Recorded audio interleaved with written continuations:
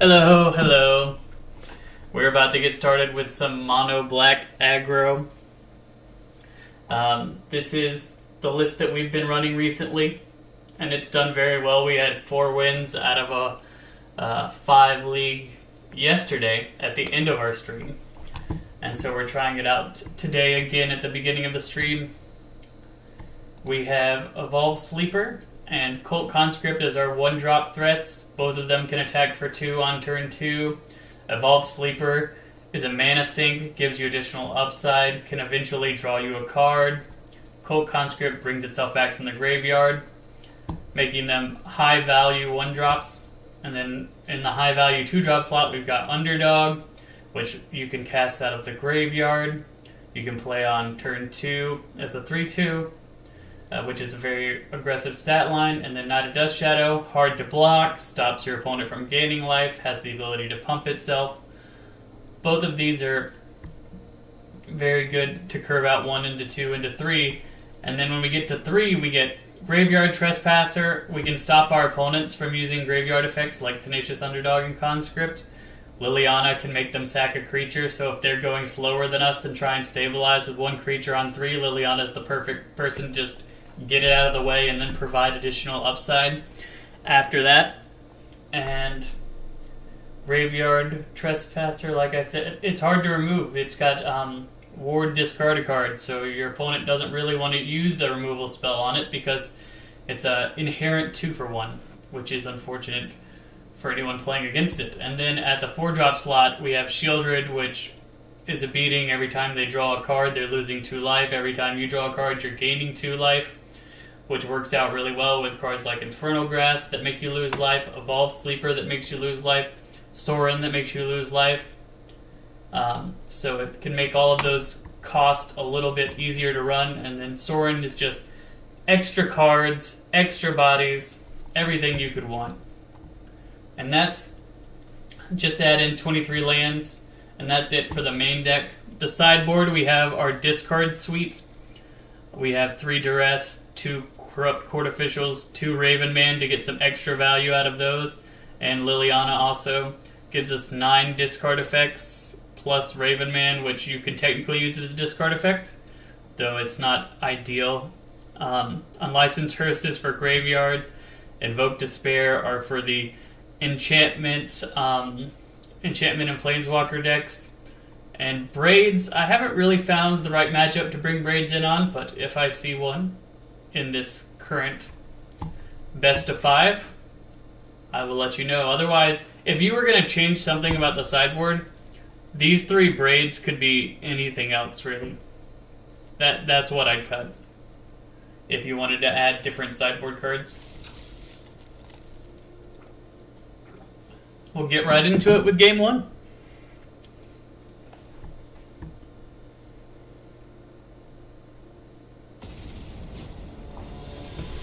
Okay. Washimin. Play first. You always want to play first with this deck. This hand looks good because you've got Liliana and Sorin, but it's not aggressive enough for what we're trying to do. Ugh. I really don't want to mulligan twice, but probably should. So, yeah, this is fine. We had to mulligan twice. It's going to be a tough game. We're just going to run it out like this.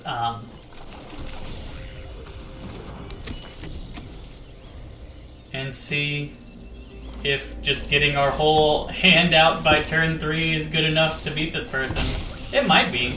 Having a Liliana that we can plus for no downside on ourselves is not bad.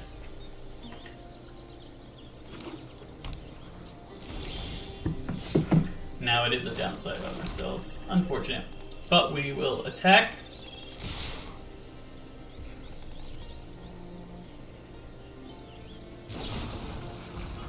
That's fine. Play Liliana. I'm actually not going to make us discard. If I can draw a land, I want to play Shieldred. The upside there is pretty high. We can make this a 3/3 with our mana if we don't draw land and then tick up to get rid of most anything. See, Fable is exactly the type of card that Lily on 3 does good against. Oh, this is beautiful. We get to play Shieldred before our opponent gets to loot with Fable. One of your friends has to leave.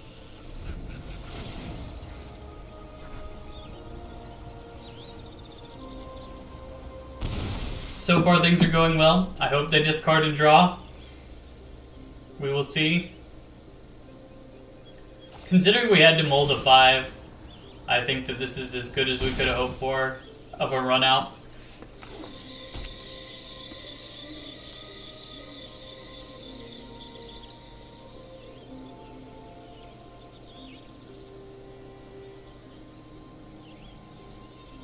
I am curious, like they're playing Jund, but they have not played a single creature yet. I'm just gonna go ahead and play this guy. You can't gain life. Seems good.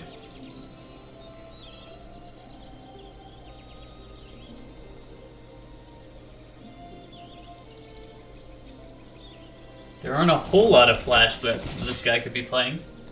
We will tick up. You discard. I do not have to. We all have things we'd rather forget. You become a 2/2. You see, he definitely has a removal spell because he would have played that card if he did not have a removal spell.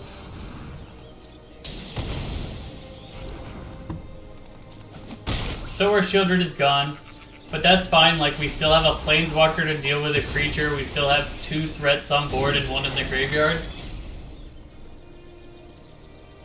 And our opponent can't gain life. So we're not in a bad position.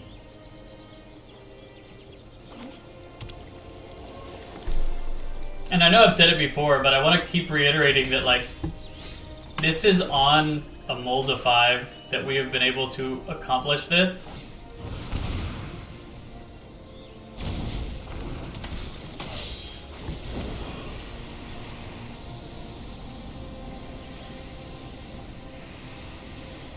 I'm tired of your secrets. Attack with everybody. Ah, getting rid of our underdog. That's fine.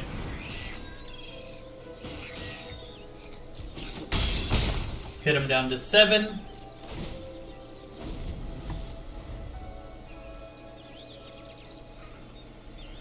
His ability to pressure Liliana is kind of limited because, like, if he attacked with Reflection, then he doesn't have a blocker.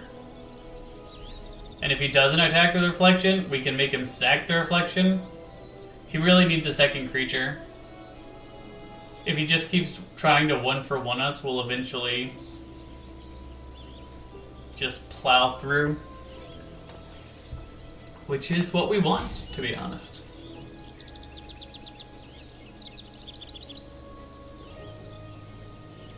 From the way that he's acting, he's got more removal spells in his hand.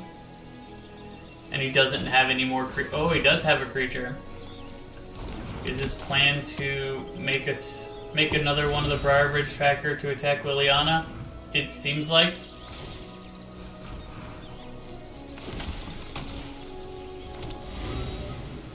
That being said, like, while this does get rid of Liliana, he has to block with his tracker or he dies.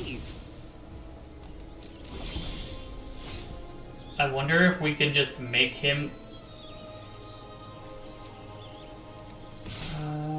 yeah, we'll just make him block.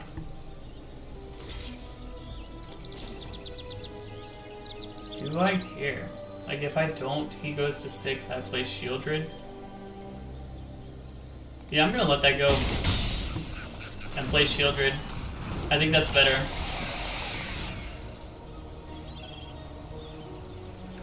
You're at 3, friend.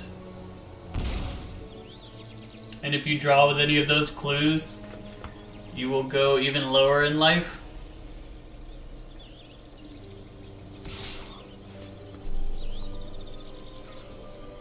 No blocks, we're at 20. I'm not super concerned.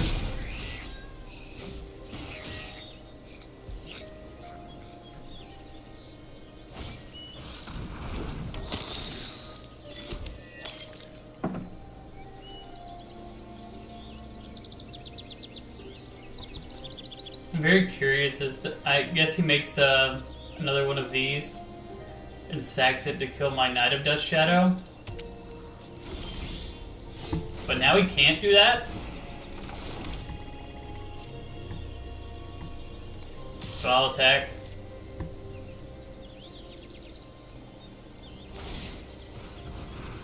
Sure.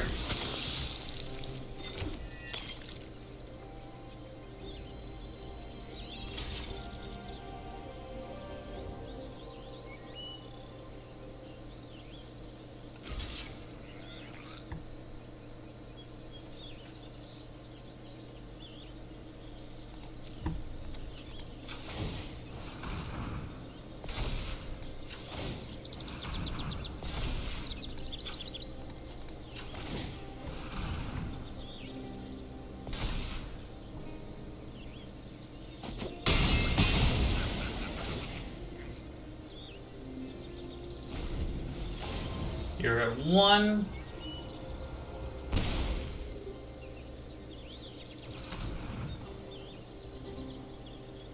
He can kill my Shieldred. This reflection of Kiki Jiki has been very annoying. It just provides a whole lot for our opponent. If he's smart, he won't attack with the Blood Tithe Harvester. Because if he attacks with the Blood Tithe Harvester, if I play another Shieldred, he dies.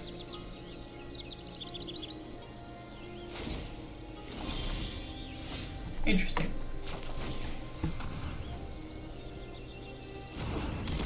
Like, once again, are you going to sack it? You're gonna let me grow?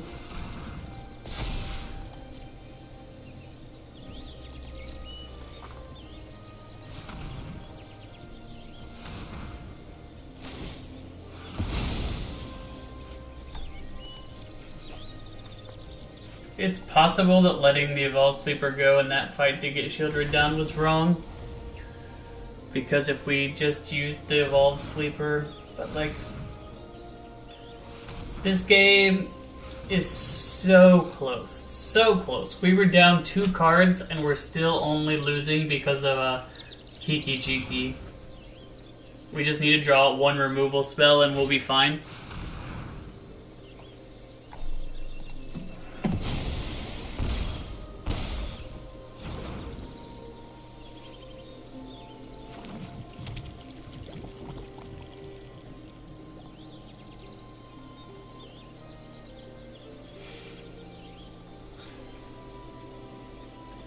If I'm the opponent, like, yes, I'm winning, but how good can you really feel about it when you're at 1 life? I'm going to go ahead and concede this game. I don't think there's a way for us to deal the last point of damage, as long as he holds up that. But we will bring in our Invoke Despair, as we're going to take out a Cold Conscript. Just 1. Take out a Sorin. Take out one of our Shieldreds. Run it like that. I am curious if bringing in the discard package would be effective for this matchup. I don't know. It might. It might actually be better. I'll have to try it out one day. I'm trying this as similarly to how we ran it last time as possible. And for those of you wondering why I look over to the right, my second monitor is over to the right. I don't have a huge desk, so I have to put my monitor over there. So if I want to see the chat, that's where I can look at it, see how the stream's doing. But I understand that it looks kind of odd to see me just like fade my head over that way. I wonder how much he's sideboarding.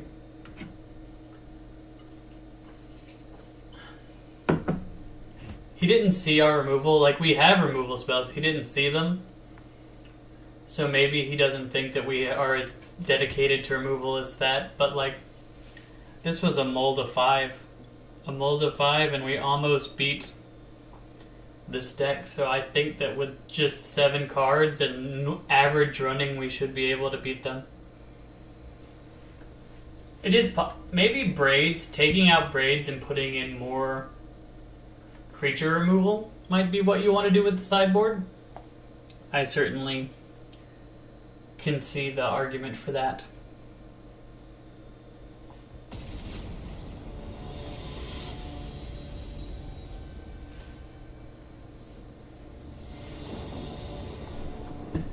Play first. This is not a great hand, but like, I don't want to get in a situation where I'm mulling to 5 again. We just need to draw lands and this hand will be fine. We have like a 1 in 3 chance of drawing lands. We have 2 draws to get it, so maybe it's a little bit unfavorable. But lands are still the most common draw, while they're not necessarily... while it's only a 3rd chance, there's more chance of drawing a land than any individual card, right? So hopefully it works out. There we go. Yeah, that's exactly what we wanted to see. Now we play Liliana, make you discard. We'll discard a card that comes back from the graveyard.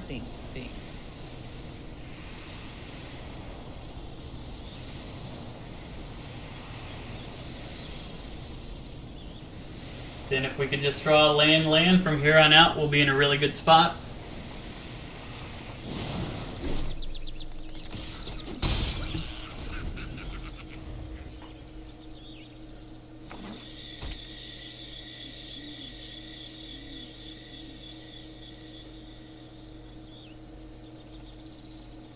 Interesting. So he's already passed his combat phase. Is he just drawing with Bankbuster? Like, if that's his goal, I think we're in a great spot.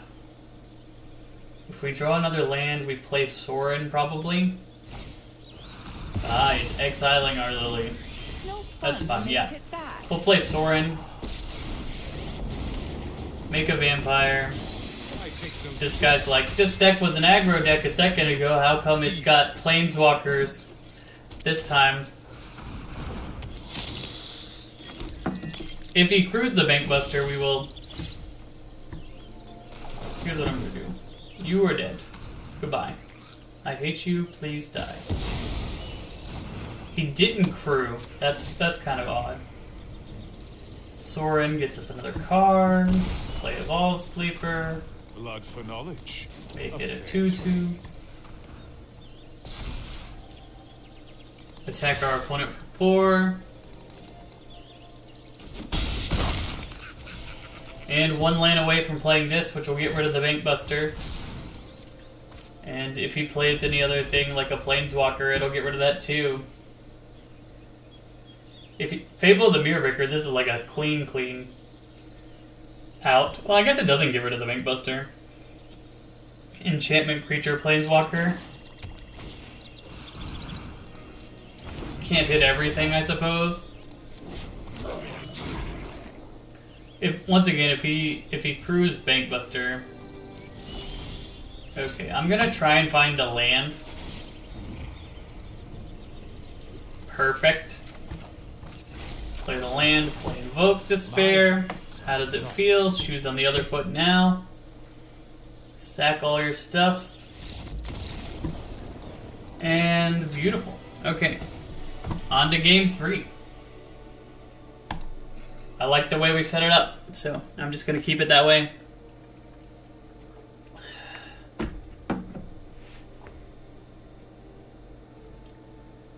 For those of you that don't know how amazing sweet tea is,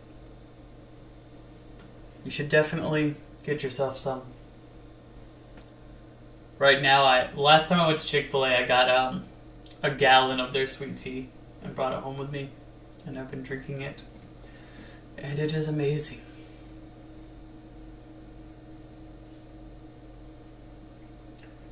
I wonder if he sideboarded incorrectly. Like, he's like, this is an aggro deck, I need to sideboard very specifically. And then he saw all the control elements and was like, oh, I should probably change up some stuff.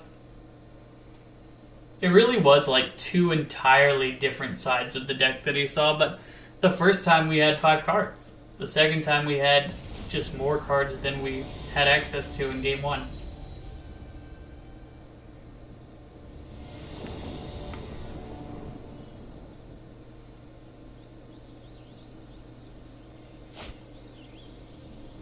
Two, three, four. 4 lands. I'll keep it. It's not the best hand, but it's a good hand. If we get another land, we can play this. We're curving out pretty strongly. If only we drew this last turn, our hand would have been absolutely insane as far as the speed at which it played. Fable. Okey-doke. I will attack. Whoops. Yep, I will attack you. I'll play Graveyard Trespasser. Card he hasn't seen yet, but now he has seen it. You discard some cards and draw some cards, and then I will get to eat them out of your graveyard.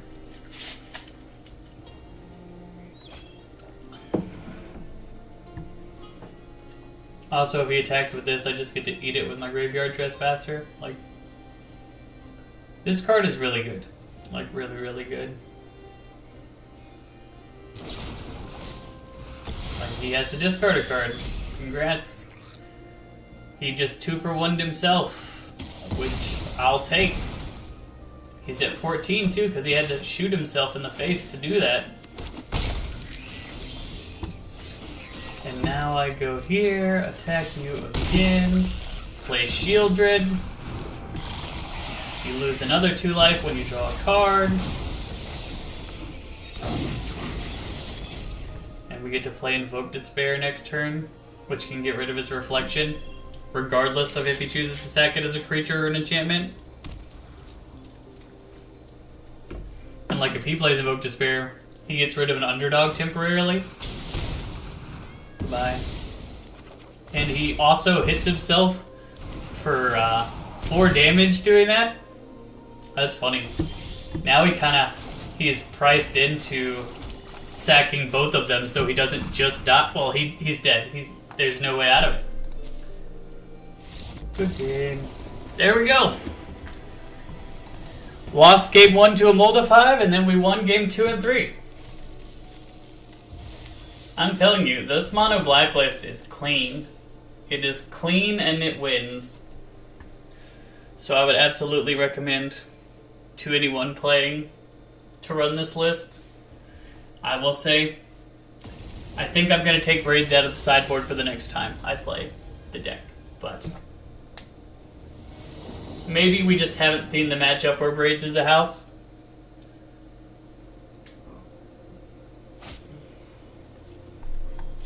This is a mulligan.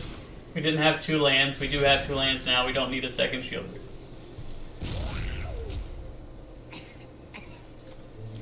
Like, even though these things are legendary, the reason we're running them at 4 is because we want to see them every game we can see them, right? We play Underdog next. We can evolve the Sleeper as a 3-drop.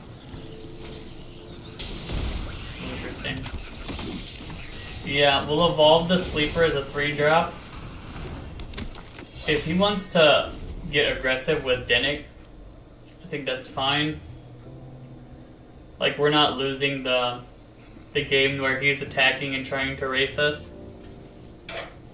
Once we plop down Shieldred, and once we plop down Sorin.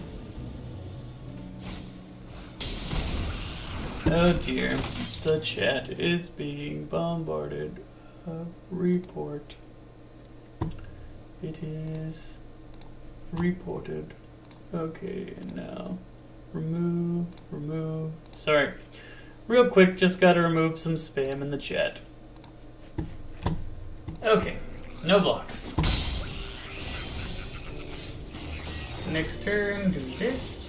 Bing, do this. It's a 3/3 with Death Touch. You can't attack anymore. I play Shieldred next turn.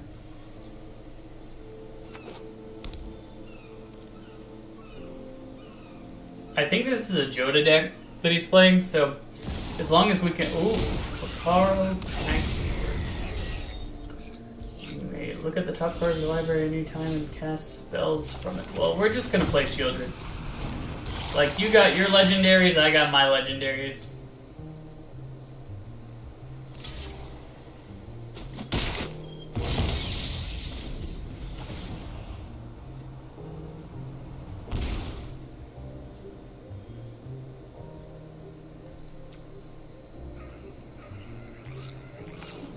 You see, Falco only works when he has the counter, and since he doesn't have the counter, now he can't cast creatures from the top of his library. I think that's worth an Evolve Sleeper. He can attack only with his flyer right now. Flying and trample is kind of a redundant set of skills. Like, you don't really wanna... You don't need trample on flyers normally. I do like when they cycle and make themselves lose 2 life. That being said, they do know what card was on the top of their library because of the Falco Spara, so I imagine they thought it was worth it. Return it to my hand just to attack a little bit more. Interesting. I was kind of hoping for a land there, but we'll just run back out the shield grid, make you lose more life.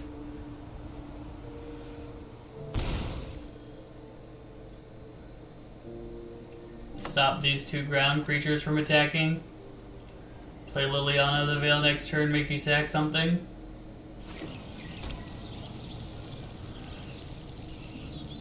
He can make something hexproof and indestructible with the plazas.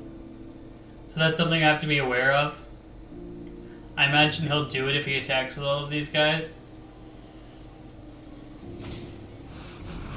Budding announcement. So we'll take 3, gain 2. That's fine. Maybe we Liliana tick up and get the last card out of his hand. But I think our better play is to play Sorin. Make a vampire. Cold conscript. You can deal And with my pass. servant. I'm busy.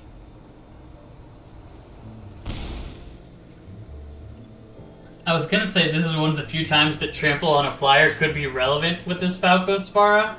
That being said, it has exactly 3 toughness, so it doesn't actually make a difference in this circumstance. Maybe next time it will make a difference. We absolutely are chumping. It'll gain us a life, or gain us 2 life, and it will let Sorin continue to do what Sorin does. He might attack with 2 to draw a card.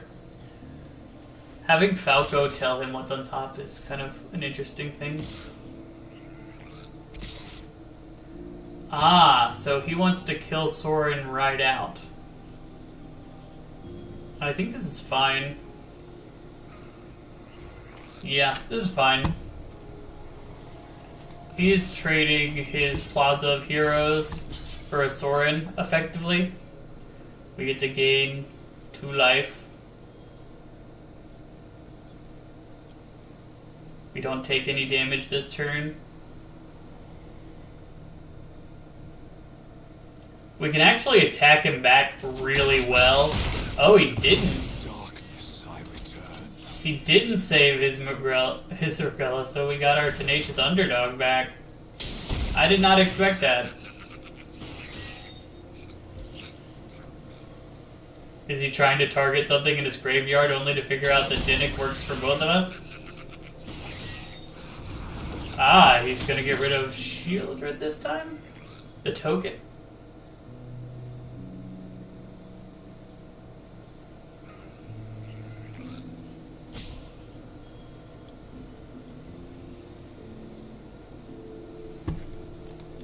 He looks like he keeps trying to get something out of his graveyard.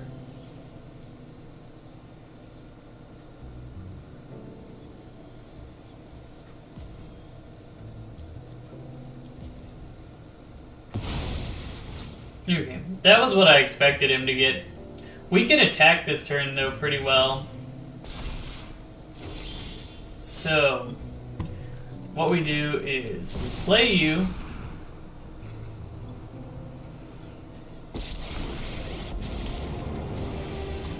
You discard a card. And you think you can win? You won't be outsmarting me. Tenacious underdog.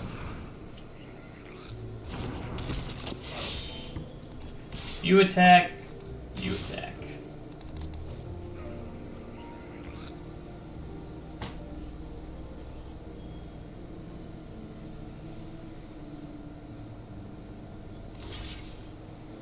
Is he going to sack Plaza this time?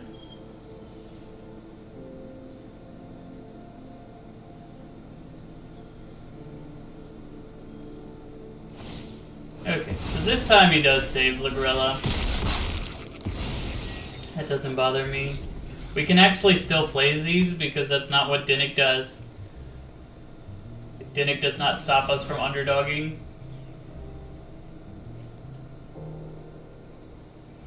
And like if he wants to kill Liliana this time, he has to sack another one of his lands.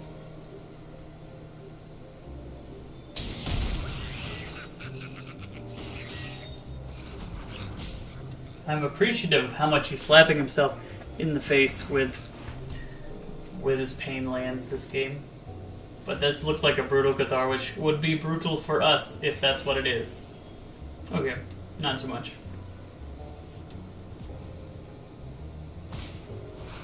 Wedding announcement. Interesting. Is he trying to draw two here? But he tapped his Plaza.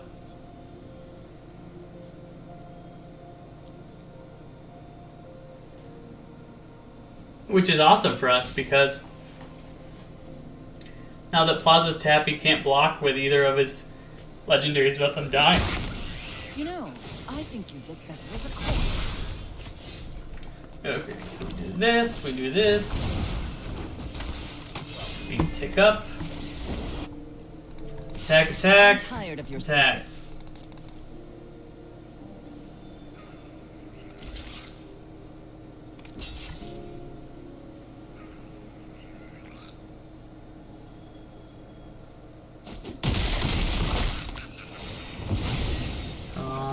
Draw something worthwhile. Oh, you're kidding me, another land.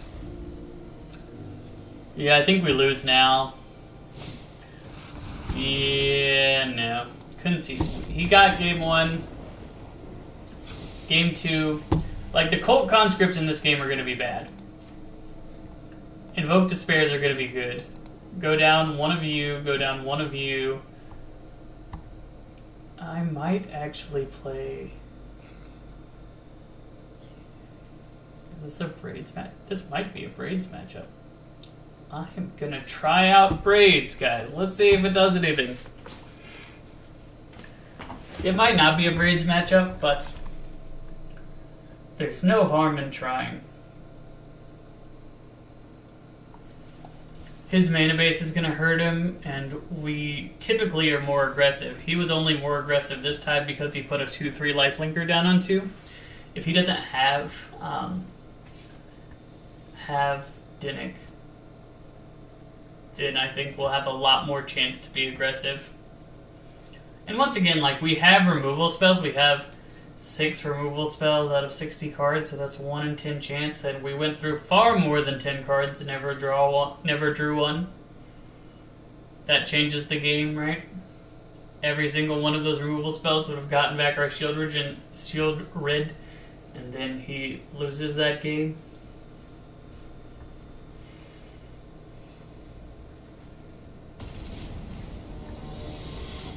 Good news is we're on the play.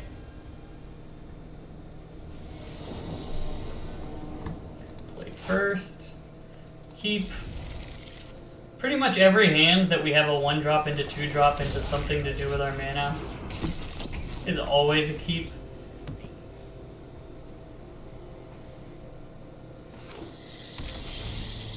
Even if you want like a specific card for the matchup, it's not as good as just curving out aggressively.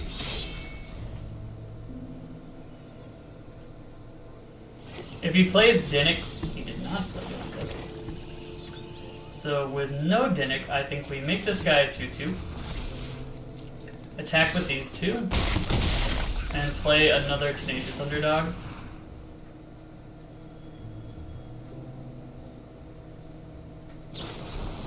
That's fine. If he's trying to play control against this deck, he's in for a really rough time. Because, like, we've already got 5 on the board.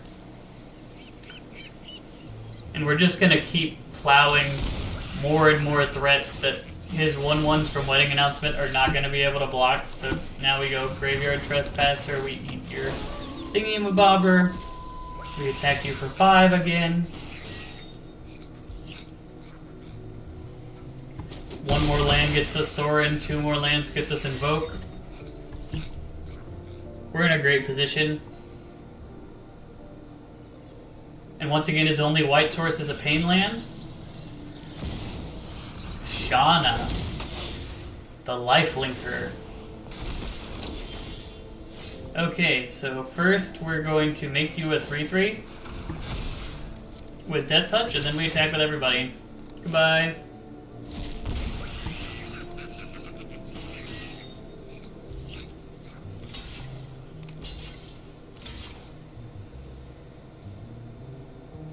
That's cool with me. He will gain 3, but we'll still have this in the graveyard we can get back at any time. I like that even better for us, because when we kill the Shauna, now we can eat it with Graveyard Trespasser.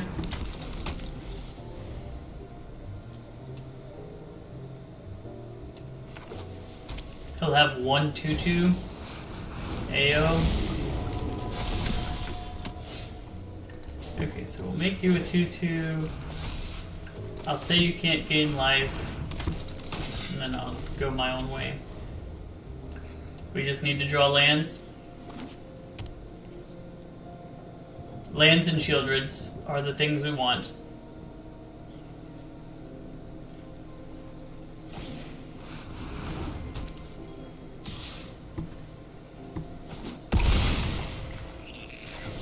I guess land, Shieldreds, and removal spells are what we want, technically. Hey, let's make him a Death Toucher. Go to combat and attack with him. I'll happily trade him for 2 tokens, especially because we have another one. Or I'll trade him for AO. Neither of those things concern me all that much. Sure. Bing, the tokens are dead. Evolve Sleeper number 2. Or number 3, I guess, in this game.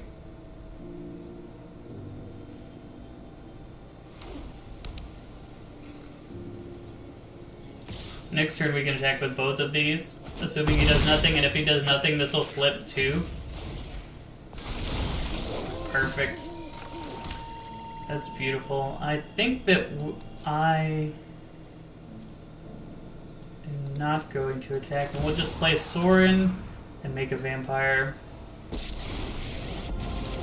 And then next turn hope to get our Invoke Despair. Yourself fortunate after. Mana. I bring my own army.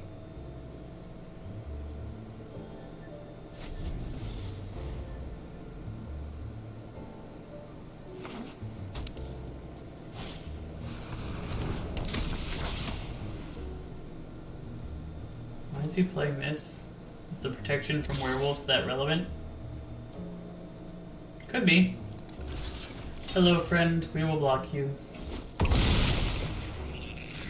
Look at us. We're at 11 life now.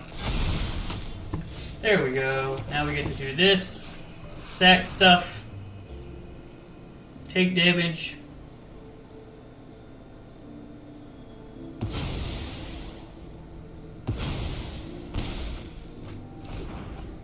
That was a good draw. I'm just gonna make a vampire. Without me, we're all doomed.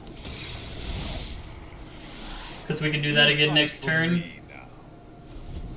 Every time we do it, it just gets better and better.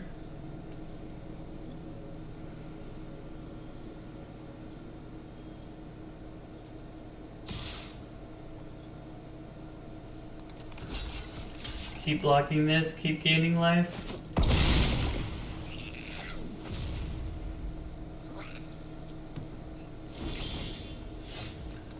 Play a land, invoke your despair a second time.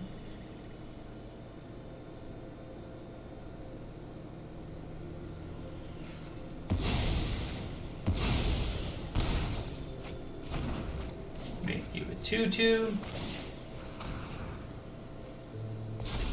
Let's see. Yeah, I think we attack with everything here. Eating your Shauna in this. So that you lose a life.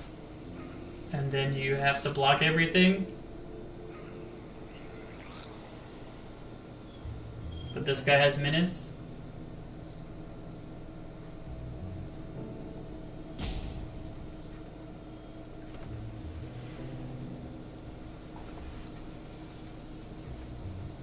And hopefully that's enough. Hopefully that does it.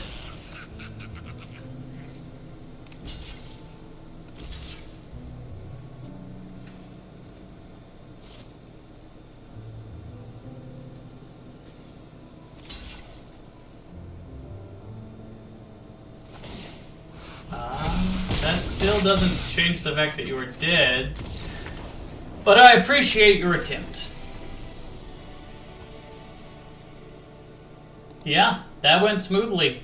The Invoke Despairs are really good in this matchup. Invoke Despair is really good in a fair number of matchups. So, obviously, it is something that I sideboard into a lot. But I don't necessarily want it for game one because it is slow. And I would rather be fast consistently on game one and then sideboard into something slower than start off slow and have to sideboard into something faster.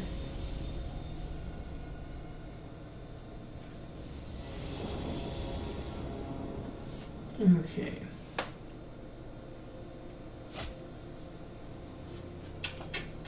I think this is good enough. Like, we curve 2 into 3. It's better now. I like having Liliana. We go Knight of Dust Shadow into Lily. Into whatever we want to do at that point. Hearse. Does not bother me. You have your Hearse. Like, once again, if a Vault Sleeper came in our first draw, how much better would our rundown have been? He's got a Hearse with nothing to eat. There's no food for you.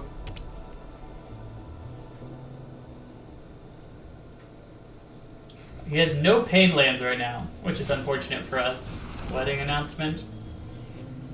That's fine. I think we just go Liliana. You sack a creature. This is my Hit you for home, 2. and I don't appreciate it when people touch my things. I've always hated crowds. And we just want to draw lands from here on out, basically.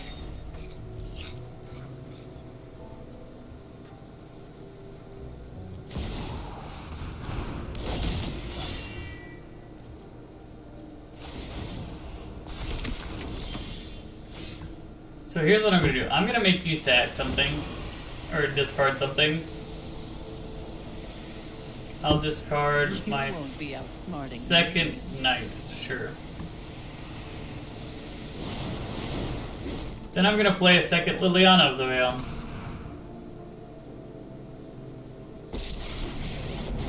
Keeping the new one. Something Now I'm going to make you sack something. And for once, it's not my fault. One of your friends has to leave. And then I'm going to attack for 2.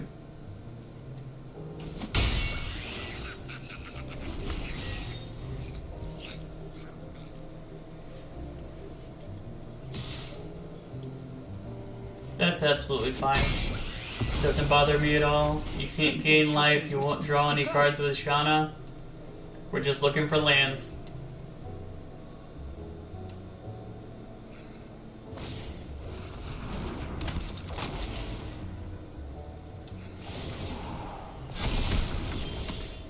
Perfect. We found a land. Now we can play this guy. Goodbye. Hello, this guy, and then we'll try and find one more land for this Invoke Despair. And we will be off to the races.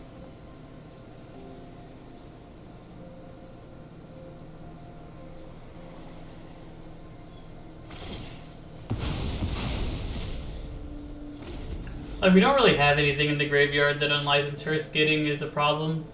Like, that makes it a problem for us. And once we draw one more land and start getting to the invokes, we're going to be in a really good position.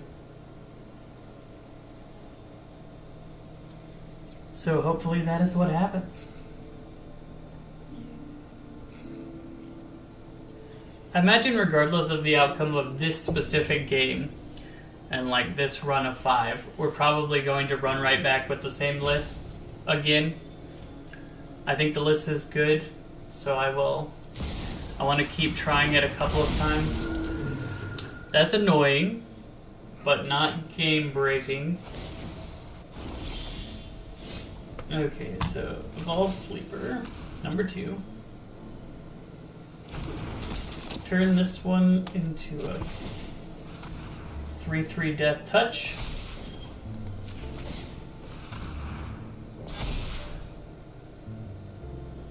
And attack this man.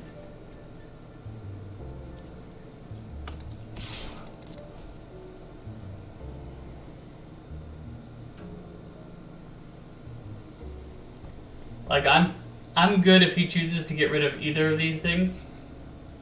Or his hearse. All of these things I'm fine with him trading for this Evolved Sleeper.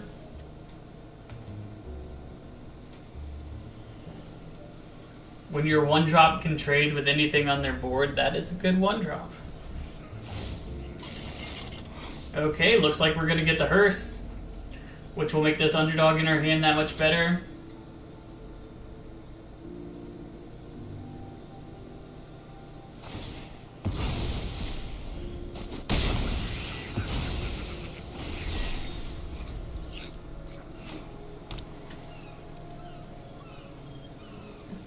We're just really hoping for that 5th land. 5th land and we get going.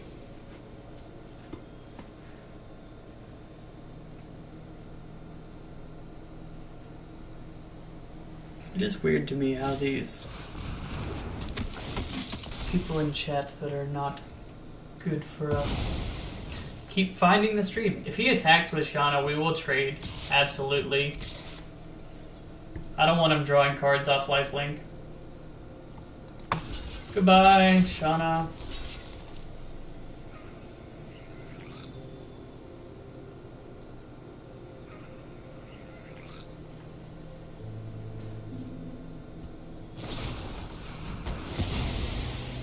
Dang. I think we might have lost this one, guys, unless we can draw a land like right now. At least he can't draw a card off of that. This card has proven to be annoying. Like, once again, we do have removal. We just aren't drawing removal. He'll sack this, he'll sack that. We'll draw a card. Children is good, but it's not good enough right now. This card is really annoying too. Like, this is really just a function of us not seeing any removal spells, but yeah, we can't win once he draws 5.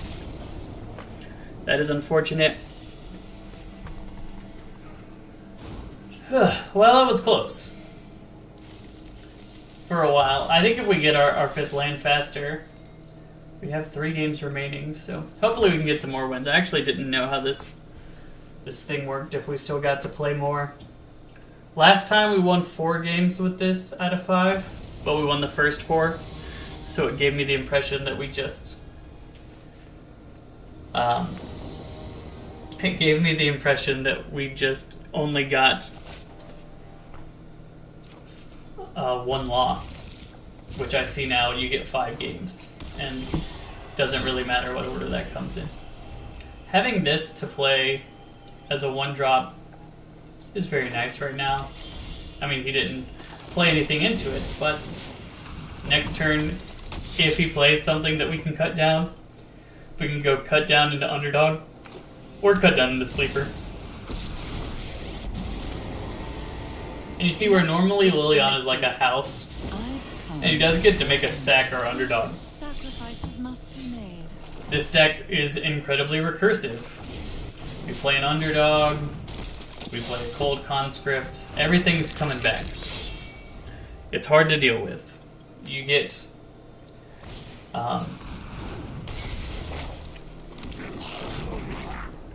this is the perfect cut-down targets.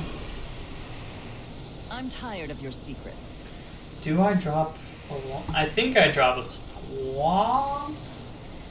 Yeah, I'm gonna drop a swamp. I'm not sure if that's correct. But we can do this. You attack Lily. You attack his face. Play an Evolve Sleeper. It's my cue to leave. Make it a 2-2. Okay, things are running pretty smooth this game right now. I'm hyped about how this deck performs. Every time it just feels good to play. And like, he played a Soul of Windgrace. He didn't...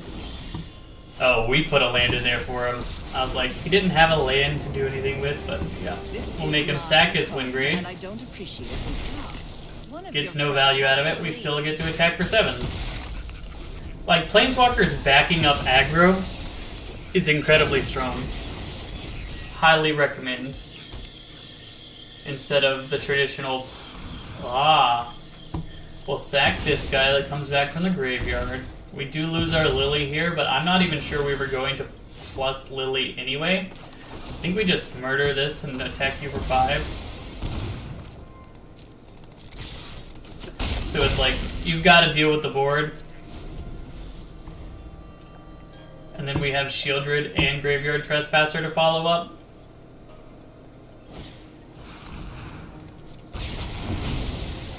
And it's like, that hurts, obviously. But all of this stuff comes back. I'll get rid of the Titan of Industry. If he has something, a way to bring something back from the graveyard, I don't want him to have that. Shieldred, hoping to use it to gain him some life. If we can play our own Shieldred, perfect. We play our own Shieldred. Now he doesn't gain any life when he draws a card because he loses it as well.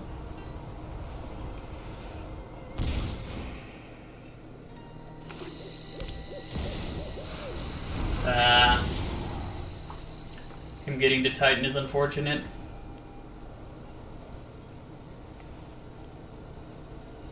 The good news is we can block Titan with Shieldred, and it will just go away. Like it's not anything significant. The 5 life is annoying. I guess the shield counter is also annoying, but...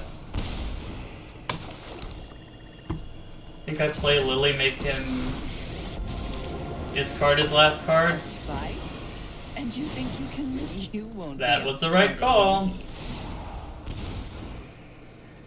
I think the only thing we block with Shieldred is his Shieldred. If we can get his off the board, we're in a good spot. As long as we can use the rest of the hand to kind of keep him at bay, we will have a chance, a real chance of this game. And then once the once we go into the board, we have Graveyard Hate, we have Discard, we have a lot of positive things against a deck that's trying to play bigger than us. Cruelty. We don't have anything in our hand. Like, our hand is completely empty. I don't understand that play at all. Okay. Ease block. You can have our Lily. It's no fun when they hit back. Next, we will attack you. And we will get rid of Soul of Windgrace. I don't want you bringing back anything significant. I'm kind of surprised. Like, I gave him the option to trade Shieldreds, and he did not want it. But he's at 1 life. Like, he's so low. I guess he's getting another Titan. He has to be, right? What else is even good here? How many Titans do you run in this list? If he only runs 2, then he can't get that. Which would be nice.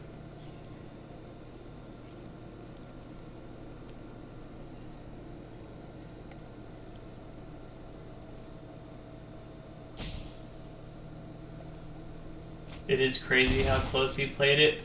Getting all the way down to 1 life. Yeah, he does have another Titan. Expected.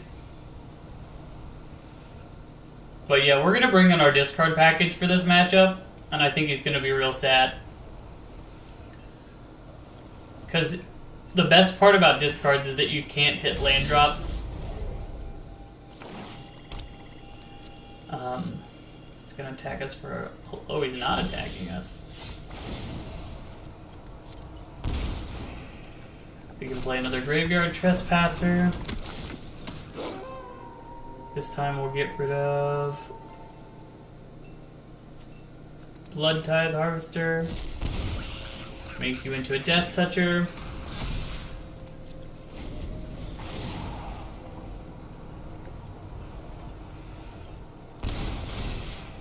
I think he's playing, like, I guess his life total is at 5, so he's nervous about it a little bit, but, like, he's got 2 tramply threats. Interesting. Getting rid of one of my tenacious underdogs. Gaining him a little bit of life is the plan. I can see that. That's not too bad.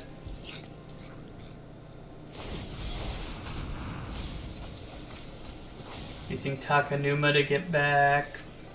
Lily. Lily doesn't do much against us. Colt Conscript is a whatever. This fight finished before brunch. Yep. Goodbye, Colt Conscript.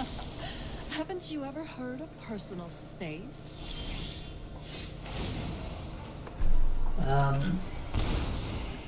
The continued battle. This is actually a beating. I am incredibly glad that we got Knight of Dust Shadow.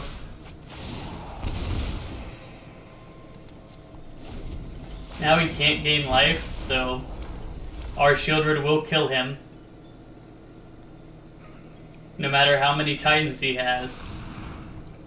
I'll sack a Graveyard Trespasser. He just lost 4 life, right? He died. Good game, we got it. That was an awesome finish. I don't know if he thought through. But yeah, I'm going to bring in all of our discard. And we're going to cut Colt Conscript. And we're going to cut -1 of you, -1 of you. I don't like having so much high end against a deck like this. We'll cut a couple underdogs and run it like that.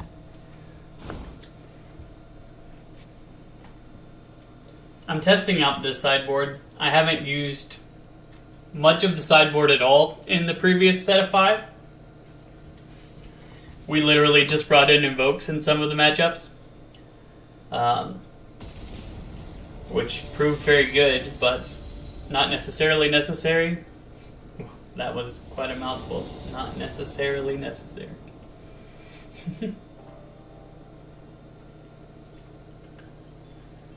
Okay, Plastic Kitten, what do you got?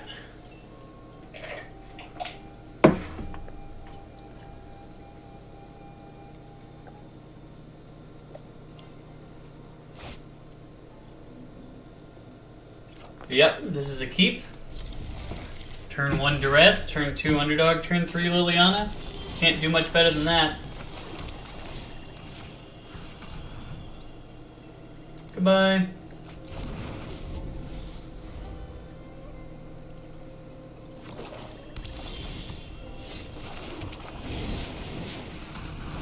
This Liliana is going to be very good if we can get it down before he gets down anything.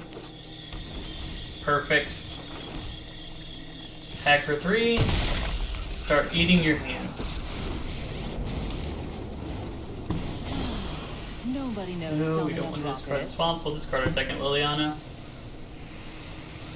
I imagine the Titan goes down. Oh, never mind.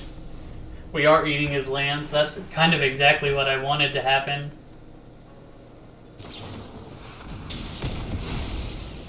Fine. I know when I'm not wanted. Okay, attack. Maybe we shouldn't have discarded our second Liliana, just because of the ability to... I'll get rid of this, sure. Why not? Play this guy. He can play a Sorin, we can hit through Sorin's blocker.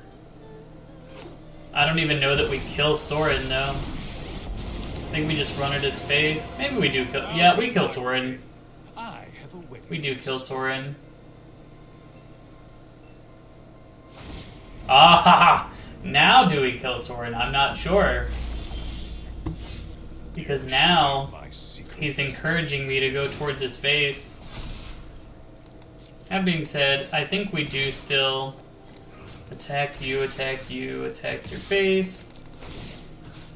Get rid of another one of your cards. Play another Graveyard Trespasser. Get rid of another one of your cards.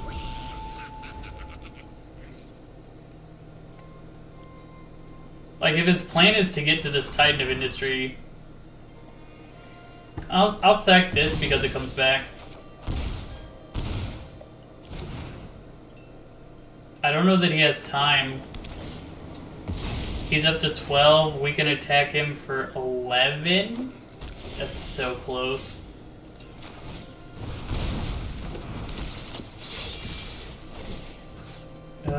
Our graveyard. Oh man, goodness. There are no creatures in the graveyard. That maybe for that reason we should have left Underdog in. You're at 1.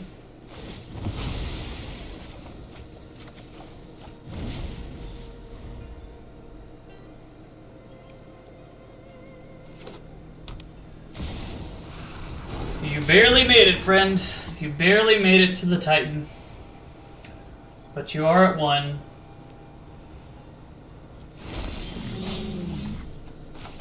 So here's what we do. Make you a Death Toucher. Attack with everybody. Get rid of your land. Our graveyard. Yeah, let's just get rid of...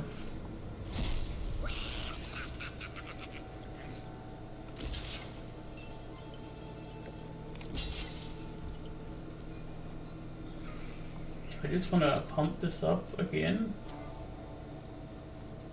No, I think we leave that damage the way it is, and then we play Graveyard Trespasser. And we eat one of our Graveyard Trespassers, bring him down to 2.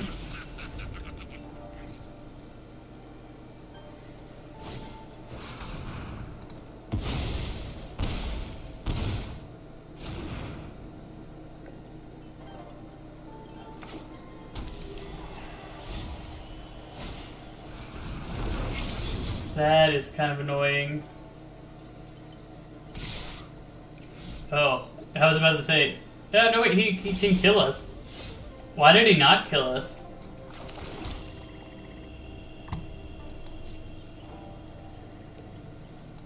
We will attack your face. Like, we were at 11, that's 11 damage, and now you're losing one of your things?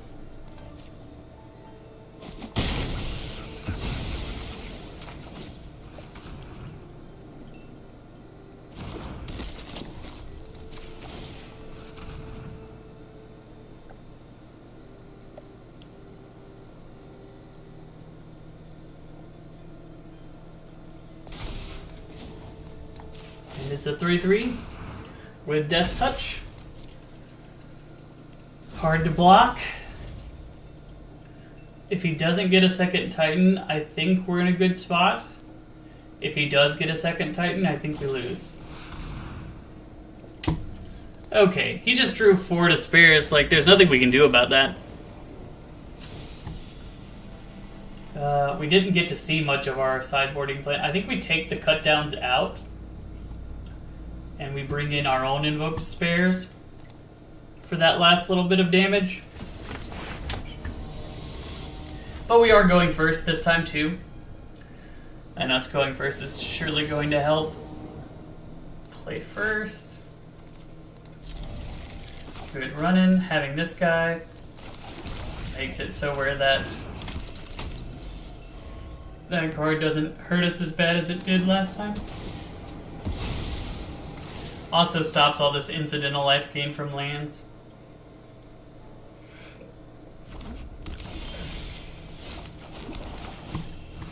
We're just hoping to have lands from here on out.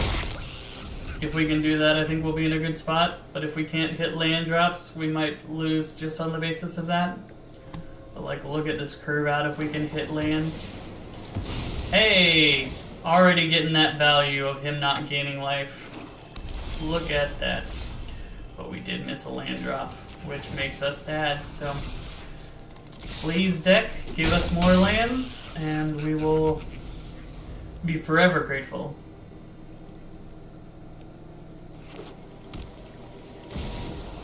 Lily, will he make us sack? If he makes a sack, we sack the sleeper. This is my home. I don't mind I don't that. appreciate it when people touch my things. Goodbye. Ah, The one of dust your shadow is friends just has too to good to not just keep around. A delay. We just Nothing need more. one more land. One more land, two more lands, but one more land soon. And our deck will still be functioning really well. Really, really well.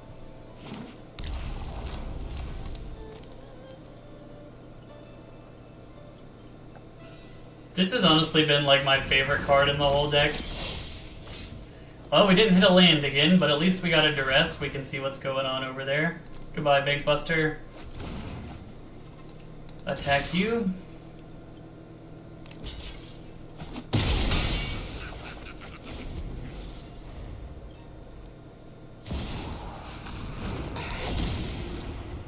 Good news is, even though he gets that back, he doesn't gain any life. If we can draw one land, come on deck, one land. We have not drawn one this whole game. Thank you. Now we play Liliana and get rid of Soul of Windgrace. Feel pretty good about the spot we're in. I've always hated. And if we can get more lands, we'll be able to play Shieldred.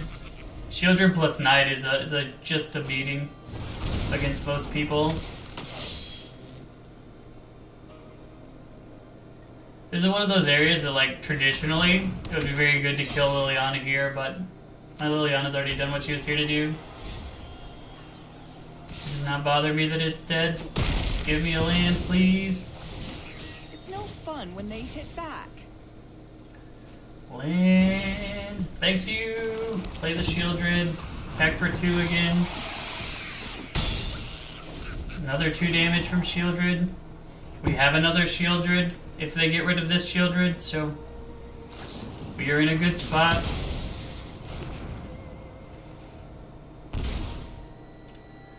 People have got to be better about putting their stop down, right? That is annoying. I wouldn't mind a removal spell. More land is fine too. You want to kill my Knight of Dust Shadow, or you want to try and save up to kill Shieldred?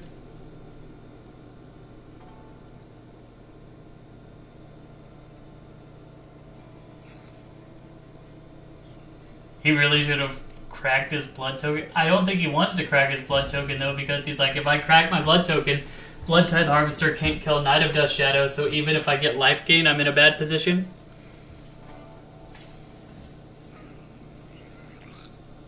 It's not the easiest game for Plastic Kitten, and like, we have so many good draws in our deck. Like, we brought in the Invokes, we brought in, we already have this for an extra damage, this for an extra 3 damage, this for the ability to get us more cards, and to make a 2/3 flyer. I understand your predicament.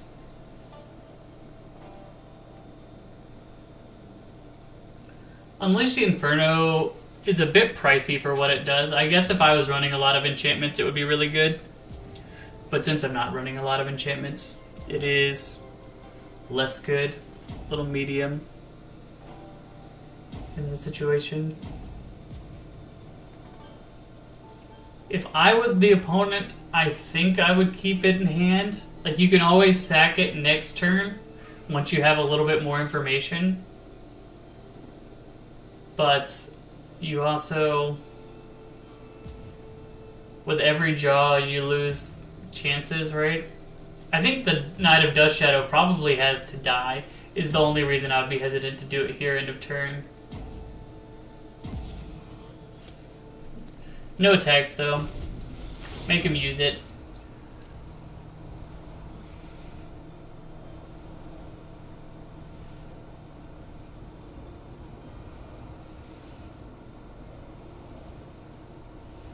And, like, if he sacks the Blood Tithe Harvester, Graveyard Trespasser has a card to drain him again, too. There's just so many positive benefits. This deck is, like, just casually putting the screws to the opponent, which is honestly why I like playing it.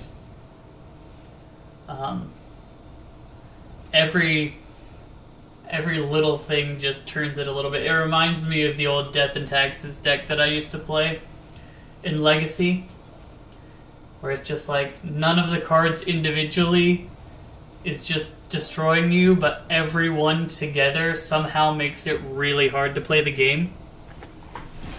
It's the most fun way to play Magic, I think. That kind of synergistic lock style.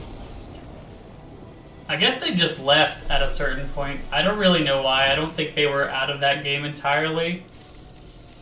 It would have been hard. Like, I'm not saying that opponent was necessarily wrong that they were going to lose that game, but I probably would have stuck it out. I think they had chances to win.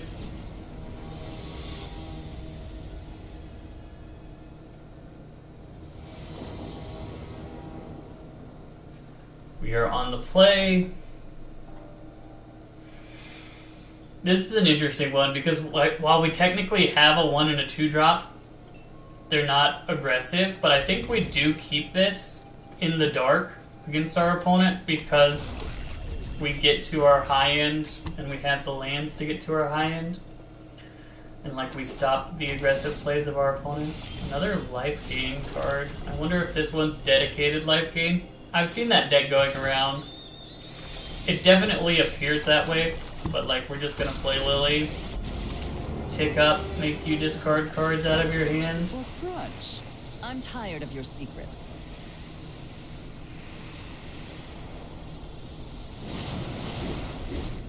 I wonder if he was hovering over his land to be like, I'm playing these kind of lands and you're playing Liliana of the Veil type of thing.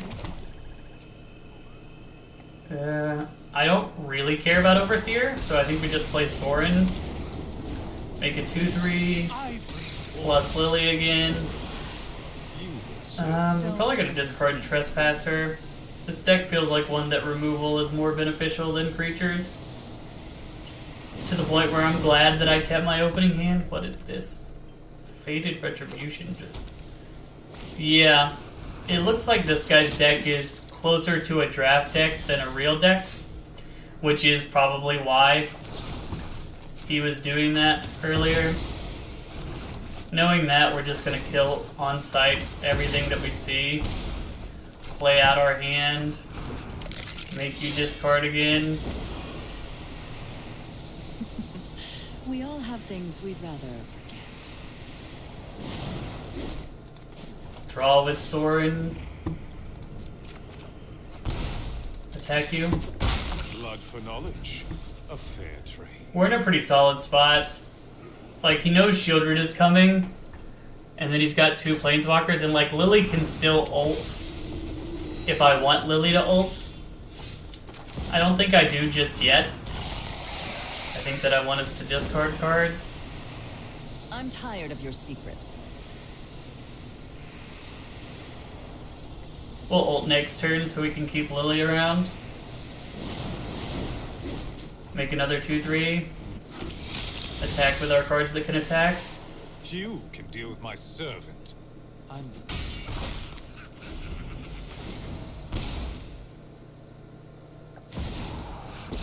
Elspeth. Nice. Your Capenna is starting like home. Show him what you got. What is he giving us? First strike? Vigilance. But, like, I'm just gonna either attack or block through that. Not to mention, I'm gonna give you one creature. I'm gonna give you your creature, your planeswalker, and one land versus the rest of your lands. Next turn. Actually, it's gonna be a planeswalker and a land versus the rest of your lands, so let's just ult. Don't bother. 2/2. One fresh out of mercy.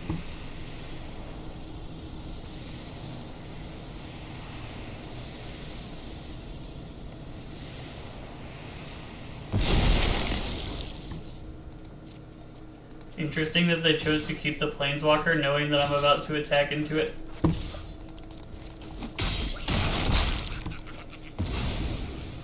Seems less than ideal for opponent. Hey, got a land. Nice. Nothing on Innistrad is free. Yeah. This doesn't feel good necessarily to win because the deck my opponent's playing versus the deck that I'm playing. One of these is not like the other. Discard. I wonder if he even runs it back for game 2.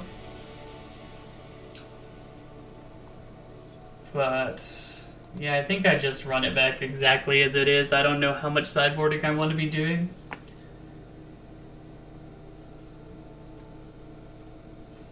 It's very interesting to me that he would use either gems or gold to play in this league as opposed to just playing around for free with the deck that he's using. Like, I would be hard-pressed to say that our opponent is going to get many wins in this. And, that's not a knock. Like, if you want to try out whatever deck you built, it's your gold and your gem, so it doesn't really matter that much. Having 4 lands, like, if we can just... we got too many lands now. But if we can just cast our spells with this deck, we feel good. 2 lands. Will we see some sort of a game plan? When it dies, put its counters on something.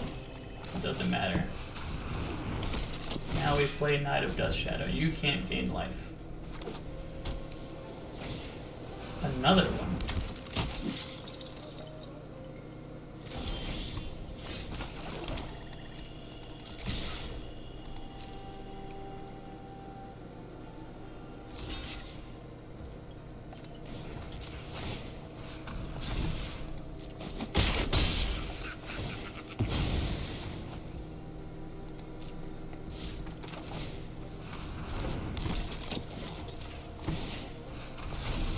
So far, so good.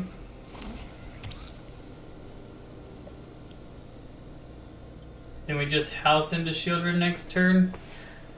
I wonder if he has Wandering Emperor.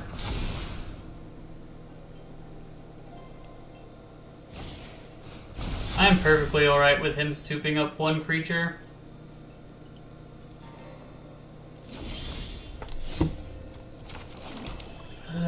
This is such a tough choice. I think we do Liliana of the Veil here.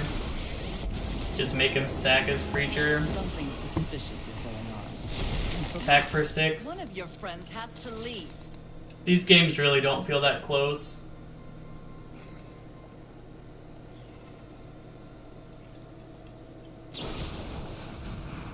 That's fine.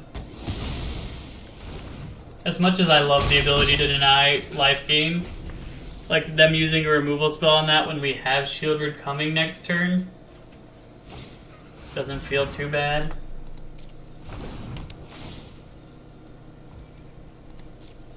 Oh, you can get Lily that way. I'll take my zombies. I did not even realize. Yeah, we'll just play Shieldred. Attack for 4. Make him lose another 2.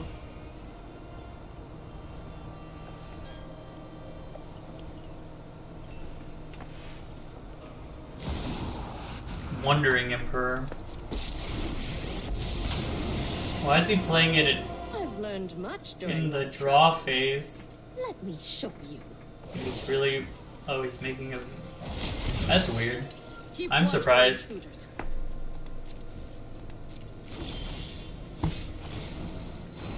I think the play is this. You're a 3-3. You're a 3-3. I'll attack your face. So we did have good planeswalkers, but like the creatures that he's playing are not good. Virtually unplayable. Not virtually. I would argue literally unplayable in the format that we're playing. It's more like a kitchen table thing. We got to 3 wins. We'll see if this is another 4-win. I'm hoping that it is.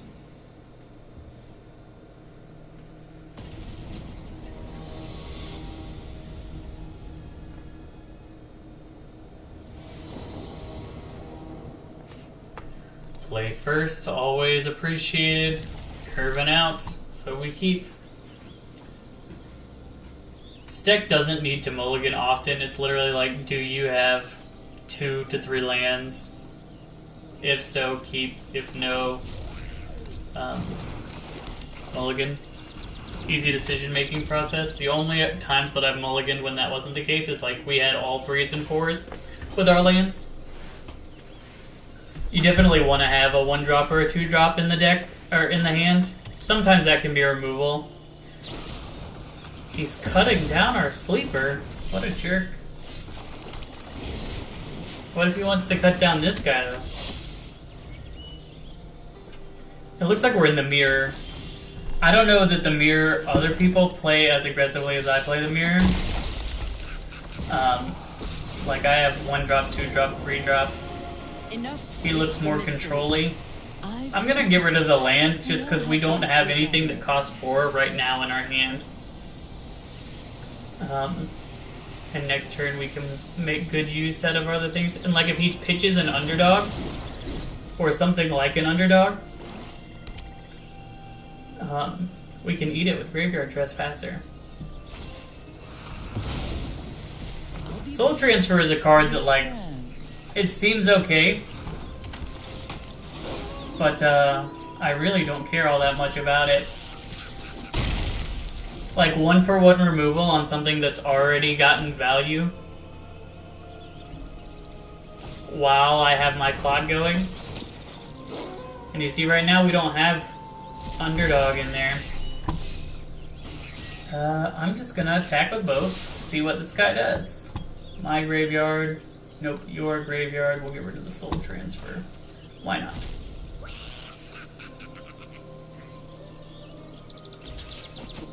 Trades. We play a second one. Eat his. Things are going pretty well. This is the point of the game where you can start playing Invoke. And since he is big... Oh, that feels bad. You just lost 2 life to send a creature to the graveyard temporarily. Eat your removal. Play another Graveyard Trespasser. Eat your other removal spell. Your graveyard is empty. With 1 more land, we can play Underdog again. This is my home, and I don't appreciate it when people touch If my he makes a business. Saga creature, that does give us the ability to, I've always hated crowds. doesn't matter now. We just run them all at your face. And that's why our version of the deck is so good. But I will bring in the Invokes. Like, if he's playing 3 Graveyard Trespassers, having 1 less Cult Conscript is nice. The early drops aren't quite as necessary. I mean, we still keep most of them, but just cut 1 of them. This is a terrible hand. This is one of the examples of... Oh my goodness. Deck, please. Deck, please. Mold of... I'm gonna get rid of Cut Down and Graveyard Trespasser. This is gonna be a rough game. Molda 5. At least we curve out. 1 into 2 into 3. And then our hand is gone. But that's fine. You see, this is one of those times like, are you going to block our 2-1 with your 3-2? Maybe. But not ideal. That's totally fine. I imagine his plan is to play the Graveyard Trespasser, but if he Graveyard Trespassers to get rid of Cold Conscript, we just get to easily answer it with Liliana Sack. Not to mention this card says you can't gain life, so he loses a little bit of the value. It stops that from gaining life too, but okay, now we play Liliana. I will tick up. Like, we're at a deficit. I'm tired of your secrets. On cards. So anything that can get us back in. He might just play Underdog out of the graveyard. But if he does that, we have a... Our Lily survives, like, because we ticked up. I really hope we draw another land, though. Like, this is definitely a greedier line. But it paid off really well. Now we get to play Shieldred. Now we get to make you discard without having to discard anything ourselves. We all have things we'd rather forget.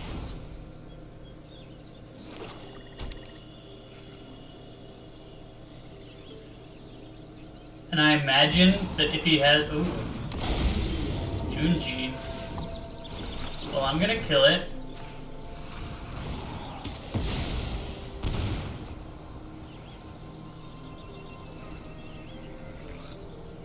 He's gonna put his Tenacious Underdog back on the battlefield.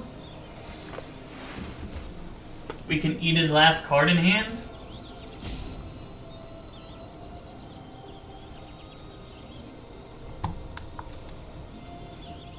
Oh, from a graveyard, so he might put one of our cards. Knight of Dust Shadow, maybe? That was interesting. Okay, so we will make you discard. And we will attack. Things.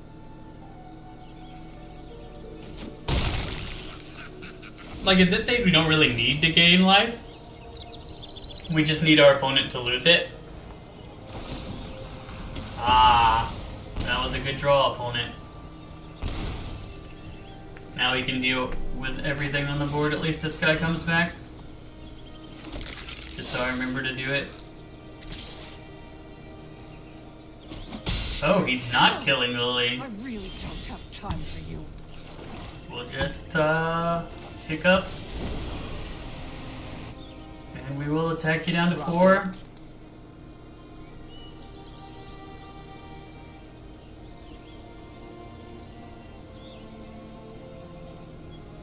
For every turn he attacks with our knight,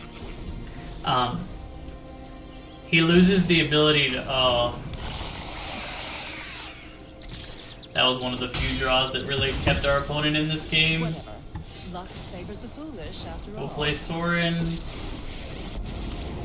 We'll tick it up. I take no joy. Get a land, play a land, Necessary. and no attacks. You wish to know my secrets. Very well.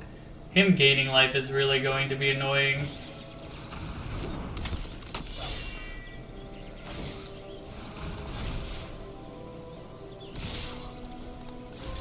Like, the reason we kept this is so we could block there. Your blood will be mine.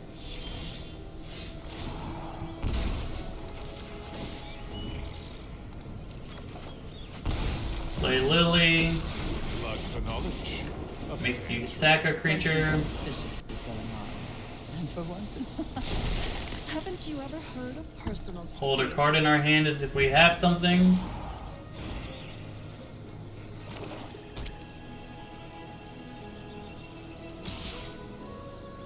It's so interesting to me that the Junji getting back our own card is what's causing us to lose this game. About me. Oh, that's my cue to leave. Why would he not do that pre-combat? Get an extra bit of damage in? But yeah, I think we just lose. Yep, we just lose. Okay. Hopefully we won't mold to 5.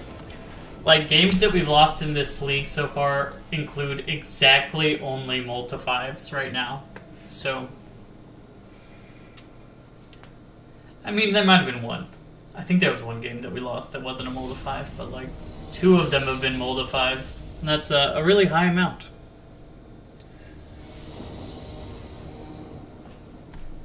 You don't normally see mold to 5s. This is a good hand.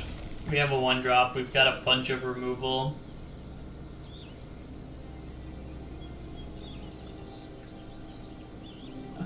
We just need to draw. Lands would be nice.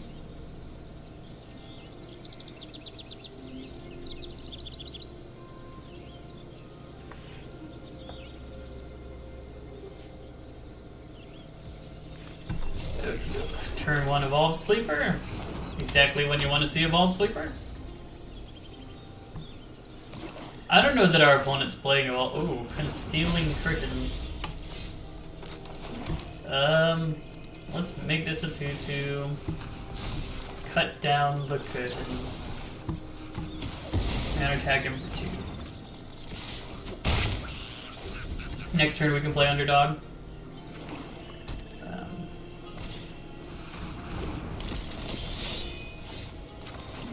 Actually, yeah, I'll just play Underdog.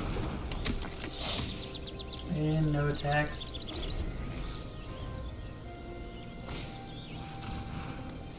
Hopefully we draw a land and then we can play Infernal Grasp into pump up our Evolved Sleeper. That's alright, but I think we do this. And then we just attack with both of them. Like, if he wants to trade Evolved Sleepers, that's fine. If he wants to trade Evolved Sleeper for a Tenacious Underdog, that's fine too.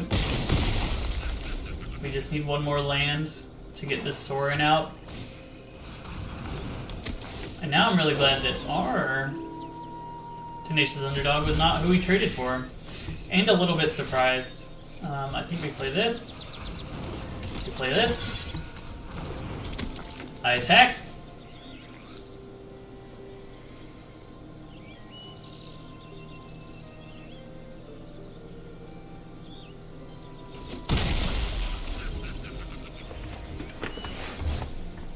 It was an interesting choice to keep that.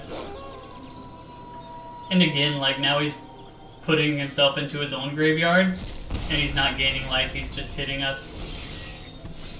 Perfect draw. Sorin. I bring all is broken. You fight for me now. Him not really having the ability to attack makes this an incredibly solid Sorin. If he does attack, well now his Sorin versus my Sorin is going to be an interesting game. That being said, I get to kill his flyer and then kill his Sorin. You deal with this. I also get to kill his graveyard trespassers.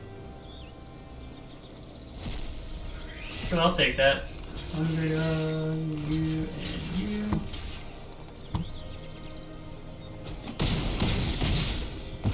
Neat. That was a very positive exchange for us. It gets better.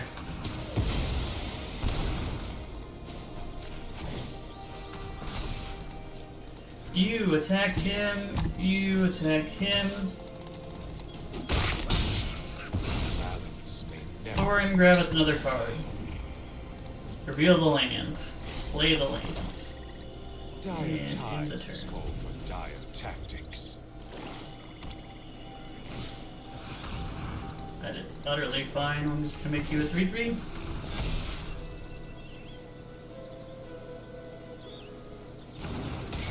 Oh, he's going right for 3. Does he just want the card that stops my Tenacious Underdog? Probably. But once again, utterly fine for us. Goodbye to your Tenacious Underdog. Attack, attack.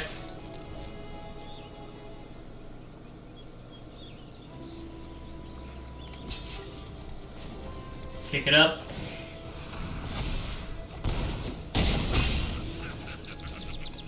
Make another vampire. I bring my own army.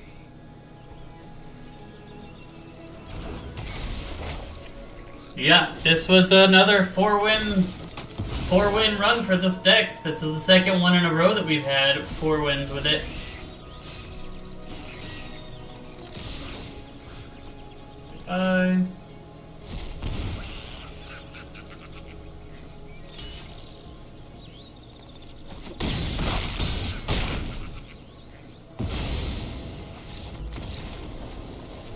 Cut low was cut low in the end.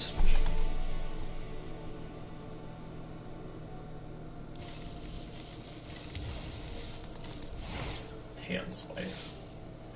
And there we go. Another 4 wins. Positive on the gyms. Get to have another mythic rare wild card. And some more gyms in the pack.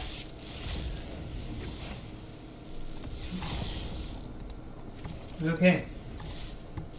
We're not doing too bad. I'm going to run it back one more time with the mono black list, and then I'll swap over to soldiers. I really want to see if we can get to 5 wins. This deck feels like a 5-win deck.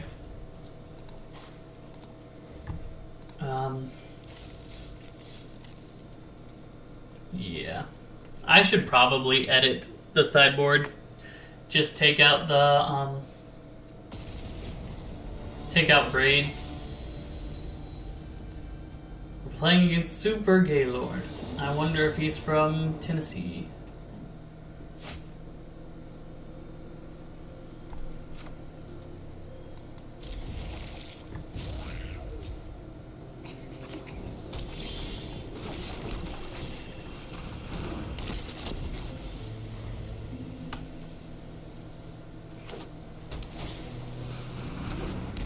Okay.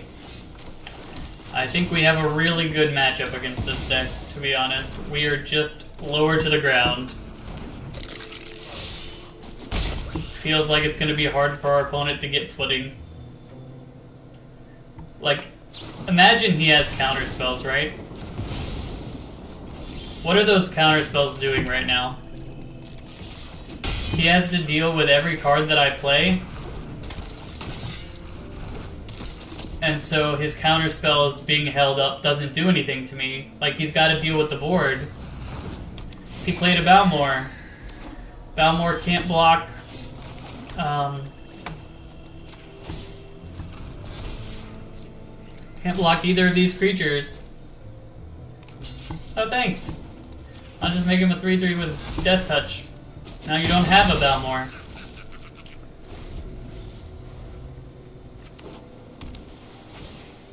Hadi Jin, a 1/4.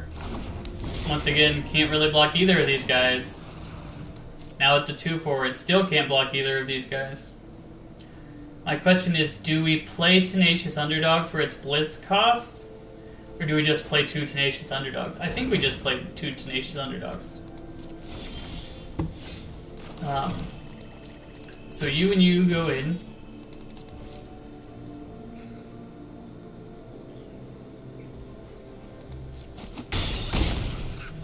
Tenacious Underdog. Tenacious Underdog. Go.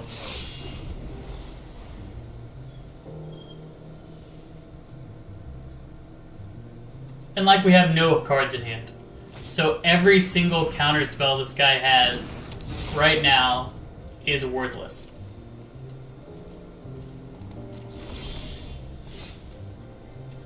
Okay, so we will attack with you and with you.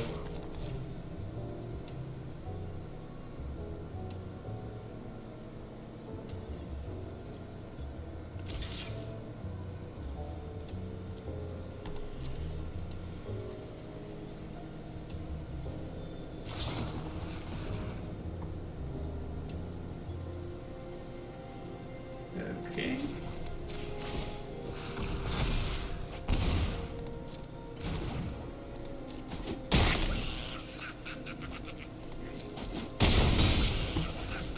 play another Knight of Dust Shadow.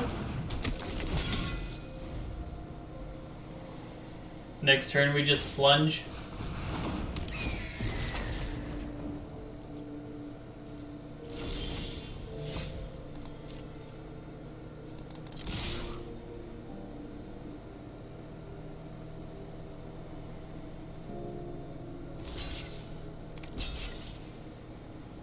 Both of these have menace, you can't block like that.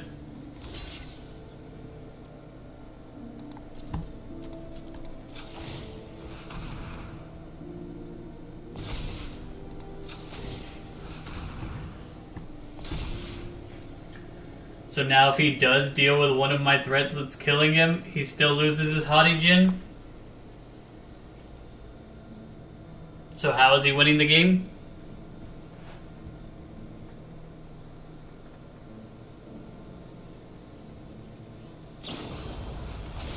And like, he's kind of priced into that, right?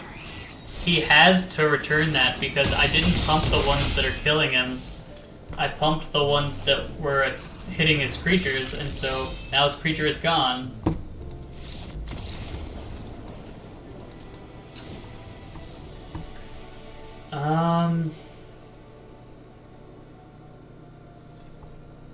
We could bring in discard.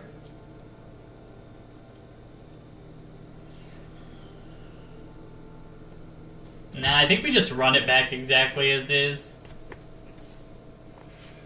This is kind of the matchup that we hope for. Tempo doesn't work incredibly well against hard aggro, because you just get underneath them. This is where, if Braids wasn't in our sideboard, we would have 2 more cut downs, and so I am a little bit annoyed. We should have definitely gotten rid of our Braids between our 2 rounds.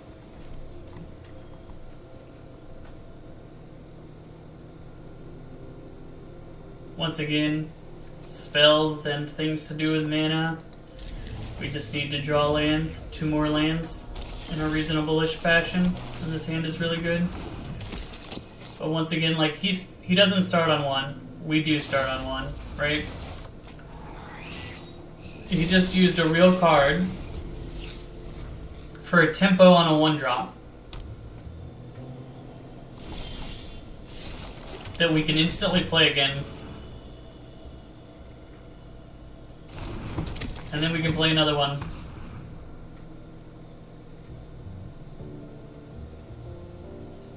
Like, that's the trouble with tempo, right? If you know you're playing against a tempo deck, it is so easy to go underneath them. The only way it works in, like, older formats is because they have 1-drops that are like Delver of Secrets, which you can play Delver if you want to. In the deck our opponent's playing. In fact, I would encourage you to play Delver in the deck that the opponent is playing.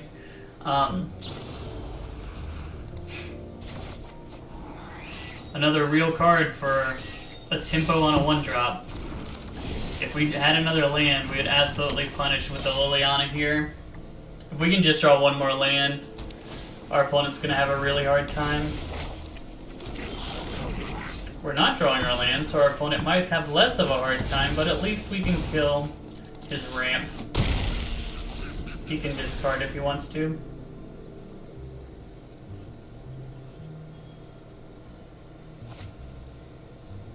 I'm just really hoping we get another land. Liliana is such a good card in this matchup.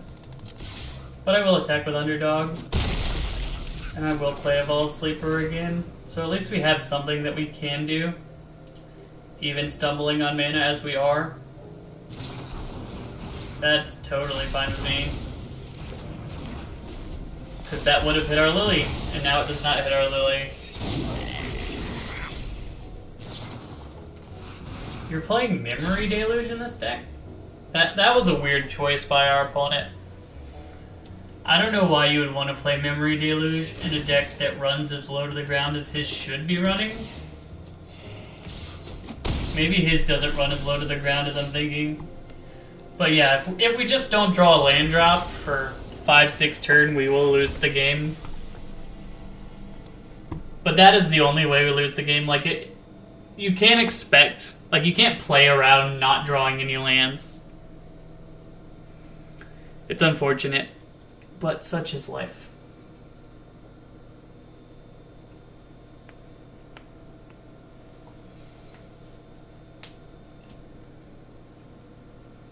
Yeah, I feel like that would have been such an easy game if we just hit our third land drop anytime in those last 3 draws. Especially if we hit it in our first couple draws. Like, play Liliana on 3, what's he do? Hey, we got all 3 lands this time, so... We played this on 1, this on 2, this on 3. Because you can use the 3 mana for... Actually, this is technically a 4 mana thing. What if we played this on 1, this on 2, these on 3? Yeah, I think that is actually better. Because on turn 3 we can pay 2 mana. We're still a mana short. There's no way you can math it that makes that work. I think Cult Conscript was better just because it attacks for 2 for the 2 turns that we can't attack for 2.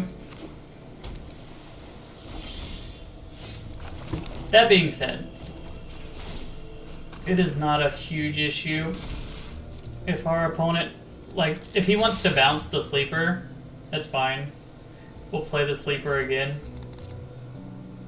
I think we just play the conscript. And pass. Like, the first thing our opponent has done in this game is play an impulse, and he's already staring down 6 power to get that impulse. Like, he plays Balmor. Fantastic. But I just killed Balmor, and now what? Now we do this, make you a 3-3, make you a 3-3, attack him for 8. He's got 1 more turn in this game.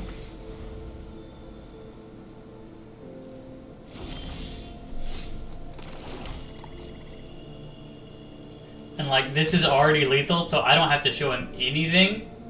He has to make the first move. As I suspected, so now I pump this guy. And I pump it again. Put him to 1. Play this card back out.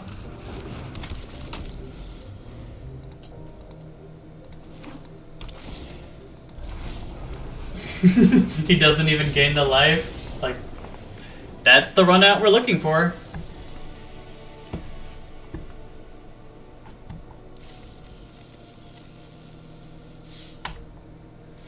Okay, we've got 1 right under the belt. So far, both times we played this deck, we've been 4 wins. So, I am hopeful that this time we can get to 5. I think this deck is worth a 5 win. I think that if I change the sideboard to include 2 removal spells instead of braids, that it would be for sure worthy of 5 wins. This is... I'm gonna mulligan that. That might be wrong. But given how our hand turned out after the mulligan, I would say it's correct. Like, we have earlier pressure, we still have some removal, and then we have Lily to back it all up, which makes things feel better. Our opponent is playing some Bant nonsense. Don't get me wrong, I love playing Bant nonsense, so that's not downgrading. I like your lands. I wish that those were still available. Okay, so I will attack first, see if he wants to trade. He did not. And then I'll kill his creature anyway.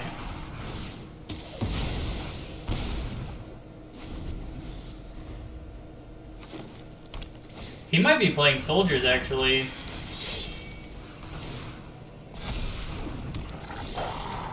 Interesting. So I will kill you again. You can put your counter over on the other one. Neat.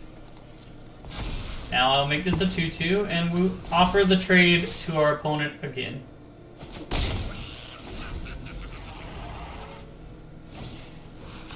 Brutal guitar. Is that brutal? Not really. Now we play Shieldred. Don't you wish you had your brutal Cathar now? Unless he has a second one. That would be brutal. Oh! Dadgum, he had the second brutal Cathar. This is the game. Ironically, if we just would have had our hand from the other game, it might have been better. But the trouble is that he doesn't really. I guess he has good sacrifices now, but.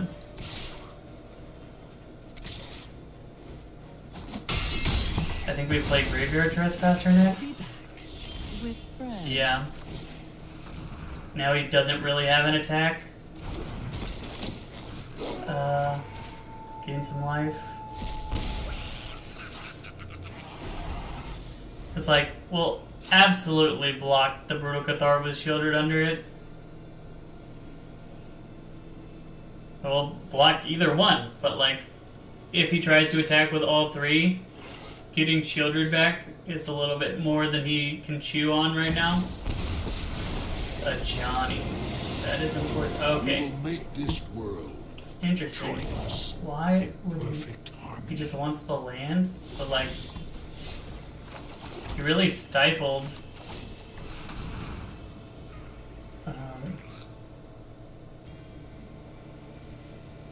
I think we do attack with this one towards the Ajani, so that we have the option to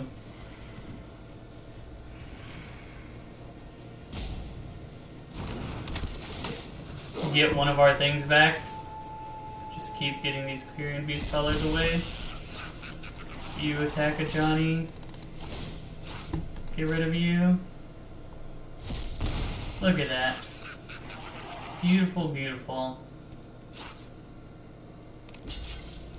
Is he just chumping?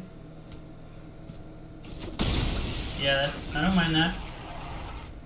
Next turn we can play Lily, which will get us one of these two.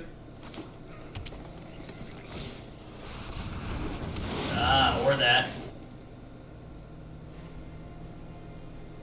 Is he just gonna put counters on it, make it a 7/7 and attack? He should have, but he did not. So now he can only attack for 4. Okay. This is an easy turn. He messed up his plays. I think he had a stat on board. Sack something. Finished before brunch. Off you go. He kind of has to sack his brutal. Oh, he doesn't sack his brutal guitar. Okay, we'll attack a Johnny. We'll get rid of your stuff. Okay, yeah, he threw that game pretty hard. That one was his all the way. He's playing Planeswalkers. Let's bring in Invoke Despair. Get rid of one of you, get rid of one of you, and one of you. And run it like that. Now that we know what our opponents play, removal heavy hands would be a keep. But not knowing, I don't think we can keep that in the dark. And it ended up working out. Like, we top decked pretty amazingly there. You could say that him having 2 Brutal Cathars is the only thing that had the game being close. But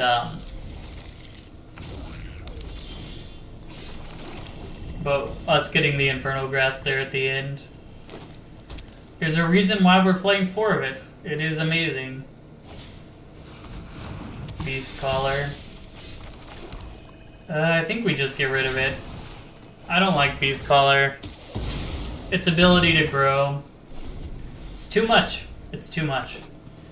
I really hope to draw a land here. That would make me feel so much better about our hand. Does he have another one?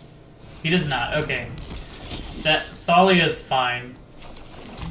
Our deck doth do okay with Thalia. Now I will make it so where you cannot gain the life, sir.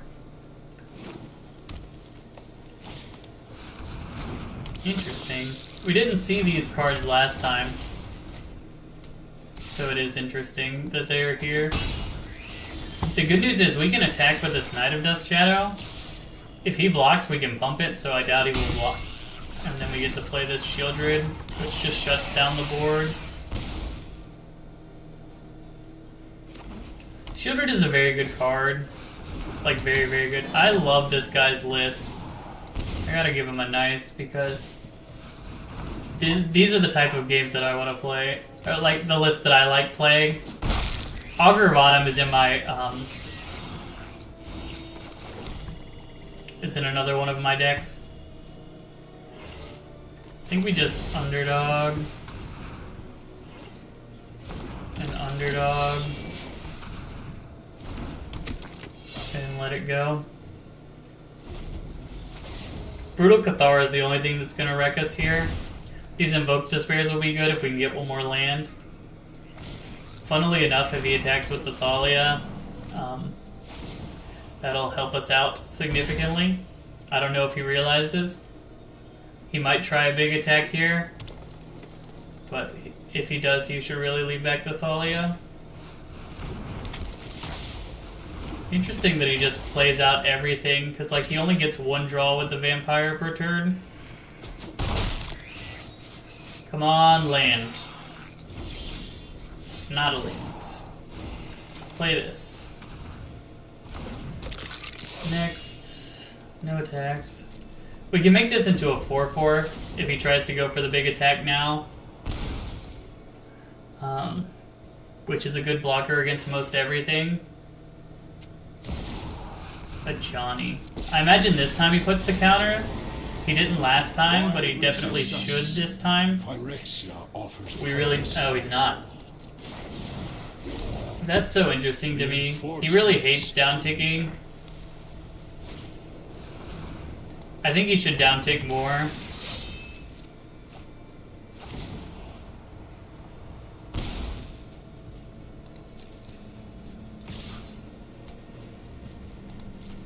Okay, let's just hope that we draw a land here. And then we can play these invokes. Yeah, there we go. Okay, now I think it's over.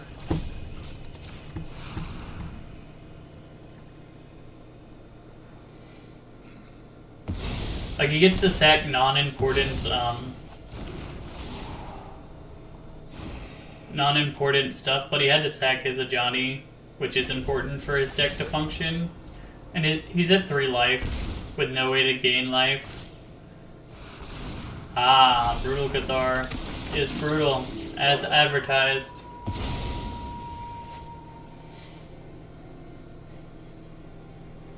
This is another one of those decks that, if we had sideboarded correctly, I think we would be having a really good time.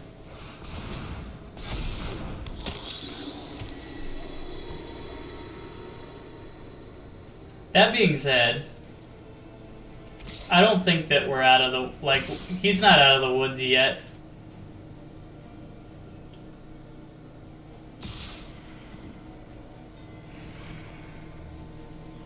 We don't block any of these. In fact, next turn we attack with everything.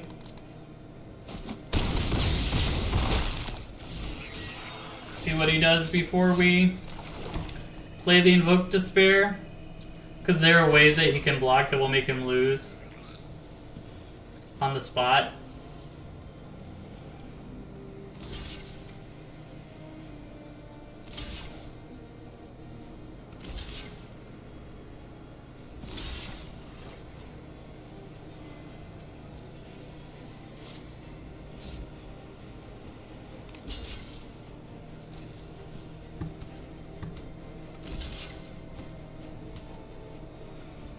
Works for me.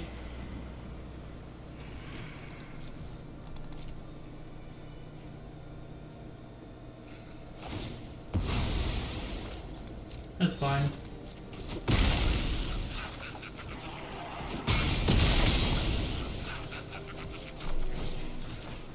Goodbye.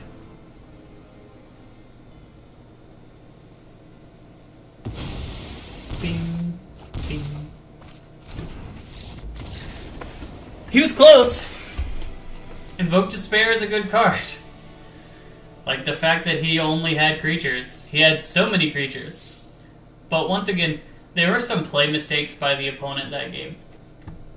Like, in both the first and the second game, if he plays more aggressively, I think I lose both of those games. Or I should have lost both of those games, but he was very wary of me killing him on backswings to the point where he actually threw away wins. Hopefully he saw that in hindsight. Johnny's minus is so good for attacking. Don't always plus it, because it is much better as a minus on the first couple of turns that it's out if you're in an aggro deck.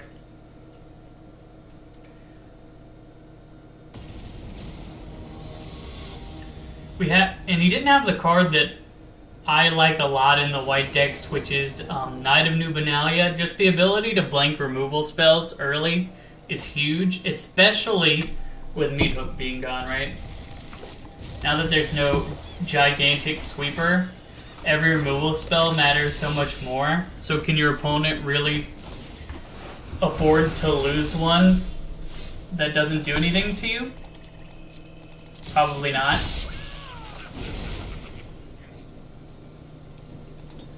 Yep. 1 drop into 2 drop into 3 drop. Deck is running as it's supposed to.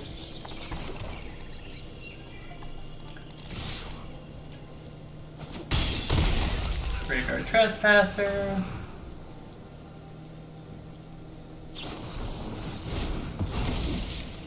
Make a 1/1.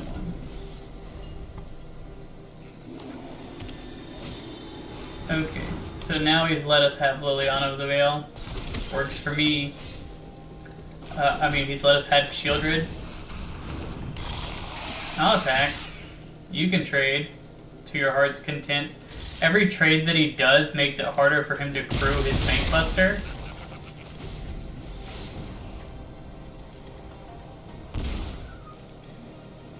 And if he draws with Bankbuster, he'll just start making himself lose life.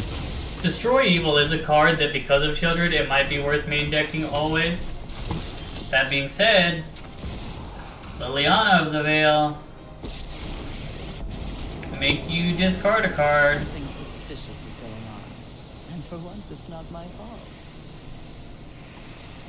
I don't want my second Liliana of the Veil, so I will discard that. And no attacks. Come at me, bro. I will block your Malevolent Hermit, and I will survive. Or I will block your Bankbuster, and I will also survive.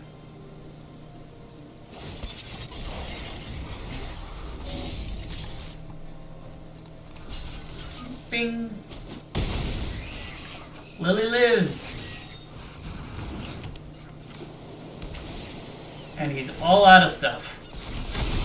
We are in an okay spot. Okay, now we kill you. You can sack it to counter it. That doesn't bother me.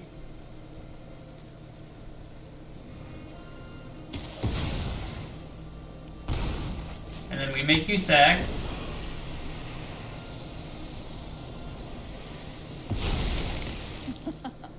Haven't you ever heard of personal space?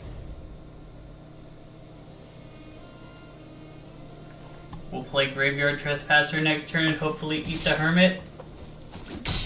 And because, like, he draws 1 now. It's no fun when they hit back.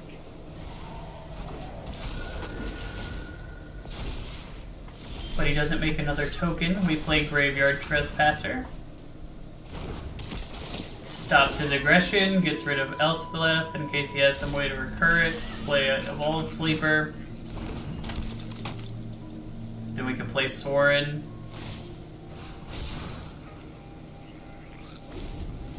We really are just hoping for another Shieldred at this point. Lion Sash. How interesting.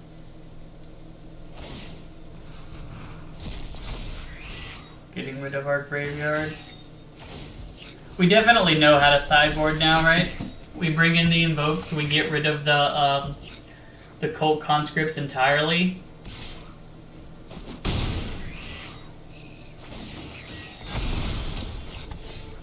Okay, so my plan is to make you a 2/2 and a 3/3 with Death Touch, and play nothing to make my guy a 4/4.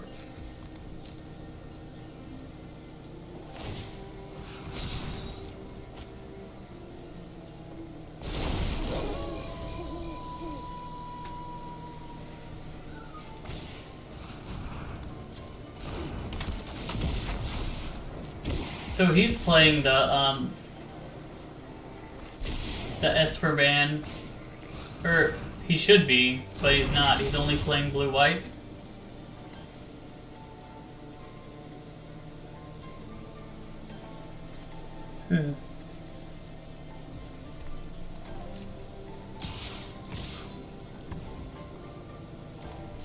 Deal.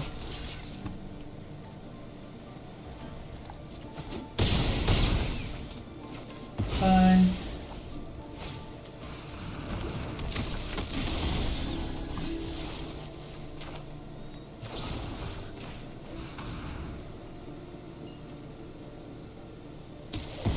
Actually, no. I think we lose this no matter what, so let's just go to sideboarding.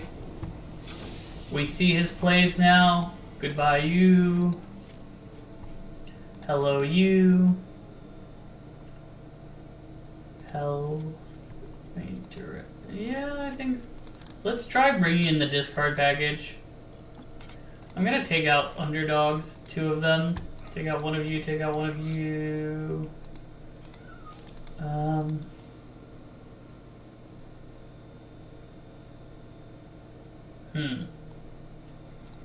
Maybe we drop a trespasser. I might just take out. Yeah, I'm gonna take out all the underdogs. He's already main decking for Graveyard Hate. I imagine he's got more on the board. So if we can just cut him off at the pass and make it so that he doesn't have anything to have hate for. Keep this. Duress him. I'll take your counterspell.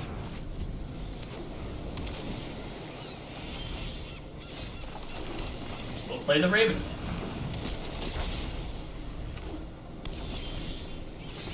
I'll play Liliana.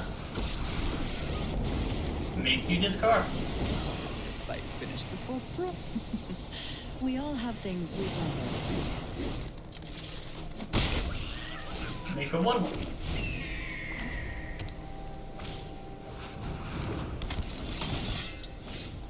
Cut down your Italy.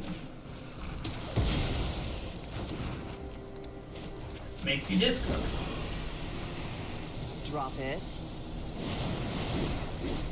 Attack you for 3.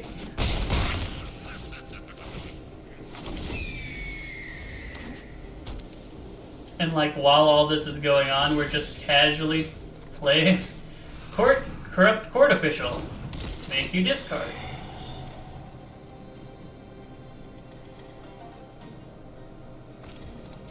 Make you discard. Don't overthink things. Attack with everybody.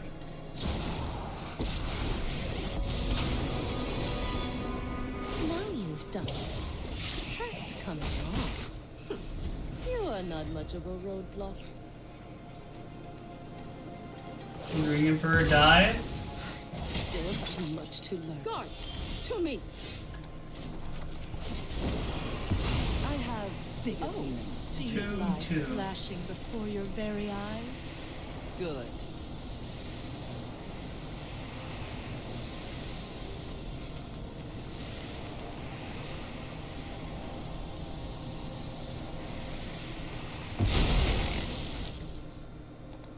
Go to combat. Attack you.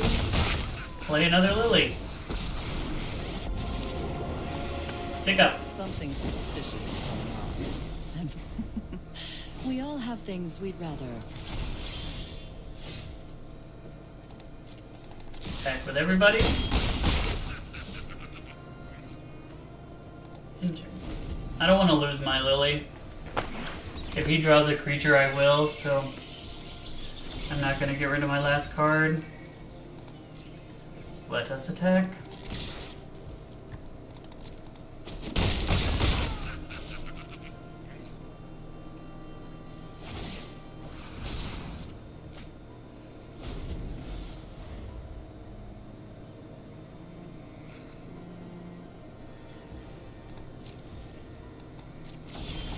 Oh, that's pretty.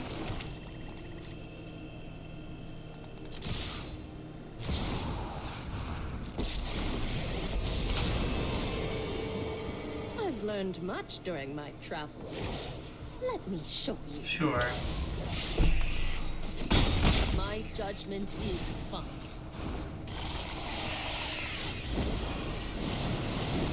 Don't overthink things.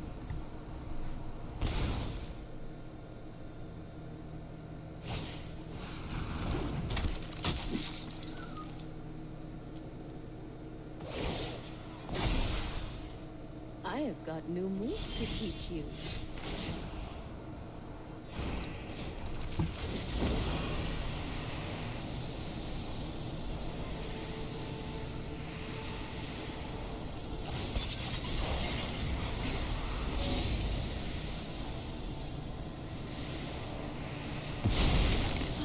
Sacrifices must be made.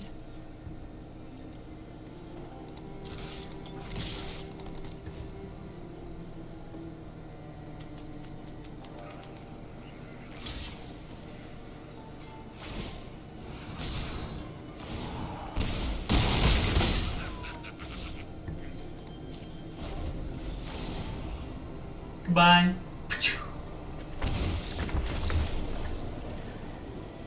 The discard package appears to be working pretty well.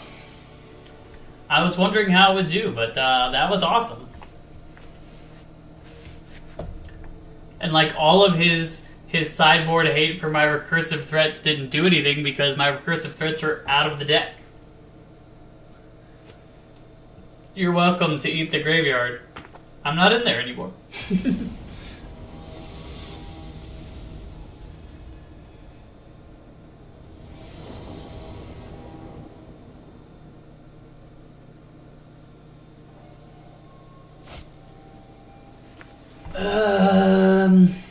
I'm gonna keep it on the back of this Invoke Despair and the Duress.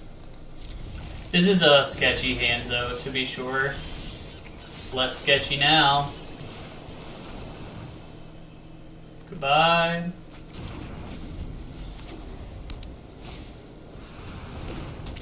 His hand was sketchier than my hand was. No life gain for you.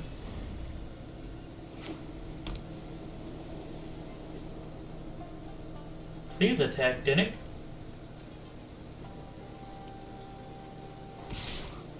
No blocks.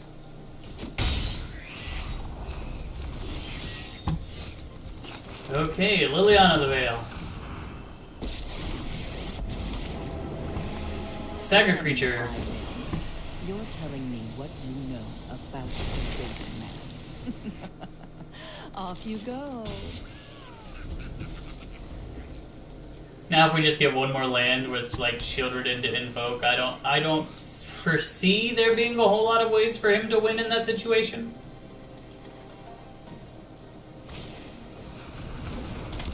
Malevolent Hermit does make things more difficult, but I'm going to start with this. Discard a card out of your hand.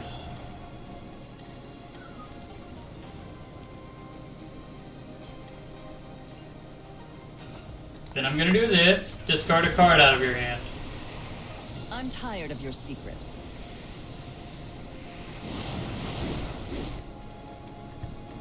Next up, go to combat. You will attack him. And we're just waiting on Lance. Plays AO. This would be the perfect turn to draw our land. Oh, now we just get to kill AO. That is totally cool with me. Actually, yeah, I'm just gonna do this. You sack a creature. I'm done here. This isn't how things were supposed to be. I've always hated crowds.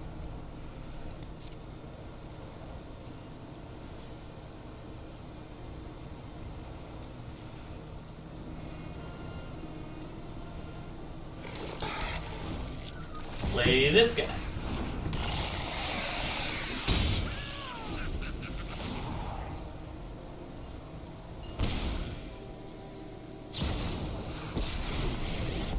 Are you killing my Knight of Death Shadow? I'm not That's funny. overconfident. You're just underwhelming. I am almost sad to see you go. Okay. This will probably cause scoopage.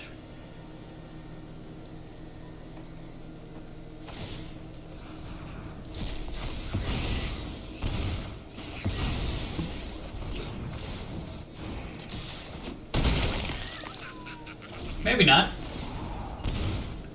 Our opponent is hardy. They have a hardy disposition.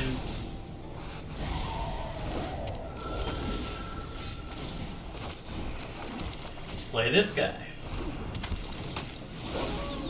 Goodbye. Attack. And you die now on upkeep. Good game. Like, after sideboard, this matchup feels unwinnable for them, which is beautiful. Like, that's what you want in your sideboard. You want your sideboard to just sit on top of whatever your opponent's trying to do. Like, we're already up to 3 wins. We lost that first game because they ran very well, and then we brought in our sideboard cards, and our sideboard cards were houses. It's possible that you could just run this deck as a straight discard deck. Like, you could forgo the recursive element and put those cards in the sideboard. But, like, the discard in the sideboard is so good against any deck that wants to go later than you. I'm excited that this is working so well. Once again, we have lands and things we can cast, even though we don't have a 1-drop to be aggressive with. For Ice, I've played this guy before. That name is familiar to me. Hello again, friend. We have met before, and it's good to see you again. For Isis. Do I remember what deck he was playing last time? Chetmir's Garden. Curious. I don't actually know what he's playing this time.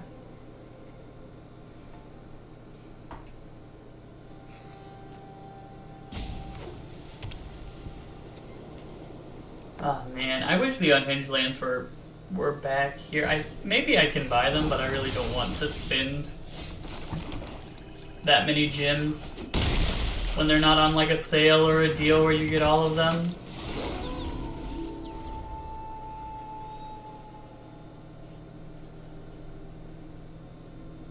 We've got 2 threats. We've got 2 removal spells. And our opponent played their first threat. We can deal with it. Easy peasy. Barely an inconvenience. Put this guy down. Attack you. Drain you. This is why it's so hard to play against us in game 1. Like, what card is getting him out of this situation entirely? Unless he's playing Wraths. Leyline Binding is fine. Who's he binding? Underdog? Probably. Does he have another one? He's going to need another one because this deck will just go right on attacking. That's another, sure. We'll take out our cut down. We don't have a need for our graveyard. Another 5 damage. He will die next turn.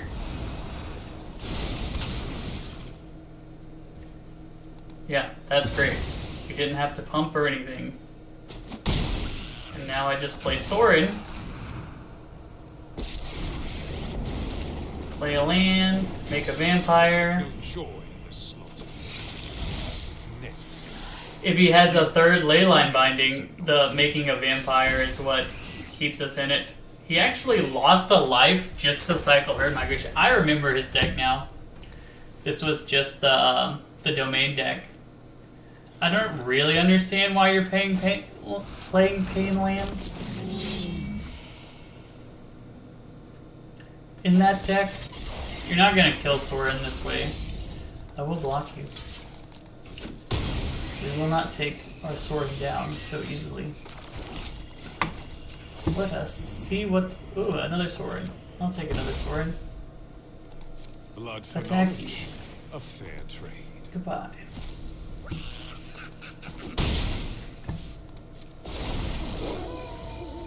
Because, like, our removal is at instant speed right now. I'm gonna wait till he attacks, see how he attacks. If he attacks with 2 things, he still kills Sorin. If he doesn't attack with 2 things, then Sorin is still alive. Which is amazing. Sorin is still alive. You thought I was gonna let it go, but I did not. You're like, he has another one. Why on earth would he keep this one alive? But the answer is, I will not give anything away that I don't have to. Another herd migration.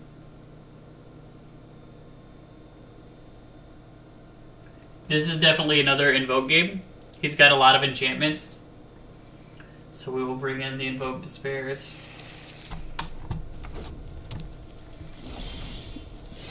Another Graveyard Trespasser. I kind of just want to tick up again. See what... Sure, we'll take a land. Lands may seem bad in this situation, but it's like... They're not actually bad. Because it's another thing that stops our opponent from... Or it gets us 1 card deeper, is what I should say. I'm actually just going to cast other Sorin, keep other Sorin, get another free card. Another Sorin. Blood for knowledge. All Sorins are Sorin. Titan of Industry. That doesn't do a ton. It is a house, it does gain life. I need our Sorin to hit into an actual spell that we can cast. Otherwise, this game has gone south. It is funny that we're playing for Isis again. His deck is not bad. I'm not gonna block because I was gonna take up Sorin anyway. Sorin's still alive.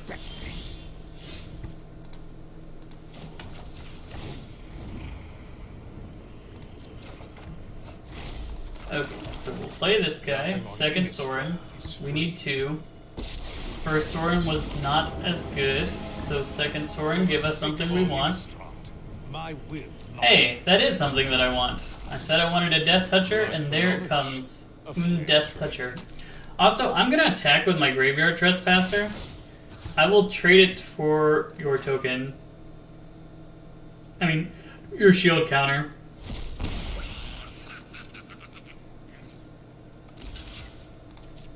And he's gonna see why I did that in just a sec. Hopefully he doesn't have another one of these. Otherwise it's not gonna matter that much, but...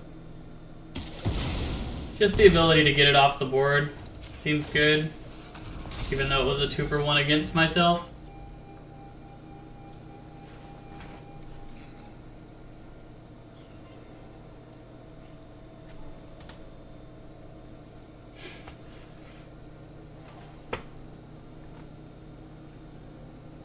This has been the toughest match so far for Isis, so congratulations, you are definitely making this difficult. The Kami War. How interesting. But you're not getting rid of Sorin. That's so odd. Now we are flooding super hard here. But hey, if there was a card that takes advantage of flood, it certainly is this one. He's just gonna put it back in our hand now. I think we do scoop this game up and then we go into our sideboarding plan. This is another one of those really easy... Because he's got all of the removal that doesn't put it in the graveyard, let's take out that and let's bring in our plan. And And then we'll drop one of you, and we'll drop one of you, and we'll drop one of you. And there we go. Now we have a consistent sideboard plan. Before, I was just kind of thinking about it individually, but now it feels kind of crisp. The whole deck is starting to feel crisp. Get the braids out of the sideboard, put in more removal spells, absolutely, but the rest of the deck is feeling crisp. Does for Isis remember how I sideboarded last time? This time it's completely different. Which will be fun.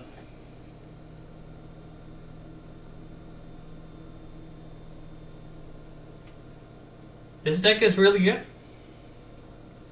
Like, I'm not a great pilot, I would say. There are times when I can make good plays, but I would argue that I've played suboptimally in multiple situations. So, the fact that this deck continues to function at a high level is more of a function of the deck itself than of me. So if you want to play a deck that's gonna punish your opponent for their misplays and be very forgiving for you, this is definitely one that you should pick.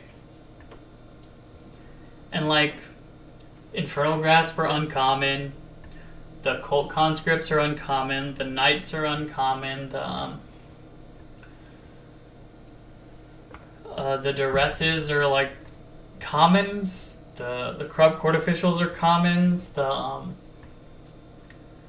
so there's a lot of more budget cards in here, and like if you want to trade out some of the rares in those slots for budget considerations, absolutely you can do that, and this deck will still just be good. This is fine. Turn 1. We see your hand. And we take Leyline Binding.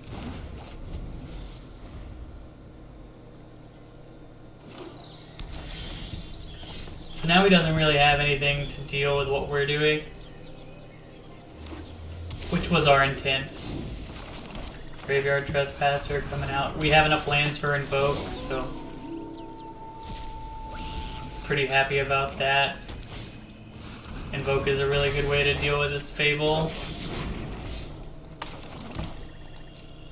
But I don't want him to ramp, so I will kill that if he doesn't block with it. You stay playing slow, buddy, just like me. I wonder what he discards. Because like if he discards the creatures, I'll just eat them with my Trespassers. I'm about to draw a bunch of cards. 2 cards, he'll lose 4 life. We haven't drawn particularly well to what our deck is capable of. And yet here we are, again, having a chance to do awesome Invoke Despair stuff. So let's start invoking his despair.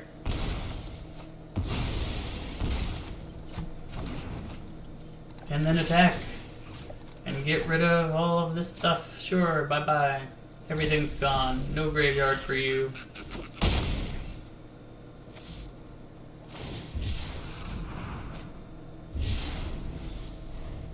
Next turn we just invoke even more despair. Actually, I think I'm going to duress you. Take your other drag to the bottom. Play this guy. You can't gain life. We'll invoke you next turn. But like now, his Workshop War Chiefs are just 5/3s. 5/3s that cannot block.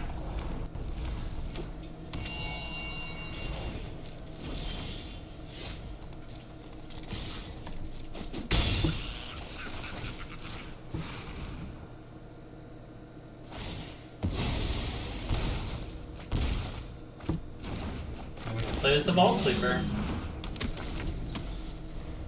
This is another example of Knight of Dust Shadow just being a house. And that wasn't even a great hand for us. That was just like a hand for us. So our sideboard plan of going bigger than him is really good. I mean, it's not necessarily bigger. It's just easier to play with because we kept most of our really amazing bombs and we get rid of his hand. Fighting your opponent's hand is a lot easier than fighting their board in Magic these days. Discard is really powerful. In the late game, it can really come back to bite you that you put in a bunch of discard, but hopefully, if you're making it to the late game with this deck, they're not working with very much in their hand, and you're working with quite a bit. It's the Jund thing, right? Where Liliana of the Veil puts cards in the graveyard, like makes both of you discard, but because you're ahead on board, it hurts your opponent significantly more than it hurts you.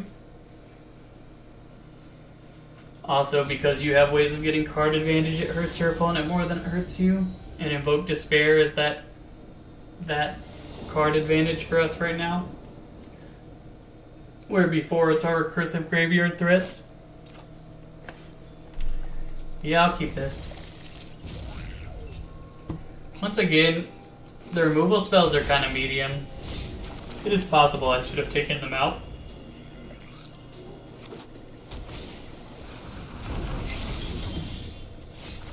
But we are about to start making you discard your hand, sir.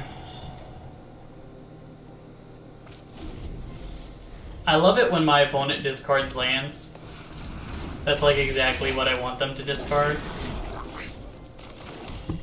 Okay, let's just cut down you. Attack you for 1.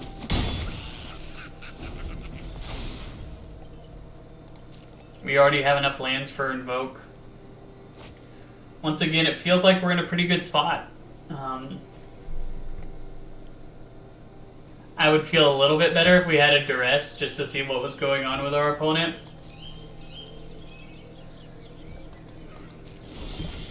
Hey! My deck is amazing. It delivers when I ask for things. Goodbye, Leyline Binding.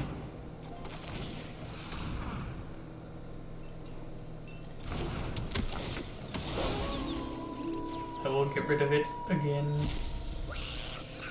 Attack you for 1. Next turn, this is going to transform into a creature, which is going to make it so we can make them sack a bunch of stuff with Invoke. He's just going to play another Fable? Yeah, I had a feeling. I'm curious which of the things that he gets rid of. Invoke Despair is so good.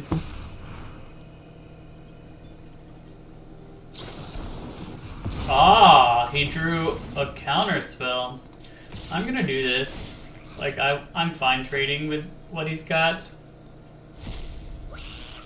I didn't remember the Bank Buster though. That's a big oops from me, dog. Now things are going poorly. Him having the Disdainful Stroke was huge. But, like, you can't play around that, right? How on earth am I supposed to know that he has a Disdainful Stroke when I just looked at his hand and he's never played one in any of the previous games?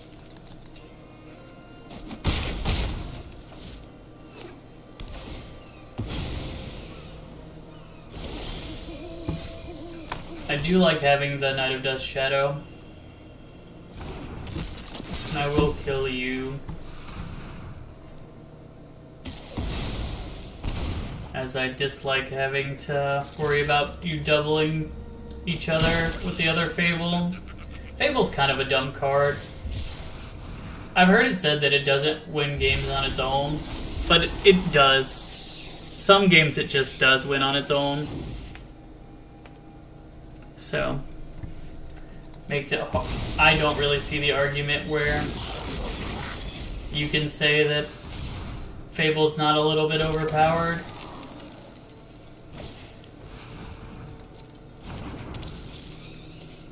We have a lot of good draws, though.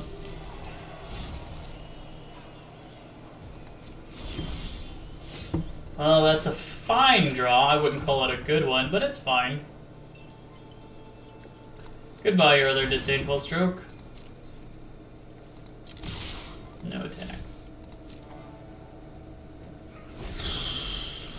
Yeah, once he plays that, I think this game is lost. He should just play the workshop. Yeah, you got us. I gotta tell this guy, good game. Good game. You got us. Him having that counterspell for our invoke was crushing.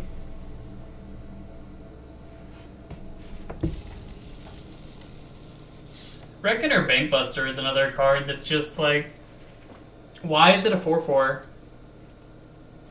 It's already a 2-mana play that draws you cards. Why did they need to make it so big? I don't understand that.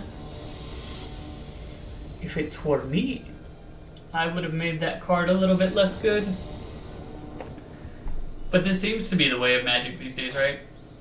All the cards are just like a little bit better than you would want them to be. If you were designing them. Ugh. These are some awkward hands. These are the kind of games that you can lose pretty easily.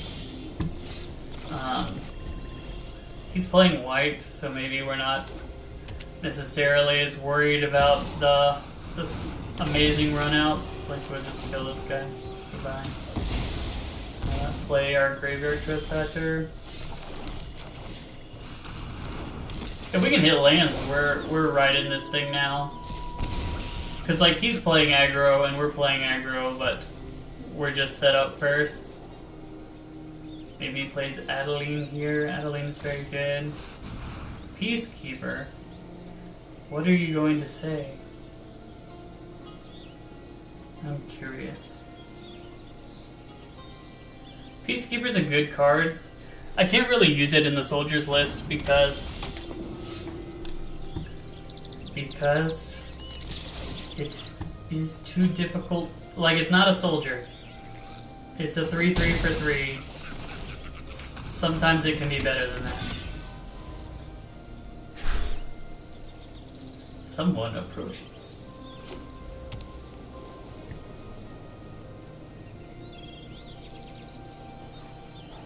But yeah, if you ever hear a beeping noise in the background, that just means someone's at my door. I am the Emperor of Kamigawa, and I will protect my people. My judgment is No blocks. Okay, so we will attack you. Goodbye. I'm Play never Statius done. Underdog. Hope to draw another land. But right now they're not coming. But this stops him from attacking, because if he does attack, then I get to play Shieldred next turn. Okay, now it doesn't. It would have, but it does not now.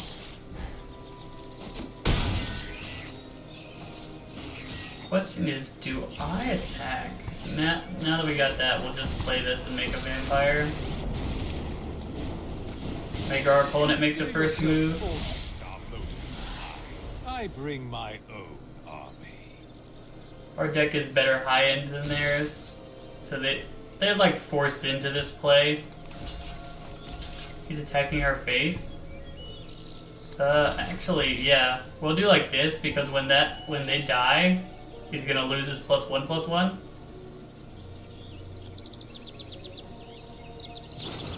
Oh, he's got pump spells. That's fine though. He doesn't gain any life. We can attack him again.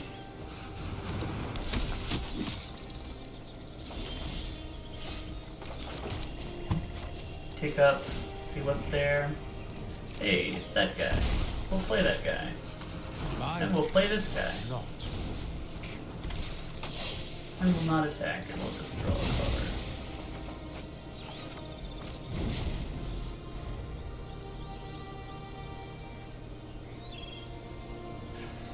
Depending on where he's attacking, we might block.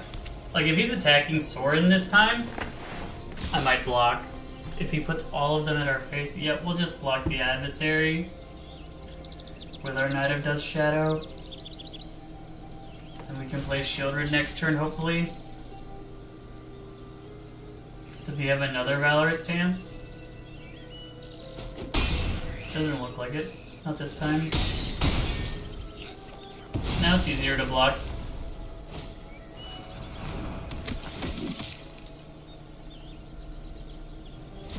Interesting. That's fine, because the Shieldred is here now. And so is the Vampire. You fight for me now.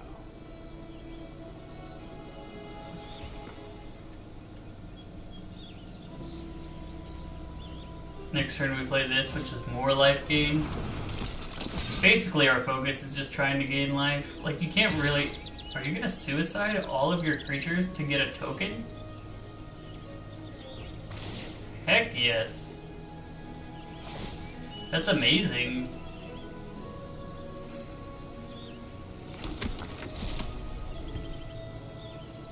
This guy's here. This guy's here. This guy's here. And we win. Everything's dead.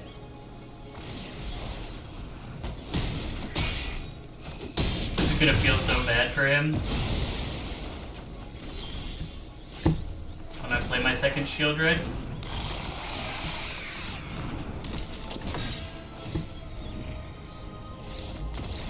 Yeah. Second Shieldred is good. Hard to deal with second Shieldred. I think we just run it back. I like this list versus that list. If he brings in some more graveyard hate, then maybe we change it up. But until then, we just leave it as it is.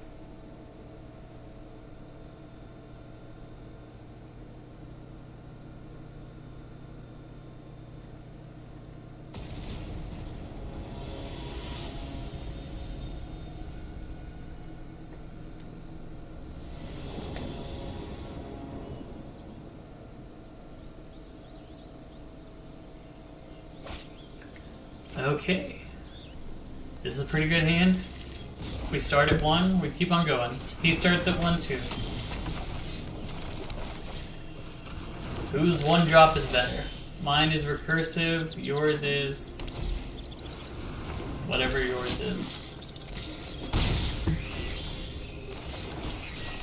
I gotta play recursive threat into recursive threat. I'm not gonna attack. Like, he's aggro as much as I'm aggro. And I can play over the top of his deck pretty easily. Like, if he attacks with both, I just eat both of them in a trade. Brutal Cathar. Interesting.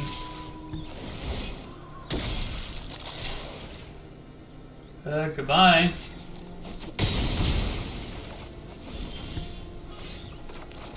Now I'm just gonna Lily. You sack something. Nobody knows Dominaria's shadow. One of your friends has to leave. And now, basically I use that as a removal spell, which is totally fine to do. Adeline is good. The good news is that once we play this Shieldred, I don't think Adeline is as good. That's my cue to leave. Goodbye.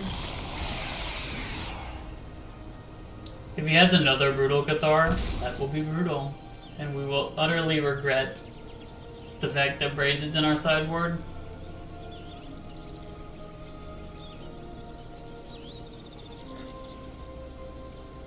I do wonder why he took this one instead of the Underdog with his Brutal Cathar. Interesting. I'll trade. Wondering where to go to first strike. This game might be lost. It seems like it could be. So, yeah, I don't think we can come back from the situation we're in. We're gonna have to. We will change up the board a bit. We're gonna bring in the invokes. Get rid of Cold Conscript, 1 Sorin, and 1 Shieldred. Run it like that. With how much of a house Shieldred is, it might be weird that we're taking out 1 copy of it, but it's just because it's legendary. And and like we don't really want two of them in our hand. Having this removal makes me feel like this hand is a lot safer than the ones before it. Nice. We get to just make this guy a 2/2 and attack. We are hoping to draw lands from here on out. But him not having... There's only one good one drop in white. That's what makes the deck so much worse than it could be.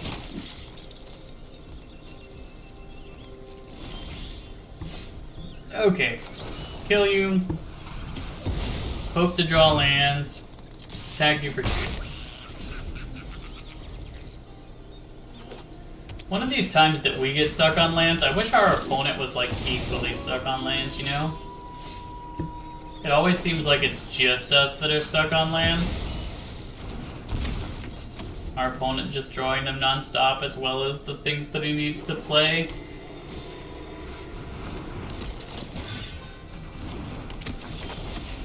Hey, we finally got that land, so play out Lily, make you sack something while you still don't have tokens on the field.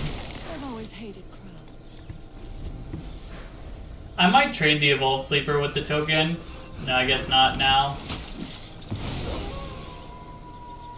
We'll just play out Graveyard Trespasser now.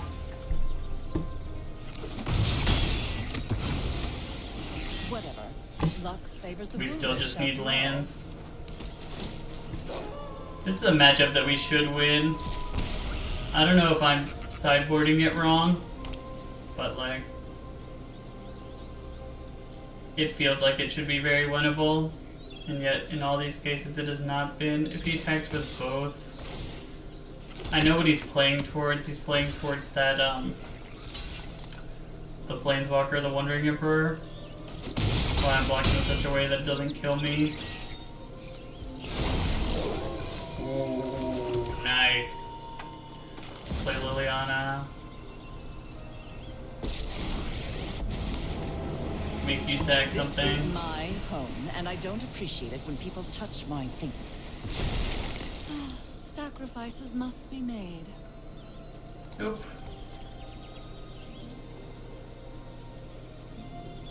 Because if he has the Wandering Emperor, it's really bad for us there.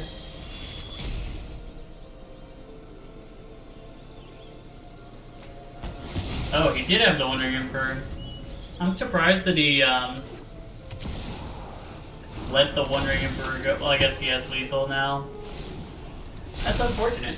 Okay, this deck seems pretty good, but then again, we're gonna run this back one more time with a fixed sideboard.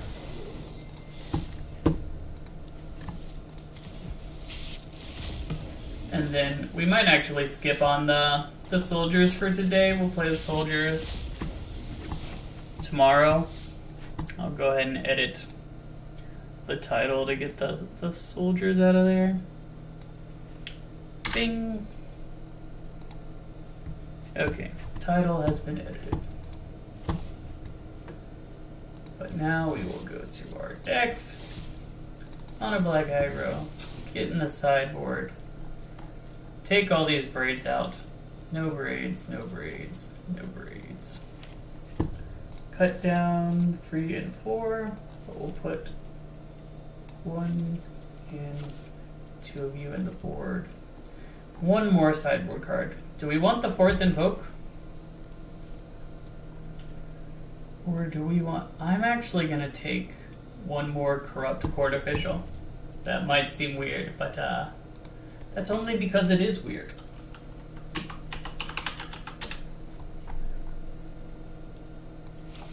Okay, make our discard plan that much more robust because it felt really good when we swapped into that.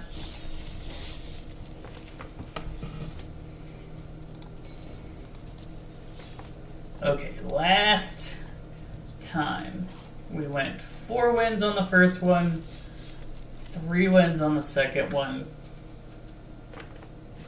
Hopefully we're not trending in the wrong direction, but I like our new sideboard plan. Our new sideboard plan should be what we want it to be.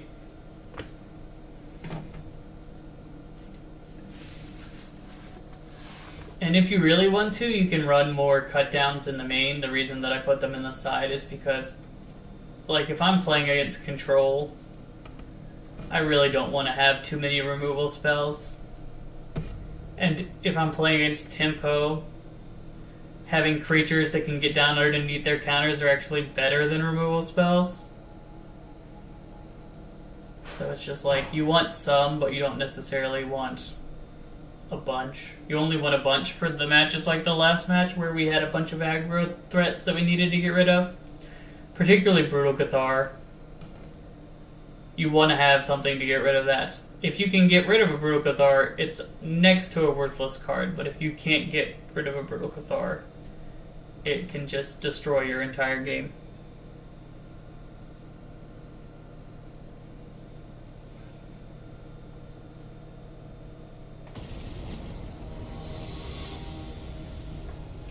Hammer.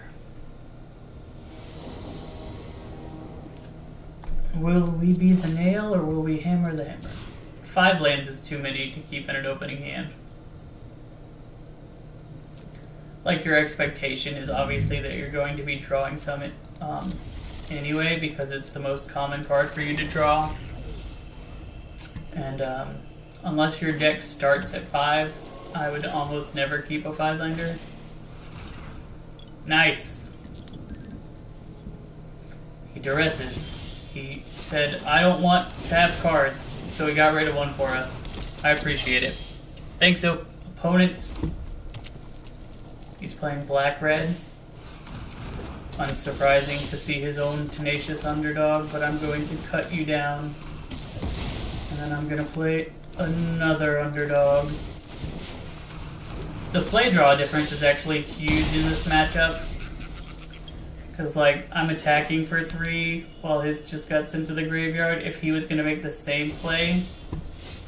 Now we play the Trespasser and get rid of your underdog before you can bring it back out.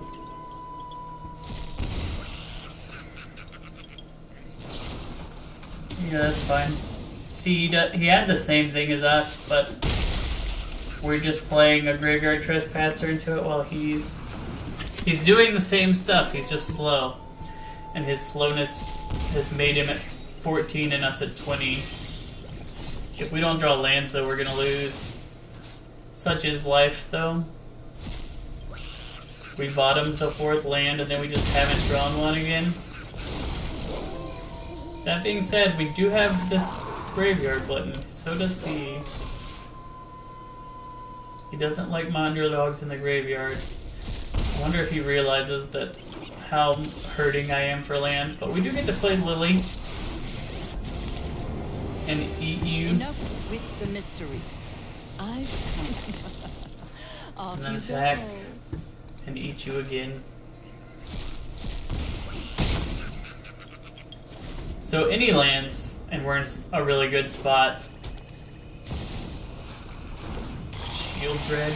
Perfect. You play Shieldred. I play Shieldred. You discard a card. I discard a card. You won't be outsmarting me. You will not gain life from this, and I can make you sack it next turn. Or not. We're at kind of like a parity position at this moment. But he had a land and I had a Sorin, so parity broken in my favor.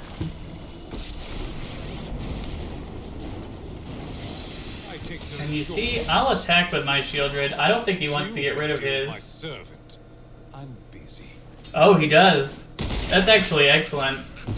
Like, right now he's got nothing on the field and in hand. That's a good draw for him, but like, we're getting 2 draws for his 1 draw. And he drew a land. Okay, we're just going to make another vampire. Without me, we're all Attack you. you Play another Sorin. Make another vampire. So we have lethal on board. I bring my own army.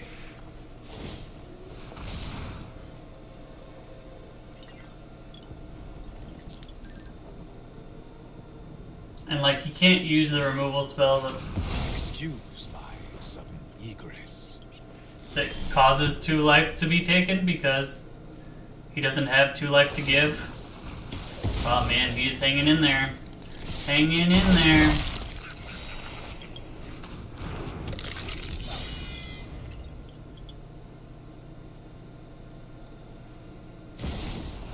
Shieldred, not good enough right now.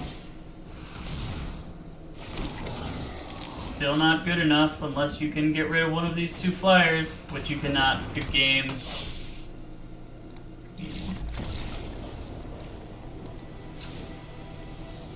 Okay, we'll bring our invokes in.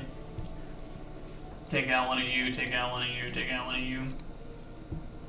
Do we want to bring in our discard package? I don't think so.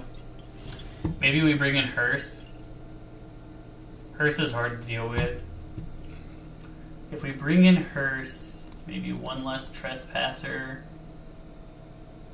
and 1 less cut down. Try it like that.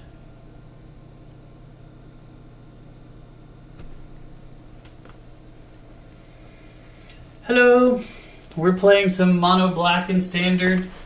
We've been doing pretty well with it. It is a really solid deck. Ours is the more aggro bent. You can play it more controlly, but like losing Meathook was a big loss for the control part of this deck, I think. So what you do is you play really aggressive creatures backed up by, oh my goodness. It's rough, mull to 5, but I think that we gotta get rid of these 2, as much as that's our comeback mechanic. We can play pretty much anything we draw, so it's not the worst situation. If he has a kill for our underdog, which I imagine he does. Interesting, he did not. Maybe he's got Lily? Yeah. Yeah, Lily. Make a sack. We can bring this back to kill Lily before he makes a sack again. Here we go. That's a creature we can play. That's hard to block. Liliana doesn't really help against Knight of Dust Shadow. Cuts it down. Please do not have a creature. Yeah, that hurts. Because we can't bring both. We can't, like, bring it back. That being said, him making discard is actually pretty good for us because we didn't want that anyway. And will he keep Liliana alive and lose his token? That's fine with us too. The answer is no. He wants the token more. I bet he has the invoke in hand. I don't see why he makes that play without it. Graveyard Trespasser. Maybe I'm wrong. Like, if he had invoked, he would just slam it, right? No reason not to. That was a really good draw. Look at this. Kill your token. Play my Lily. Sack your Graveyard Trespasser. No more distractions. Let's make this quick. Wow. One of your friends. That was a beautiful comeback. Now we have all of our invokes to draw into to really take over this game, as well as Sorens and Shieldreds. Oh, he did have invoke. I don't know why he held it. But we just gotta hope to draw ours. That's our way back in this game. Getting rid of all of our cards in hand. Doesn't matter that much. Get rid of your creatures. We brought in the Hearse because it's hard to get rid of with Invoke Despair, but like, we had to mull to 5. Changes the game.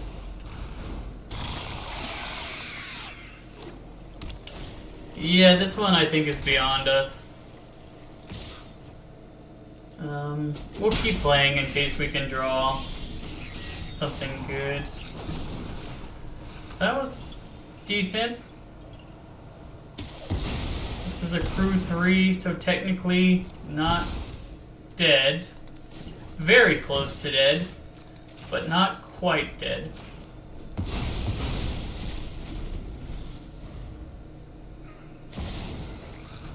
And dead. Okay. On to game 3. Do we change up our sideboarding at all? I don't think that we do. It's hard to race Bankbuster with the discard package. So I think we just hope to not mull to 5.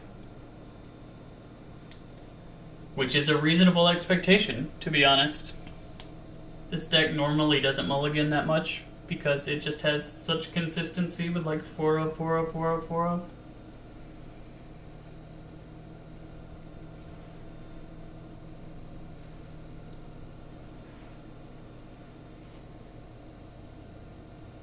But yeah, Mono Black has been good. Certainly very good. And like I was saying, you can make this deck incredibly budget if you just want to play the discard package first instead of having to sideboard into it. You can take out some of the graveyard recursive threats, like Tenacious Underdog, if you want to use less wild cards on this. That being said, one of the other great things about this deck is that all of these cards are good in any black deck you're going to play. So using the wild cards doesn't feel too bad, because like if I'm playing black, I'm going to need a Lily. If I'm playing black, I'm going to need a Shieldred. All of those cards, I already need them. It's like the tax for playing black.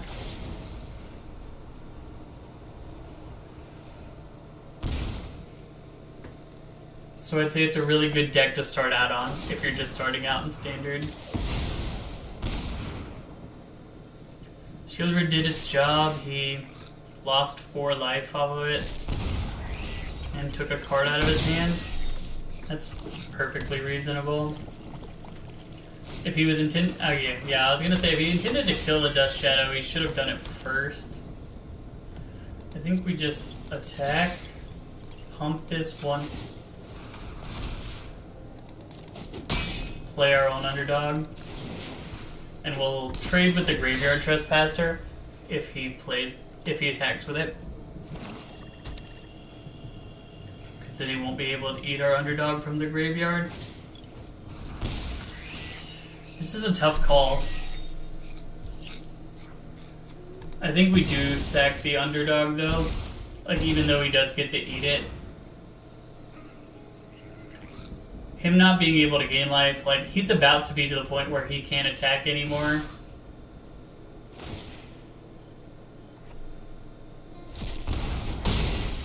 But then again, so are we. Ooh, that was a great draw. I don't think we could have asked for a better draw there. Our graveyard. Oh man, there's nothing that we can gain life with. We have to hold both of them back, but that being said, we can pump this. It's double trades. The problem is he has so many cards in hand.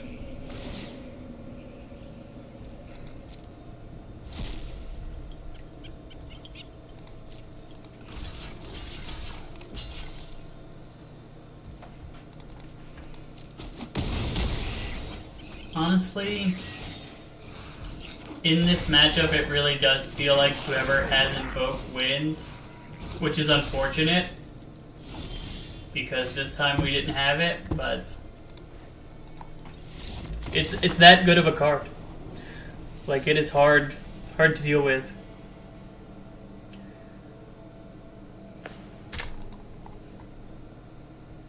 We were in a good spot, then we had to sack a creature, he draws 2 cards, we lose 4 life. That's tough. That being said, we lost our first one last time and we finished 3-2.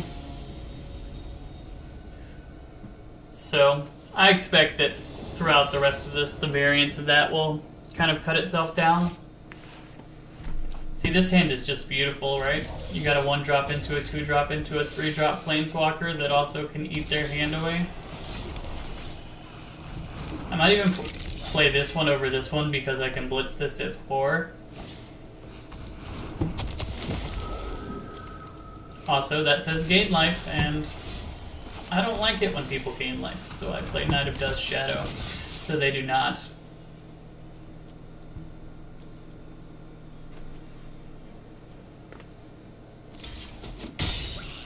I was wondering if he would trade, but I think that's a good trade for us because ours comes back and his does not.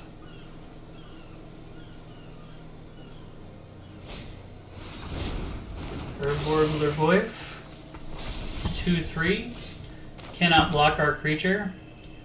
To that end, I think we Infernal Grasp it.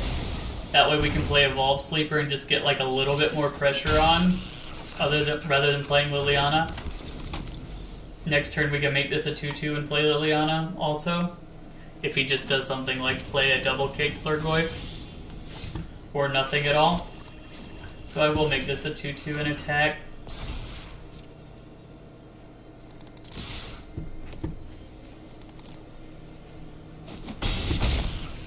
And before sideboard, we don't have any 5s, so it's pretty easy for us to discard a land here.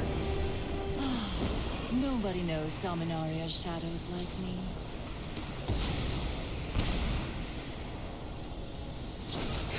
Double Infernal Grasp. His hand is like non-existent at this point. Don't overthink things. And we have a Lily running. This feels pretty good.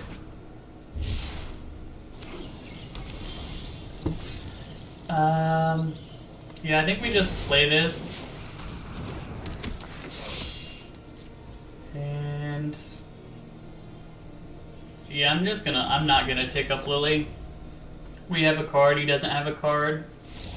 Okay. There we go. We have done it. We have gotten to his deck is a graveyard deck, so maybe we bring in the Hearse. I mean, that's why it's here. Cut down might be a little bit worse because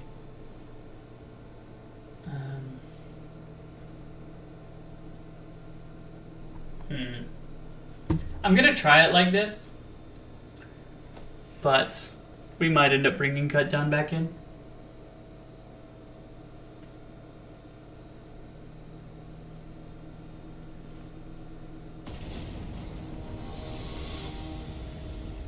I didn't see a whole lot of creatures that Cut Down would be consistently good against, is why I took it out.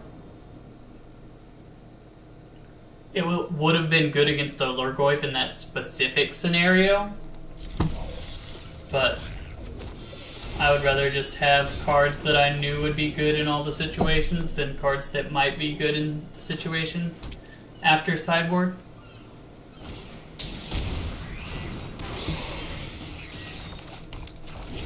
And when it's this little anyway, like, there's no threat to us, right? From the Lurgoyf. So, we don't have to be in a hurry. Just gonna kill you. And attack. Next turn we can eat it with the Graveyard Trespasser, so even the 1/2 Goyf is gonna shrink.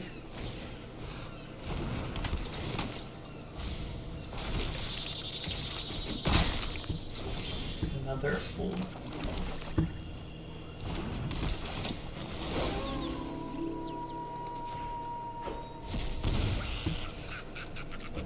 This time I have to hold back.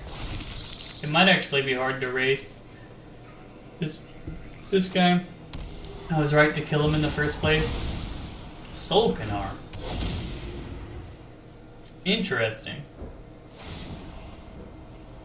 I thought I had a good idea what our opponent was doing, but I actually don't think that I do right now.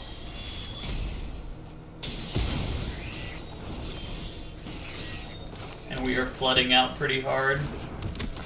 That being said, we can continue to eat his cards out of the graveyard with our Graveyard Trespasser. So his Goyf isn't actually rising in power. Namada. That's interesting. Yeah, I'm not going to block you.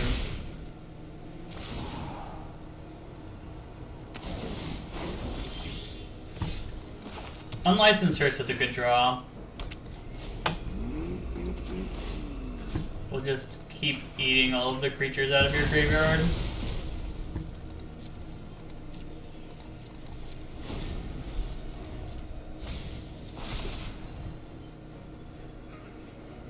We will bring the cut downs back in, for sure, based on what we're seeing in this one. Like, I didn't realize how many creatures he had. I don't know if that's just a post-sideboard plan. That being said, he's about to give us this Soul Canar. He doesn't have a way to sack it right now.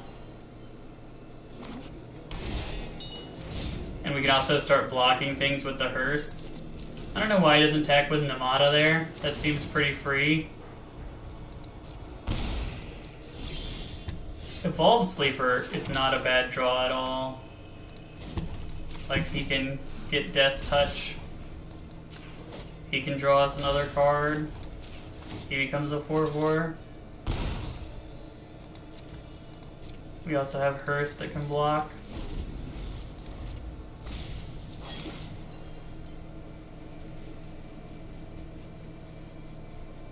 Realistically, he should just attack with everything here. We'll see if that turns out to be what he does. People I've played against today have been notoriously... I'm going to crew with you.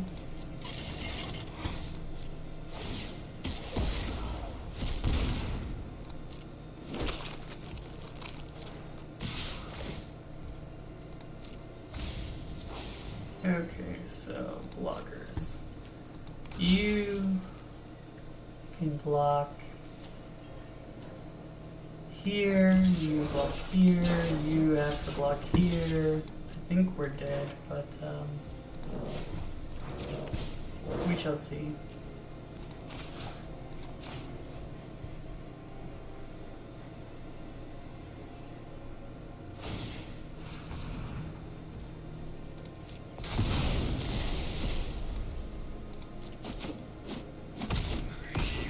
Yep, we are dead. Okay.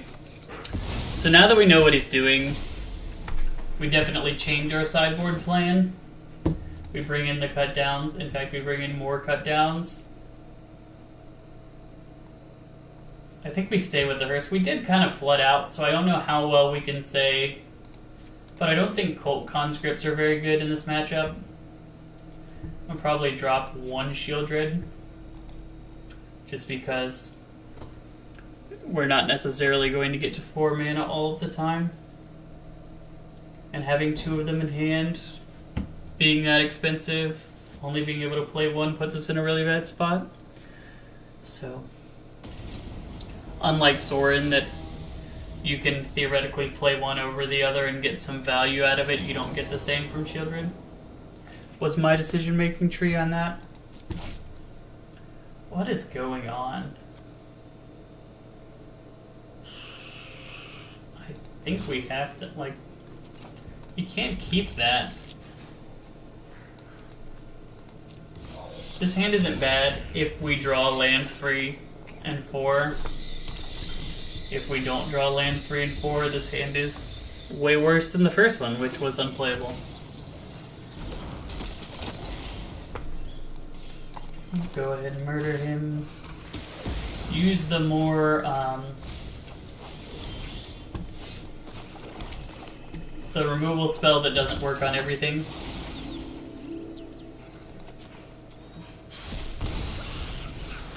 Okay, one more land, and I think we'll be in a really good spot this game.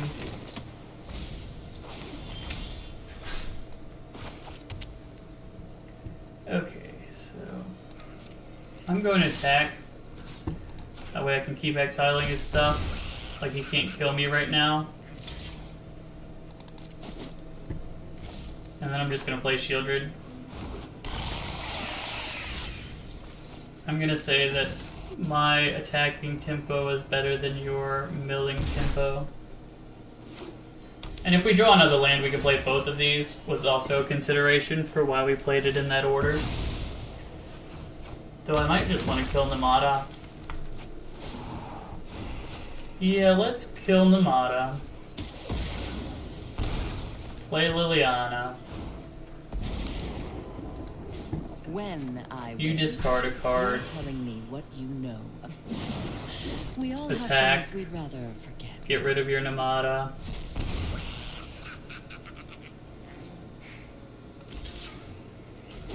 Like, we just have such free attacks.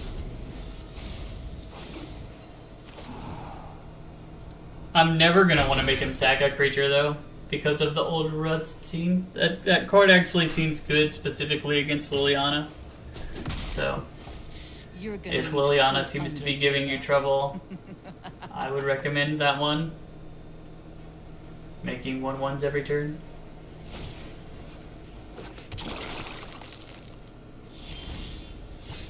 Okay, so we draw a card, play this, we tick up, you discard a card. Drop it. And then we just wait.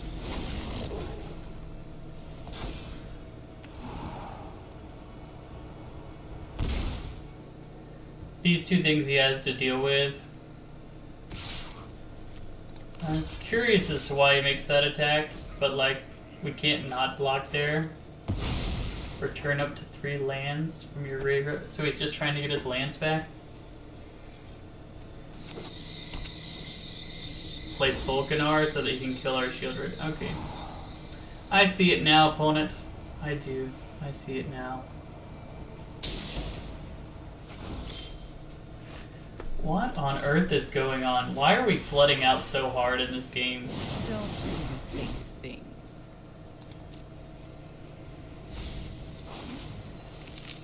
Our opponent last time literally killed us at the exact second Solkanar was going to come to us. I'm going to block. I want Lily alive.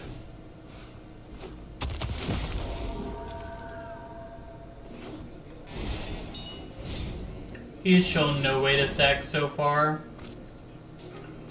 so I don't see the point in asking him to. We all have things we'd rather forget. If he gives us the Solkanar, I think we win this game. Which, at 25 life, with him having 4 power besides Solkanar, I think that it's a reasonable expectation that the Solkanar will end up on our side of the field.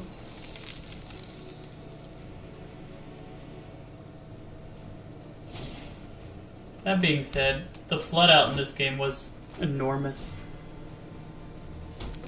Like, we're only running 23 lands and we got 7 of them. That is a lot. We're at 21. Solkanar says, next turn I'm coming to your opponent. Knight of Dust Shadow. It can block stuff. It can't block everything, but if he attacks with that Rutstein, I'm blocking that in a heartbeat. That card is a house.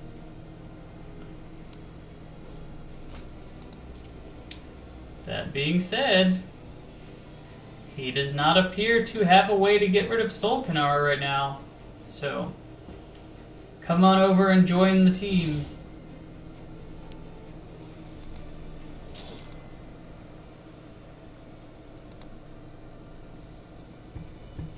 Oh, thank you. 1 blocker and activate. And activate. No more Rootstein for you. And Solkanar for me.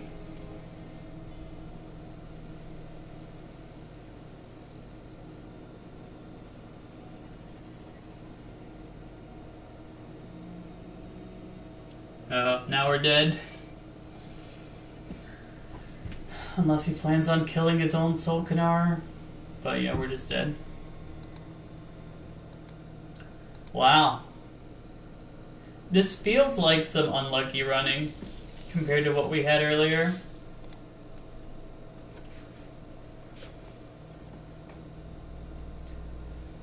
We'll have to average out our wins and losses in these leagues to see if it's indicative of something we need to change with the deck or if it's just variance in this one specific league, because the other 2 times were very close 3-2s and 4-1s. Like, could have easily been 5-0 on both of them. 3 games on all the series that we were losing.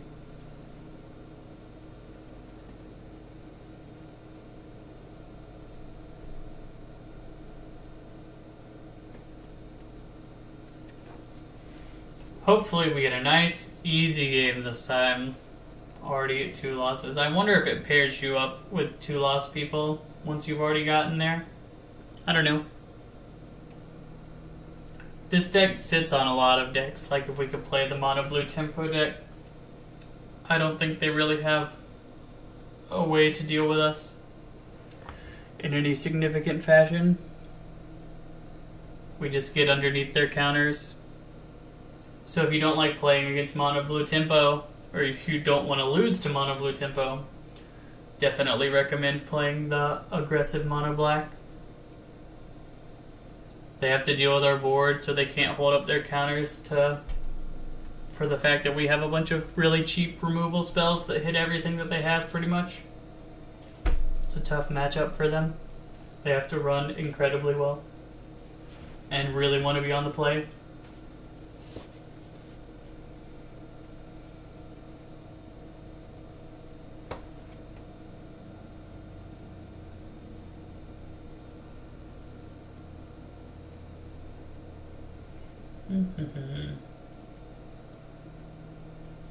But yeah, I think that this will be the last league that we run for today, and then we'll call it. Maybe I'll get back on later to stream the Soldiers deck, possibly, but I might be done with Magic for today. Maybe I'll stream something else. We'll have to see.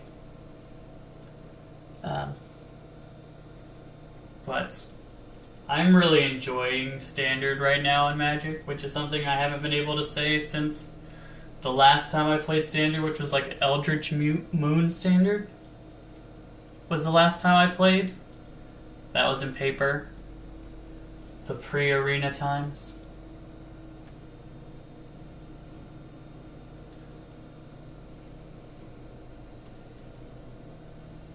And in case you're wondering why I look over to the right all the time, it's because that's where my second monitor is. It's how I see the chat. It's how I make sure the stream's working alright. But I admit that it does look weird. I just don't have the desk space to put my second monitor near my first monitor.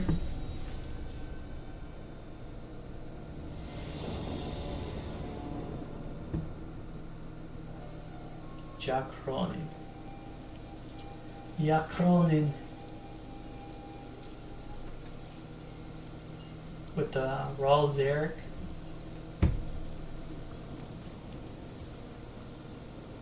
I don't know if it's just me, but like, what on earth is going on with these hands? We've had to mulligan so much just because we have like all lands.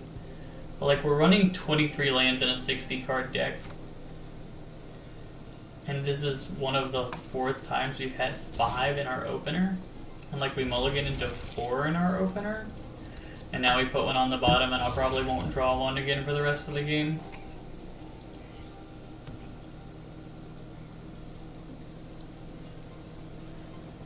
Just high rolling variance today.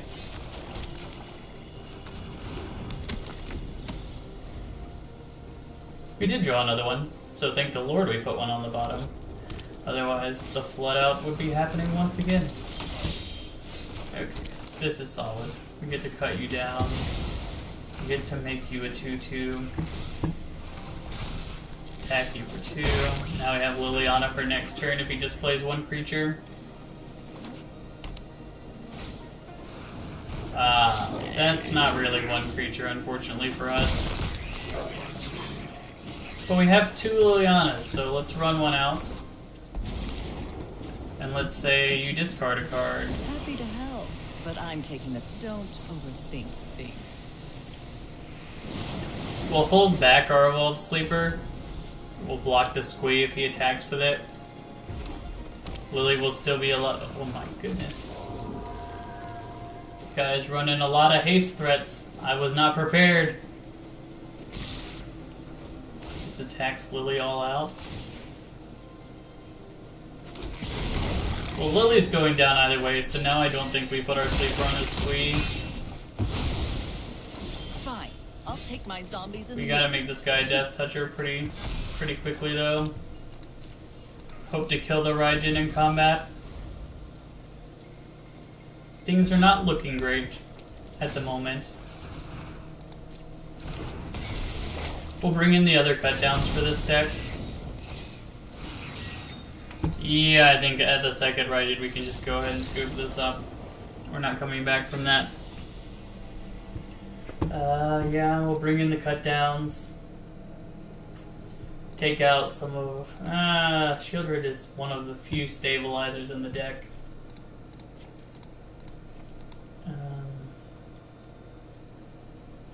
I'm gonna get rid of one trespass. Wait, we don't need to get rid of anymore because we only brought in 2 cards. That's fine. We'll run it like that.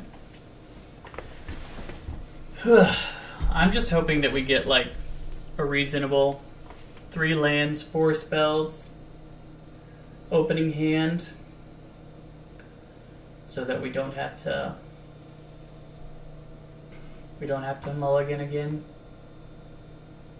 We get to play 1 drop into 2 drop into 3 drop like this deck normally wants to be doing, instead of just having 1 drop and maybe a 4 drop and a removal spell and a bunch of lands.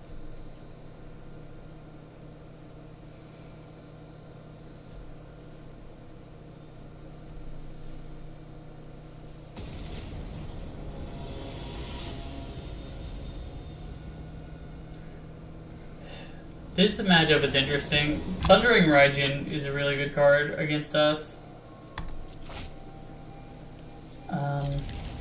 Haste threats in general are really good against us. To the point where it's like, do I just hold up mana?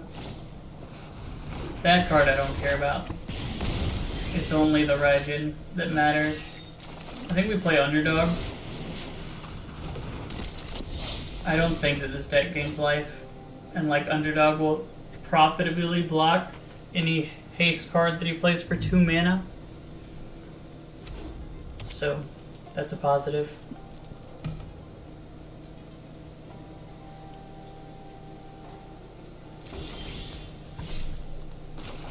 Interesting that he didn't play any creatures there. I would have expected him to. Maybe his hand's just a little more high-end than that, but in that case, us having Infernal Grasp is going to be quite good.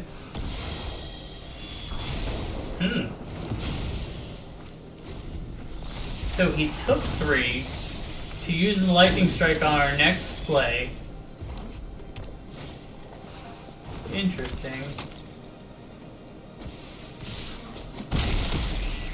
Okay, we have an easy time right now. We just kill this guy, and then we attack for 3. And if he plays another haste threat, we'll kill that too. And then play Graveyard Trespasser next turn. That doesn't bother me.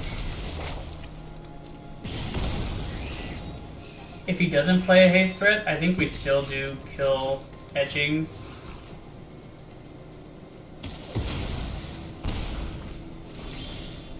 Just so we can be mana efficient.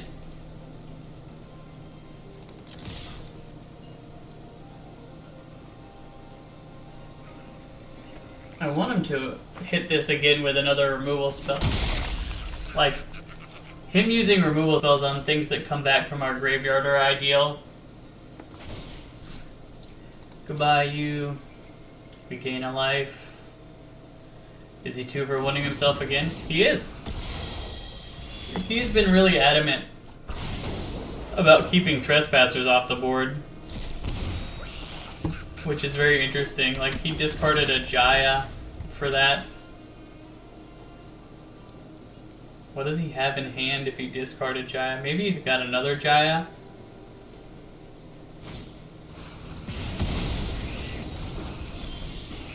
It's been such an interesting game.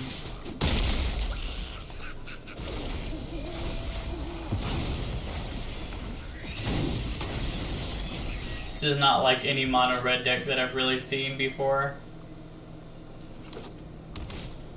Phoenix Chick. He had Phoenix Chick in a land? That was like the last thing I was expecting out of him. We'll play Liliana and make him sack something. It'll also gain us some life. I've always hated clouds.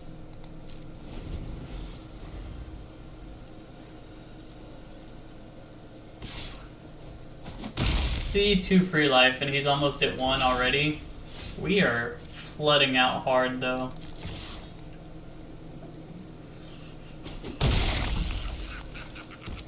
This is another game where our land count, or our lands drawn count, was really high. He has to stay back on defense, or not. But now he's just dead, right? Okay. Okay, he finally decided to kill our underdog. We'll cut down you. And we'll see. I should have cut that down first, actually. I didn't realize it's still exiled. That was a punt on my part. Oh my goodness. We cannot catch a break. That was insane.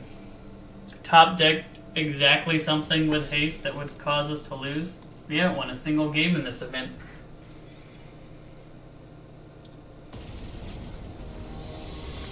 This is surprising. This deck, I haven't lost 3 games in a row with this deck since I started playing it. And we just did it now. To be fair, we had a lot of really weird variants, like the number of lands we've drawn in all of these games has been very high. We haven't changed the number of lands at all. I'm just gonna kill that. In most life gain shells, that being gone is good for us. Like now if he plays a Johnny's Primate, it doesn't do anything. So if he plays a creature next turn, we just get to edict it.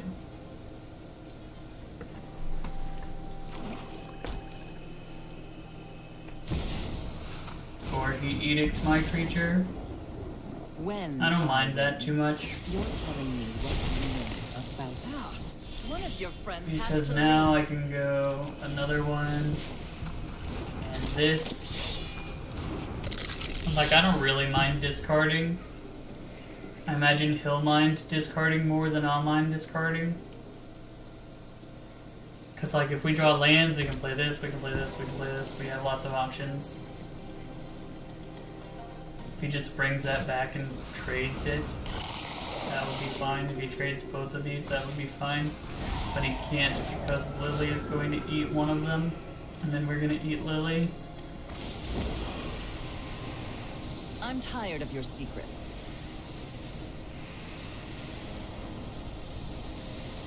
Yes. Okay. Play Lily. Make you sack something.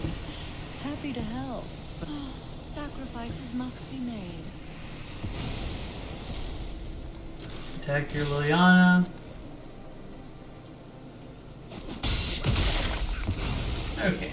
So you prioritize getting rid of our Liliana over our creature, which is fair. If you have something that you're hoping doesn't get discarded out of your hand in particular.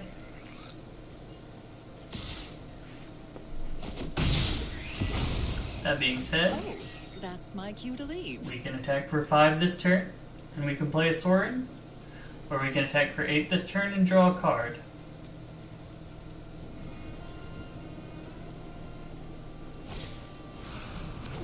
What is this? Note your life total. That doesn't seem very good against us at the moment. Consider yourself fortunate, Arnold. You fight for me. His life total, and it is lower. So whenever he casts a white spell, he gets to gain a life. I imagine that's the appeal of it.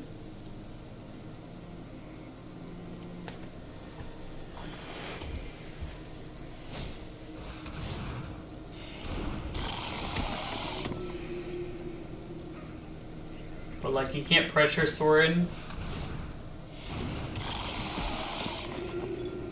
We're just gonna trade the underdog for one of your things now.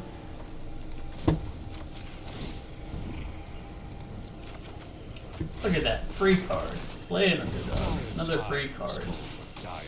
Attack with you two. Bing bing.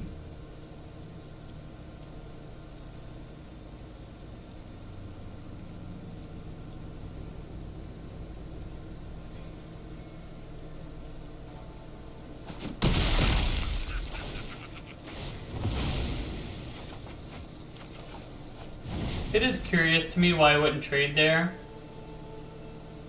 Like, theoretically, the point of his deck is to gain life. Especially with something like Sarah Paragon in it. Now he has no way to pressure Sorin to the point where Sorin dies. So I get to draw 2 cards next turn. I'm gonna trade Ellis for Cult Conscript. And if you're unwilling to do that, then you're trading Phyrexian Missionary for Cult Conscript, which is fine by me.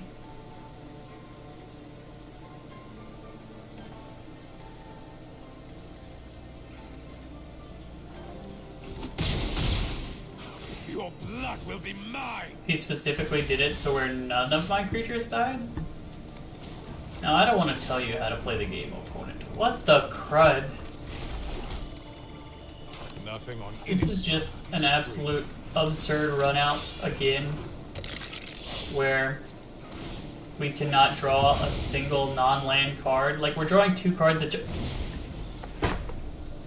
10 lands. 10 lands with this deck. We only have 23. We have drawn almost half of our lands this early into the game. The good news is, like, Liliana of the Veil that he just played doesn't do anything to us.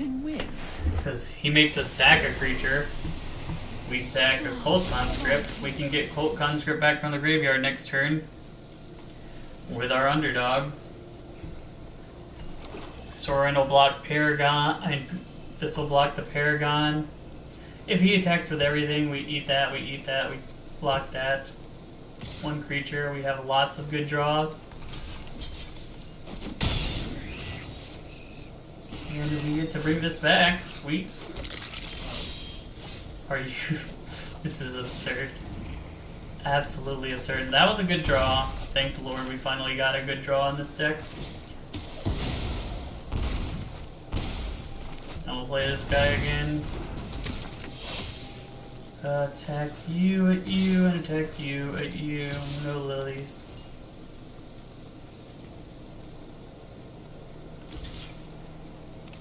That was my hope of what our opponent is doing. I wanted them to trade everything.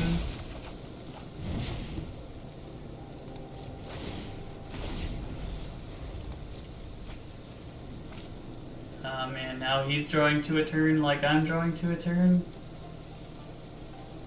I wonder if he'll flood out as hard as I am.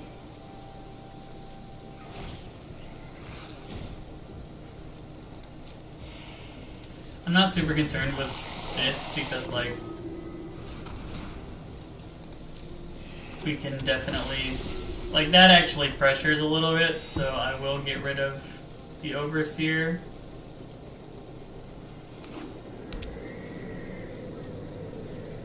So, like, you want to discard a card? That's fine by me.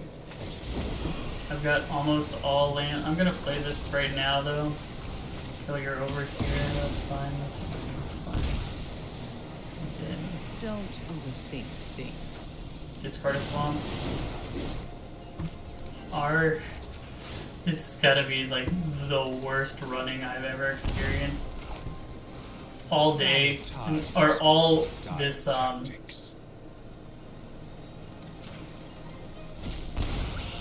this, what's it called? We'll play another underdog.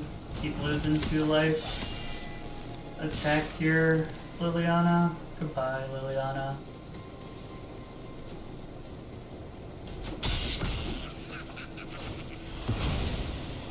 Whatever. Luck favors the foolish, after all.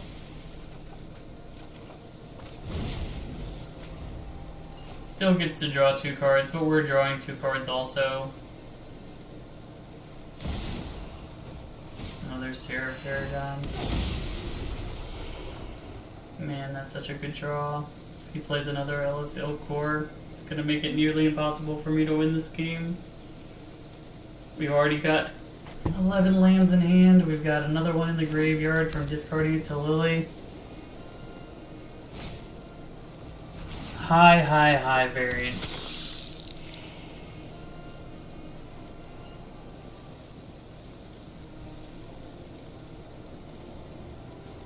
Do you want to attack? That actually is awesome. I was really hoping that he would attack here.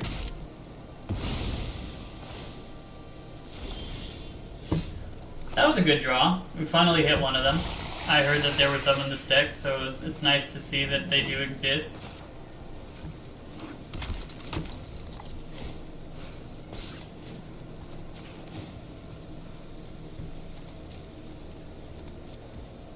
And at least when he draws now, he will lose life. And we will have the ability to gain life when we draw.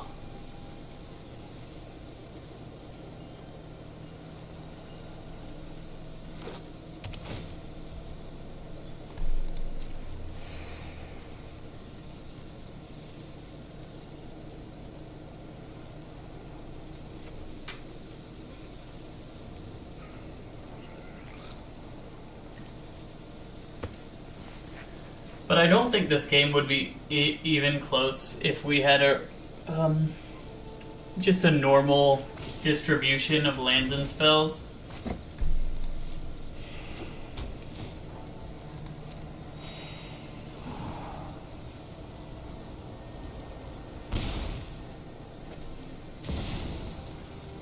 A second Paragon. Interesting.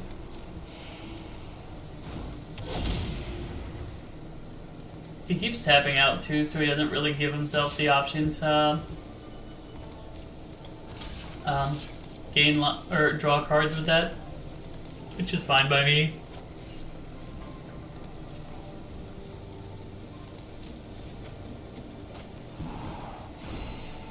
Another land.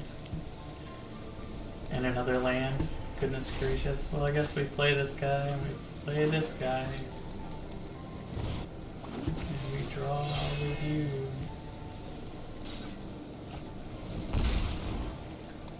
Our land drawing right now is just absurd.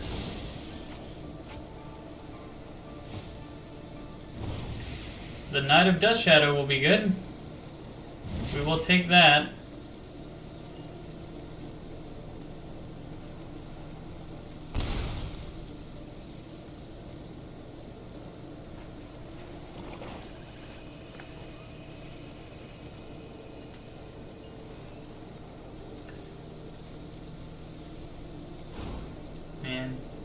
He can just play his whole graveyard out. Everything comes back.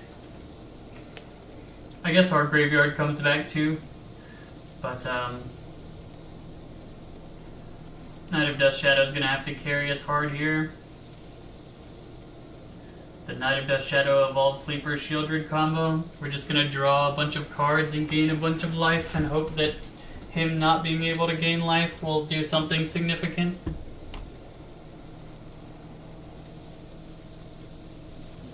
At least this guy's legendary, so playing the other one doesn't help him. And once again, he taps all the way out, so he can't...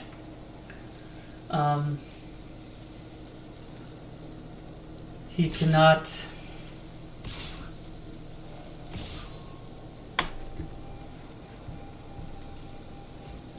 draw any extra cards. Okay. So, first we play you, then we draw with you. It's a start. Then we kill you.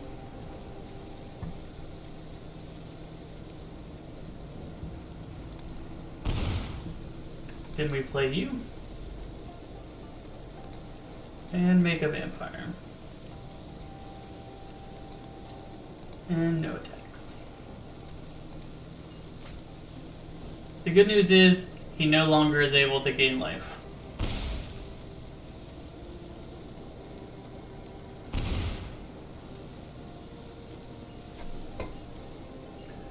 Which will give us a chance in this game. We really need our opponent to stop gaining life, which we have succeeded in doing. That being said, he has infinite Sarah Paragons, which makes the game hard.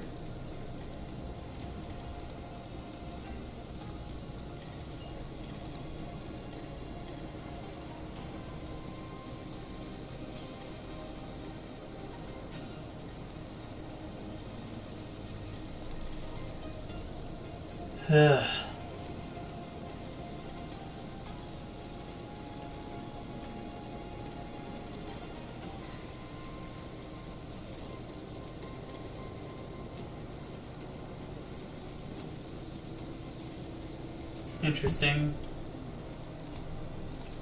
So you block you block you. I think we just died though. That was not our ideal running. Yeah. Okay. Oh, we're at 1. That isn't too bad. And like, I guess it's not an infinite loop, right? Because the ones that he brings back, he can't play them again.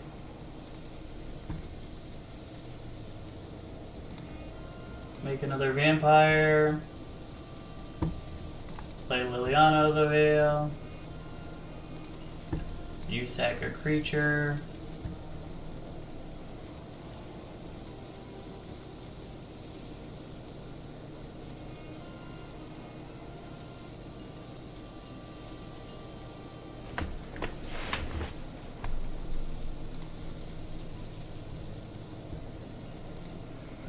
Draw another card. Gain some life. Draw another card. Gain some life. Draw another card. Gain some life. Play a Cold Conscript. Okay. Are we stabilizing? Possibly.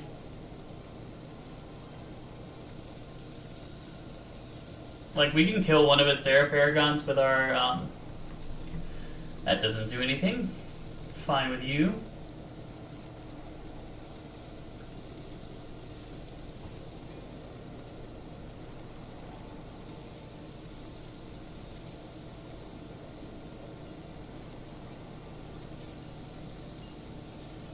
That doesn't do anything either. Well, I mean, it can draw you a card, but, like, without this knight, we would be in such a bad position, but thank the Lord we have it. Knight of Dust Shadow, holding it down. Evolved Sleeper and Shieldred, keeping us in it. Life gain, life gain, life gain. Shutting down life gain.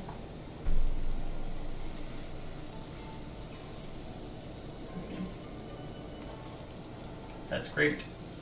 That's exactly what we wanted to happen.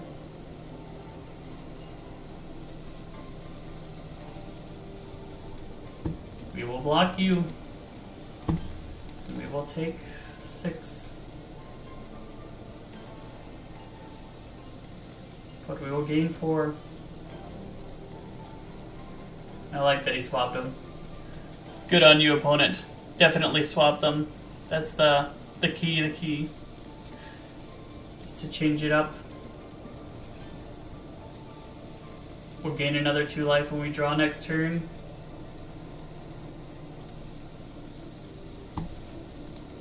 And most of this stuff has been reused. There we go. Gain some life. Make you discard a card.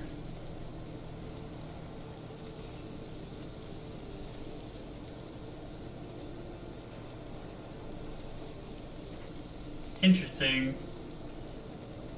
He does that, but like he's gonna have to discard it. Right?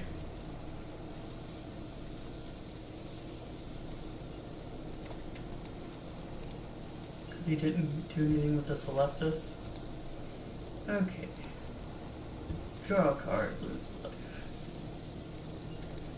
Draw a card, lose a life. Draw a card, lose a life. Draw a card, lose a life. Play another Knight of Dust Shadow. Do I attack with anything? I think the answer is no. We might next turn though. Like, I'm not scared of what he can recur, because his recursion from his Sarah Paragons don't gain him life anymore. Like, since we've stopped the life gain, it seems much harder for him. Both at Lily? Yeah, go for it.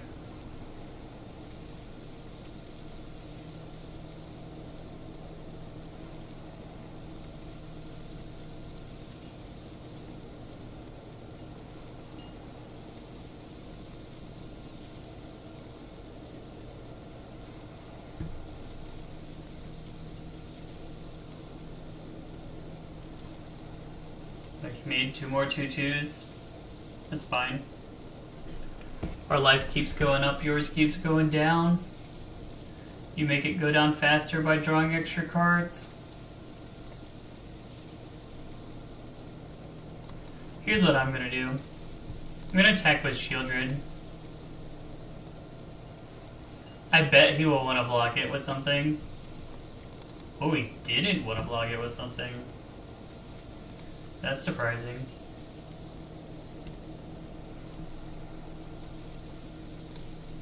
Draw again. Play Lily. You sack a creature.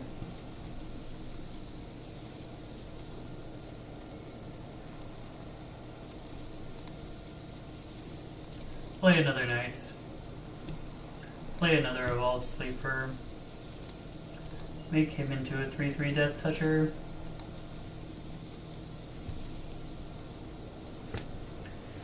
You don't get to draw anymore. You don't have any removal spells in this game. You get to lose another life.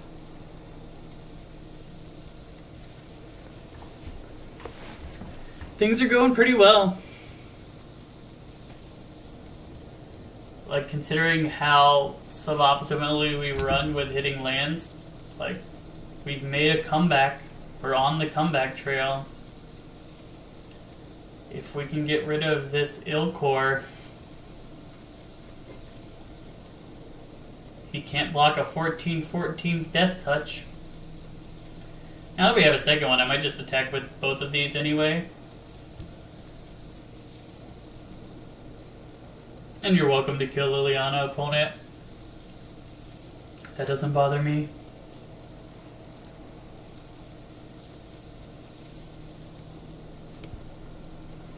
He's attacking our face this time. I'm not gonna block. I think we attack back. Is our plan. It is officially time to start fighting back. Bing, bing, bing, bing. I'll even attack with 2 of these guys. And yeah, let's 5 attackers.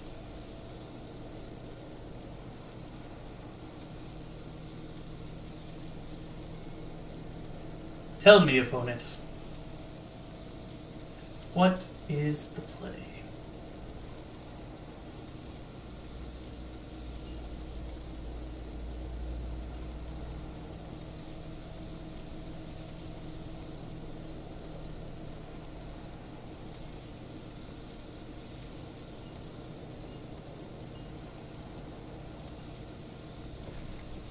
I feel like Max Banana probably could have won this game. Let's see. Yeah, that's fine. If that's all you want to block, you can go down to 6.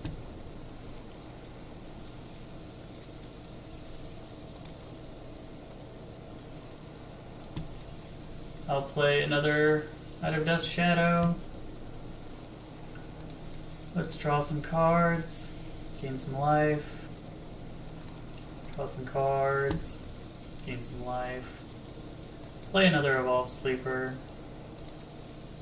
Make him a 2/2. Make him a Death Toucher. Draw some cards, gain some life. Play another Evolved Sleeper. Make you discard a card. Discard an Underdog.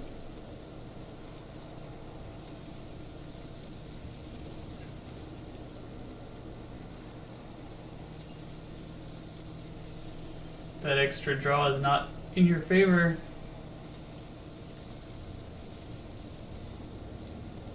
Next turn we just go all in.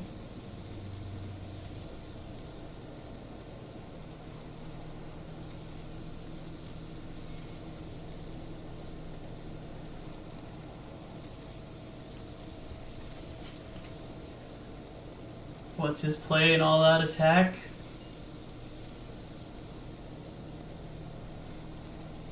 Where we try and chump as much as possible and not. If I was Max Banana, I attack with everyone there, I think. Hoping that this guy's drain ability will make a difference. Now I'm gonna get back up to 7. I'm gonna make him sack a creature. I'm gonna swing everything and he's just gonna die.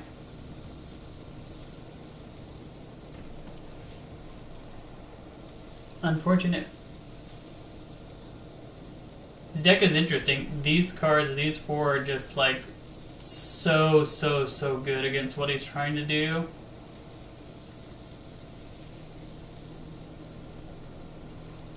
Like, he had uncontested triple Sarah Paragon, and we just fought through it. We only have 12 cards left in deck. We've drawn so many cards.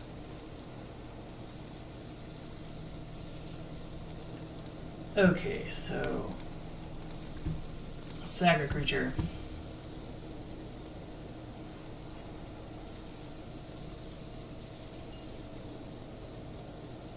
He sacked his tap Sarah Paragon. Interesting. And then charge.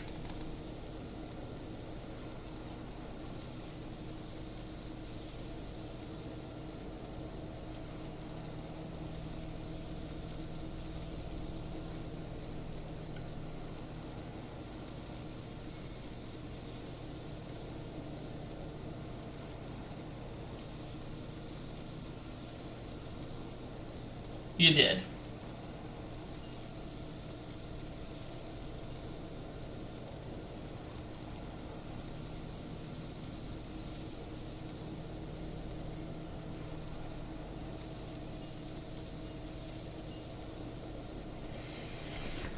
Okay, so he's gonna lose 5 creatures, so I don't technically need to gain life, but I probably will. Just for the sake of it. I don't know why he's wasting his clock. Like, he's dead here. It's just the way that it has gone for him. You don't gain life. You will die.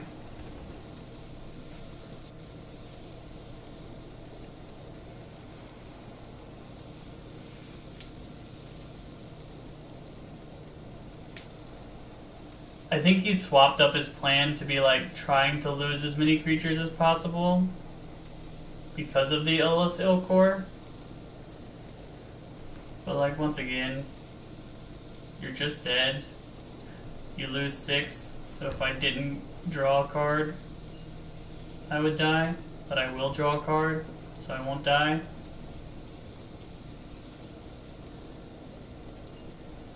I'll draw 2 cards for good measure, maybe even 3. That's all instant speed. Not to mention, I think the trigger happens after damage, so I don't think any way you would be able to live, even if the 6 damage went through.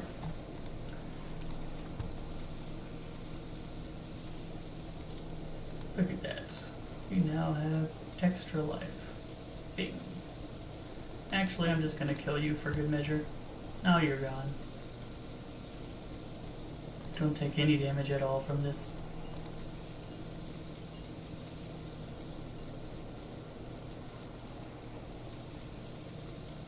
Adios. That was good. I'm reasonably happy with how that turned out. Unlicensed Hearst is definitely coming in. Drop one of you, drop...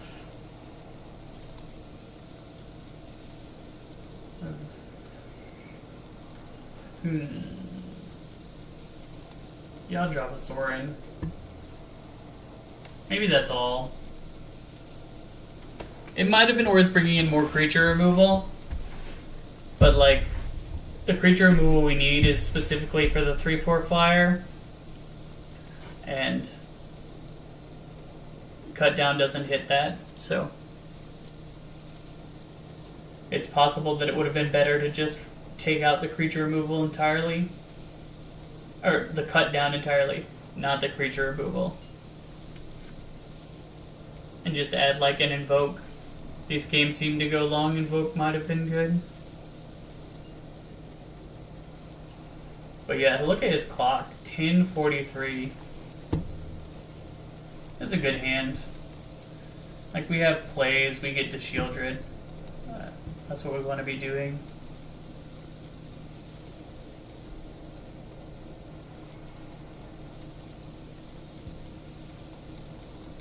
Play Unlicensed Hearse.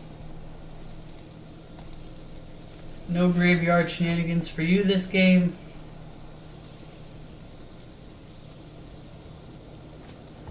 Interesting.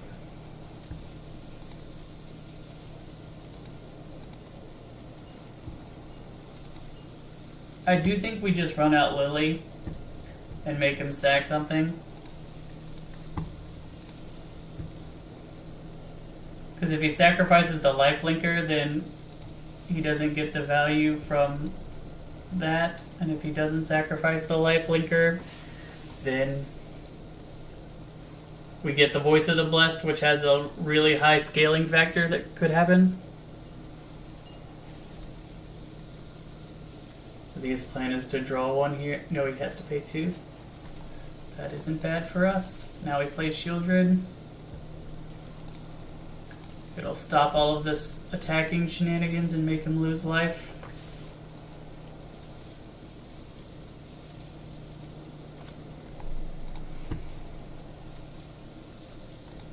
And it will make me gain life. And every turn will go like this. I will gain and he will lose, and I will gain and he will lose.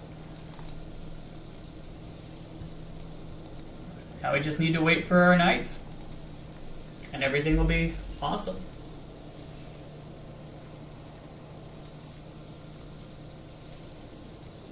Ooh, he's attacking.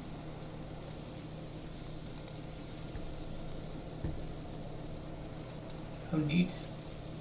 What I meant to say is, we are attacking.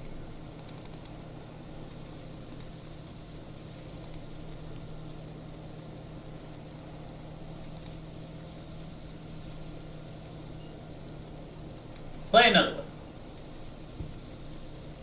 This time I'm just gonna glutton it up.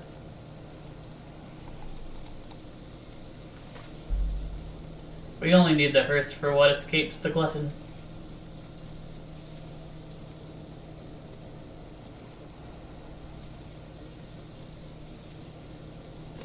Sarah Paragon will be useless in this matchup thanks to the hearse.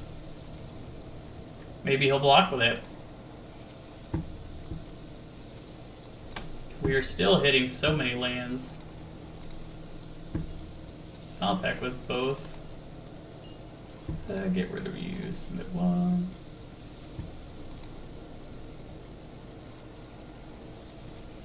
Because if he double blocks the Shieldred, then we're in a good spot. He's at 4 life right now. He can attack with Markov Purifier, but like he'll have to block next turn. This game appears to be going much faster than the other one.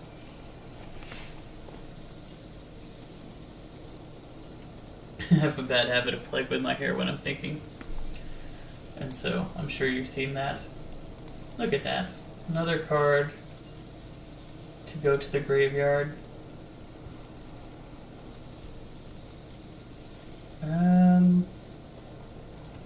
Just gonna blitz this guy. No attacks. Draw my card. Gain my life.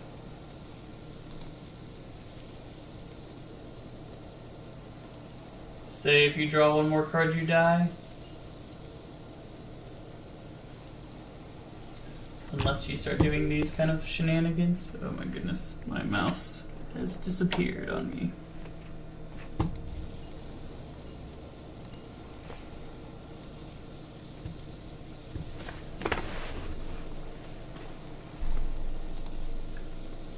Three Sarah Paragons. He gained 1 life. Like that's not going to be enough. The 1 life. I will attack again with Shieldred next turn.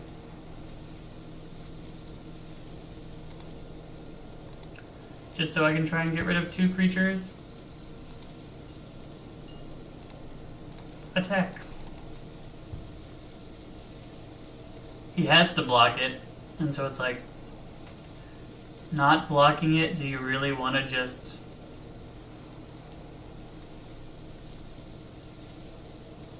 do it like that. Much better.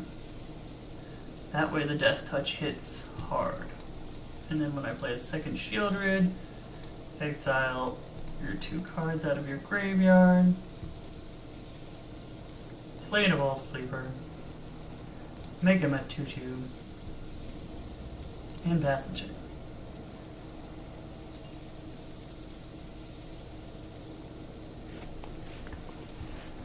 This seems like it's going to be a very hard game for our opponent to get out of. Not impossible, but very hard.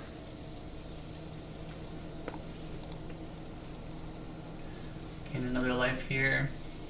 How much easier would this be if we had our knight? Okay, I'm gonna make you a 3/3 Death Toucher. Gonna draw a card with you. Play another one.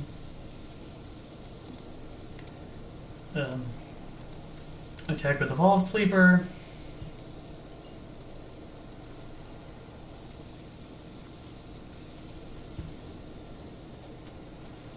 Basically, I'm just saying, give me Ellis. Interesting.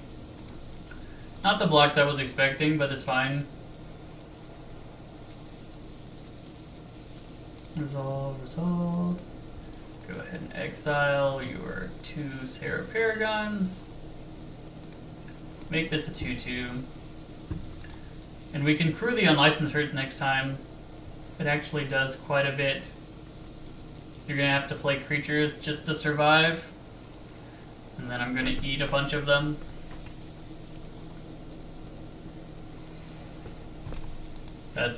I guess that's his concession. Effectively.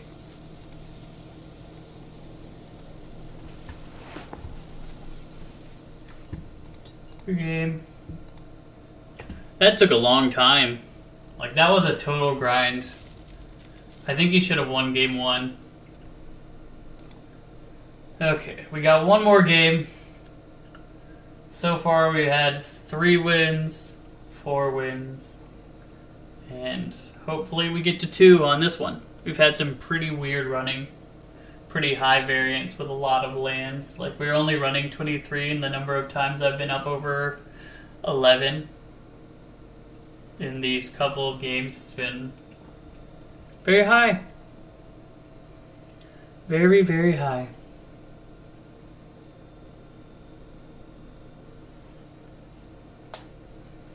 That being said, I still think the deck is great. Like, we wouldn't really change the land count much at all. Do I want to play like a Saison just to get something back for the graveyard? That might be worth doing. I'm gonna look into that afterwards. The black land, I don't actually know if that's its name, I say now.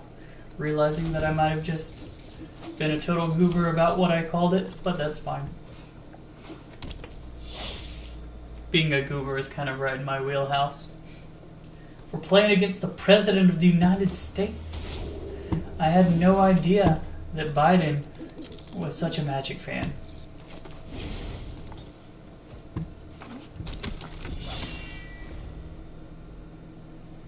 If he's playing Rafine, like, this is a hard start for Rafine to come back from too, right? Thalia's fine. Just gonna murder it. And then I'm gonna keep attacking you.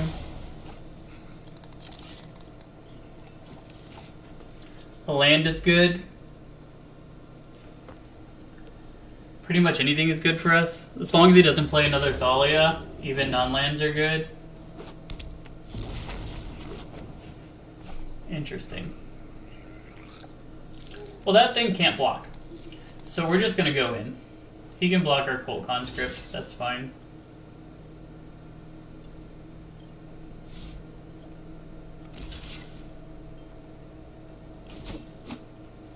He doth taketh down our Cult Conscripts. And now we will get rid of Thalia from his graveyard. We've still got a bunch of threats. We still got this. He can't block with that. It doesn't attack very well. I imagine his goal is to play Rafine. And our goal is to play Shieldred, because Shieldred's a house against Rafine too. Radadropic. That's curious. Obvious block, because no reason not to. I don't know why he would attack like that. Liliana? Make you sack your Radadropic? Attack you? Eat your Radadropic. You're a 2. This seems very good. We're doing really well. Shieldred. Okay. Upkeep. Stop on upkeep. What is that? Oh, he's got this fancy border. Goodbye.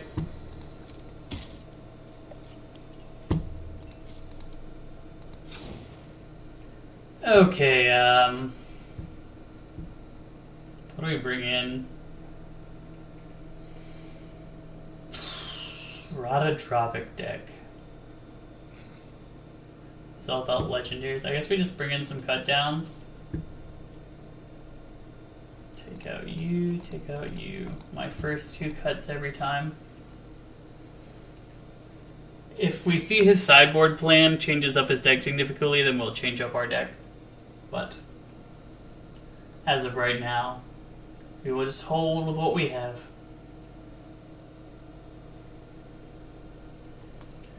Thanks for tuning in.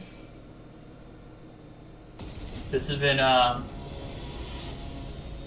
feel how long this stream is a lot more than I felt how long the stream was when I was drafting.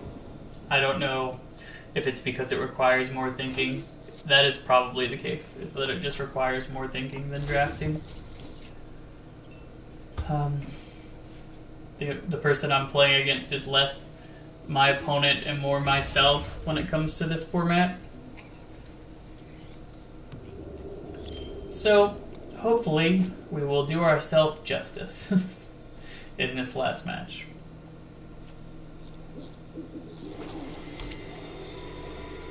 If it's not Thalia, I want him to play a creature. Perfect, perfect, perfect. Lost a life for that too. Awesome. Now we play this guy. No gaining life for you. We just want to draw 1 or 2 more lands. And this hand runs out very well.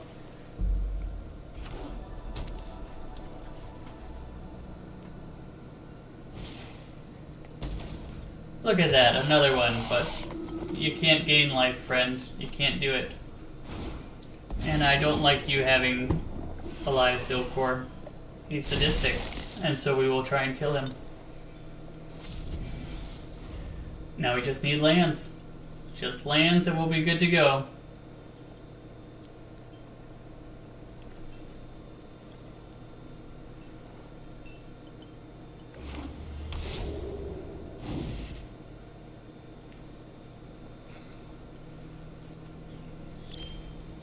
Okay, we didn't get our land, but we can attack, and we can play Graveyard Trespasser, which will put a little bit more threats. And we can make our opponent discard a card, and we can discard a card also. Drop it. But ours comes back, and theirs doesn't necessarily come back.